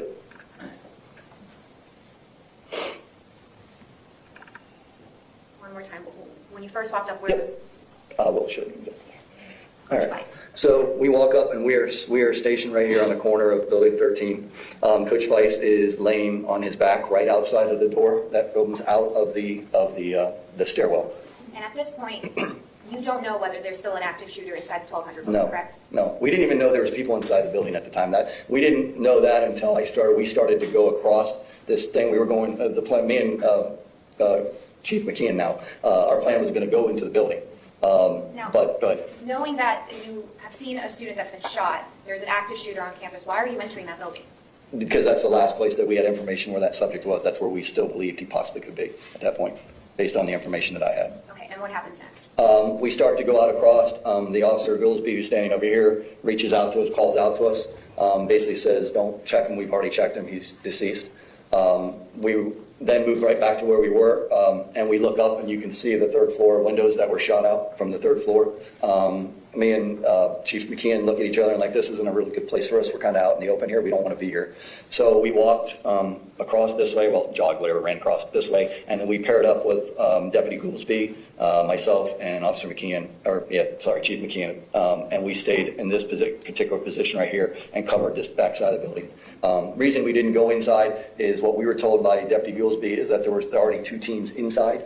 We didn't think there would be, we thought that would be, we didn't know if they had already actively started to search the school. We didn't know what was going on, so we didn't want to put ourselves in the position where we open a door and you're friendly fire or anything like that. So we decided that the best case for us would be let the people that are already inside the building, there's supposedly already 2 teams in there, go ahead and search that building and we'll provide cover on the outside. What is friendly fire? Officer versus officer. So, I mean, obviously with me, I can share that when I came around this corner here on this south side, Deputy Goolsby actually didn't know if I was a police officer or not, because all he saw was a pair of shorts and a T-shirt and a vest. Even though our vests do say police on them, even our SWATs do. But you know, it's not. It's you look for the guy in the uniform. You look for the guy in things. So when he saw somebody that wasn't wearing a uniform, he automatically like, whoa, what's that? So that would be a case of friendly fire. So so we decided that we're going to go ahead and stay on the outside of that building, and like I said, provide cover from there. And were there other officers inside? Yes, yes. There was, from what there's, I don't know how many, but there were 2 teams. We stayed in that position for quite some time. They were trying to gather information from the video, which they were watching, I guess, which was not in real time, but they were getting information where they thought he was upstairs. I didn't have a radio, so I wasn't privy to a lot of the information that was going on, that was going back and forth. Most of our guys wear earpieces, so it's not broadcasted out thing. We stayed there until I believe, I want to say it was 2 Bearcats showed up from the sheriff's office and SWAT teams, and then they entered with the teams that were already in there. We stayed there until it was determined that the suspect, Nicholas Cruz, was not in the building, and that the video that we're getting was not real time. So at that point, I met up with one of our canine officers, which I feel comfortable, obviously, working canine. I feel comfortable working along with the canine officer. So I met up with him, and then we started systematically clearing, and I'm going to just we came over down here, and we systematically started to clear this area over here with the dog until we were told by the sheriff's office to go ahead and put their dog up, because they wanted a coordinated command of where everybody was. So they asked us to stop searching so that we could get coordinated, so you just didn't have officers going everywhere and not knowing where people were and what was done and what wasn't done. So they asked us to put the dog up until we could get a coordinated response to how we were going to clear this whole entire area as a team together. Explain for the members of the jury what the difference is between when it's appropriate to systematically clear and take your time, and when you have to move towards the sound of gunfire. Yeah, it is based off of that. It's based off the sound of gunfire in this situation, which is active killer situation, active shooter situation. Like I said, our training for single purpose response is to go towards the sound of gunfire. When that stops, then you can stop. But when that gunfire is going off, you have to know that every time that trigger is being pulled, that someone's life could be lost. And that's why we move towards the sound of gunfire. Would you ever systematically clear a building while there's active stimulus or active gunfire? No, I don't know how you want to call it systematically. You're still going to move tactically. I mean, you're not going to be full out running down a thing. You're still, you're not going into it. You don't want to go in. You still want to be able to help people. You don't want to die in a situation on the way. Look, we all put our lives on the line. We understand what could possibly happen. But you are going to move swiftly and as tactically as you can towards the sound of gunfire. So you never want to move fast enough that you can't, take a shot or anything like that. So you will move systematically. I guess that would be the word, but you're going to move quickly. If that is clear, I guess understand that. Now, when you start to clear, you back up with the canine officer, correct? Mm-hmm. Okay, so I'm actually... Yeah, so we can erase this. So once we were told to go back to the thing, they were still taking people out of, clearing people out of the 13 building and the 12 building. So what I assisted in is I just assisted in the people coming out of the 12 or 1300 building, and then we were directing them through the parking lot out to Holmberg and Coral Springs Drive, or up there, I guess it's Pine Island. So we were working with people. So I was assisting in that until we got everybody cleared out of the school. So, Ms. Combs, before you start the new subject line, we're going to have to press pause on the direct examination. Okay. We're just going to press pause right where that's at. All right. Ladies and gentlemen, we're going to press pause for the night. Pressing pause. In the trial tomorrow, we're going to continue with the direct examination of the witness. So, same admonition as always. Please do not discuss the facts of the case, the evidence, the witnesses, or the testimony amongst yourselves or anyone else. To reach into the case, please make research directly or indirectly from any source. I'm going to ask you to please not watch the news tonight. No news, no newspaper, no social media, nothing of any sort. I think there might be a basketball game on tonight for those of you that are interested in that type of thing, but I don't want you to watch the news, okay? Because of some matters that I need to handle on my docket that have nothing to do with this case, based on our discussion last week, that I never want you waiting around for me. We're going to start a little later than normal tomorrow. So I'm going to ask you to be back at the jury room downstairs where they met you this morning at 9:45. 9:45 tomorrow. Yeah, we're going to be on time tomorrow. Thursday, June No more speed 8th. talking. If you leave the notepads in your chairs, they will be waiting for you when you come back. The deputies gave you your letters. I hope you all have a good night. Thank you.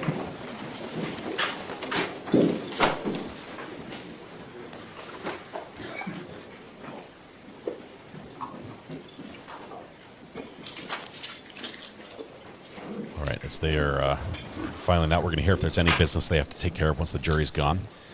Okay, we're outside the presence of the jury. Everyone can be seated, sir. I'm going to have you step down. You can talk to anyone you want about anything you want. There's nothing having to do with this case or your testimony. Yes, sir. Just like you remain on the witness stand. You can talk Sir, to I'm anyone asking you want, back here but at, not about this. 10 o'clock tomorrow morning. Yes, sir. 10 o'clock tomorrow morning. Thank you. Okay, while he is stepping down, state, besides your order regarding the evidence, is there anything you need to address before we recess the trial for the trial? Nothing besides that, and that's ready to go. Defense, anything you need me to address before we recess the trial for the day? No, Your Honor, thank you. All right, Mr. Klinger, you have the order Yes, sir. and copies, or we can give the original to my clerk, and then we're going to be in recess. And I guess I'm not sure I did this procedure before, but I guess the designated media persons can come up into the well in the courtroom once we're in recess and view the evidence. Is that how you did it for us? Yes. Okay, very good. Okay, so then the trial, I'm going to ask you all to try to be back at... Okay, and they're out. All right, so we're done. We're caught up. We still don't have a verdict in the Adam Montgomery case, so that might come at any time tomorrow. But we're going to pick this one up tomorrow. This case is slated for a long time. It's like a month and a half. We're not going to be here for the whole month and a half. So we're gonna follow this for a little while. We will pick up a different case. It's not going to be a month and a half of testimony from the Parkland shooting. That would be too heavy for just about any of us. I do think this issue, the topic that they're addressing, the underlying facts of this case, and the assertion by the state by these charges, I think it's important. I think it's something that we need to listen and pay attention to, and there's a lot of questions to be asked here, a lot to learn from it. So, let's see, defendant's job description as a school resource officer. They covered it a little bit, but they basically handle anything crime related on school campus involving the kids. So drugs on campus, they'd probably be involved with that. Fights, theft, just everything that kids get into when they have too much time on their hands and haven't done their homework, those sort of things. Why do they need that long? It seems shouldn't need longer than a few weeks if they have a case. I think, Rudy, we saw today why they scheduled that long. For me, I wish they would just present the facts of the case that are relative to the charges. Instead, we're getting the full scope. If we're watching 57 videos or if they're going to show 57 videos of, security cameras inside the school, he was never in the school. There might be some testimony that's relevant about where he was at the time or where the shots were coming from at various times, so that might be appropriate. But watching all the different angles of all the different cameras, I just don't see where that would be beneficial, but we'll see.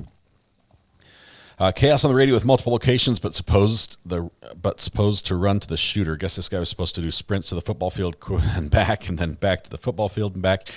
There was confusion, and it was so fast. And I will just say, time happens differently when you're in the middle of something crazy like this. Where I've never been in a in a situation exactly like this with an active shooter. I've never been there, but I've been at a situation where we had an imminent explosion, a fire out of control, and a butane tanker that could go at any moment, and we're trying to evacuate people to different areas, and on all the contacts and communications back and forth, and moving people, and then finding out that our evacuation point is within the blast radius, and it was crazy, and it was intense, and it seemed like we were constantly working and getting a lot of stuff, and a lot of stuff we were doing was counterproductive to the end goal because the information flow was poor. Somebody's calling in on the burner phone. Let me see who it is. Just one second. To accept, press 1. Hey, this is Recovery Addict. Who do I have on the phone? It's Riley. Hey, Riley. How's it going? I'm doing well. How about yourself? I'm good. I was hearing that you were talking about how like you had never been in like that exact, scenario. Mm-hmm. And I actually wanted to share a story with you and the viewers because I have. Oh my goodness. I actually, at my high school when I was about, I want to say a sophomore, we had a kid who did pull a gun, and I ran. I hightailed it up out of there. But the thing is that we did have a school resource officer on campus that day, and he saw what was going on, ran towards the kid, tackled him before he could even get a shot off. Wow. Whew. That is the best possible outcome. No injuries, but wow, you saw it and ran, and he saw it and ran different direction. I zigzag hopped a fence and left. Yeah. Wow. But that is. There's. Yeah, I mean. My heart that's why, is palpitating just watching thinking this about for that. me, while it is difficult, I would say, I think I have a unique perspective on it because, I have seen what can happen when an officer does do what they are supposed to do. When they do put themselves in danger, yes, but they're doing it to save lives and to protect you. And that's why, I'm hoping for a guilty verdict because, in my opinion, I just do not buy that he had no idea that the shots were coming from the school. Yeah. All right, that's insightful. For me, I'm still a little. I'm not leaning that way yet. I'm just with my experience. Obviously, I've not been in your situation. And so, I'm looking at just my experience with firearms, even training with the police with firearms, all sorts of weapons. Everything from grenade launchers to machine guns. I got to shoot pretty much everything, pistols, shotguns, you name it. The echo, the sound, the blast, the noise that's associated with firearms is very different depending on the environment you're in. And looking at that layout of the school, looking at all those narrow hallways, the alleyways, the sidewalks, the steep walls, the tall buildings, I thought, what a nightmare to be able to pinpoint the sound in there. So I'm still on the fence here. I'm still thinking, and obviously I'm not sure where I stand. I'll have to talk with Mrs. RA to see what my opinion is. I'm just kidding. But on the whole idea of, does he have a responsibility? Is there a moral or legal, I guess in this case is more appropriate, a legal responsibility for a school resource officer to step in or can someone? I personally believe that there should be. I think that Miss RA was saying earlier, she was talking about how, can you charge even, military with cowardice and, et cetera. And the thing is, you can. People get charged all the time for going AWOL and, for running from the line of duty. And my thing is, they're not military, but what is the purpose of the police if they're not here to protect citizens? Is it really just to enforce the law? And if it is just to enforce the law, he also, he did not intervene in the commission of a crime. Yeah. I still think he should be punished for that. Yeah, it's interesting. The officer we just heard from that's testifying on the stand right now, Officer Heinrich, the canine officer, the one who was maintaining the field in shorts and a T-shirt, he initially ran to it. He also did not go in the school, but he had some other information that he found from people. Every time he started running to the school, he started helping people along the way. And he said he was going to run towards the sound of it. He was going to run and help the person who was right outside the school. So he also was not going into the school. But he's sort of hailed as a hero, having not gone in as well. He was just on the other side of the school. So it's interesting. It sounds like he did actually help people though, like he stopped and like saw injured people and like helped them. Yeah, but then you could argue that that the officer Peterson is the reason the school was in code red and the lockdown and saved people by having all the doors locked, and how quick he was on that and calling out to the radio and things like that. There were things he did that were good. That he rushed to it, but he didn't go all the way. I'm wondering. It's a tough one for me. I've got to admit, this is a tough situation to think this through. I don't envy the jury on this one at all. And Riley, I definitely don't envy your experience in this type of situation. Yeah, I'm so glad you're very, okay. very terrifying. But definitely, it's one of the reasons why this case is a little hard for me. Mm-hmm. I will also say thank you so much for not actually showing the clips. That I don't want to hear it personally. So it's nice to be able to feel safe while watching your stream. Yeah. Thank you very much, Riley. And thank you so much for calling in. Once again, you're amazing. It would not be the same here without you. I appreciate you so much. Thank you. We'll Bye-bye. talk again soon. Bye. Awesome. Thank you, Riley. Yeah, this is a tough one. We're not going to follow this all the way through, just as a heads up. I think it would be too heavy to try to do that. Plus, there are going to be days where they're just showing video and I wish I had the schedule, so hopefully we'll sort of get a little heads up there, but there are going to be days where they're just showing security footage, and I believe the cameras are going to be turned off for that, so it's us just watching silent footage being described to what's happening. Not sure if that's going to be the best information for us, especially considering that we're trying to judge this officer's actions based on what he heard on silent video isn't going to help. Okay, can we do a poll on this subject? Chopper, we probably should. This is probably the closest we come to politics on this channel, and you realize we're skirting a line here with an international audience that have very, very diverse opinions about some of the underlying issues here. So we could probably do it. Well, maybe suggest one on the burner phone. I'll think it over. We did the hump day call this morning, Debbie. It was a wonderful hump day morning. It got a little crazy in the afternoon, but we got James and Cynthia during the lunch break. We've got Adam on Verdict Watch, Adam Montgomery, and then we're starting the Parkland resource officer. So it's been a busy day.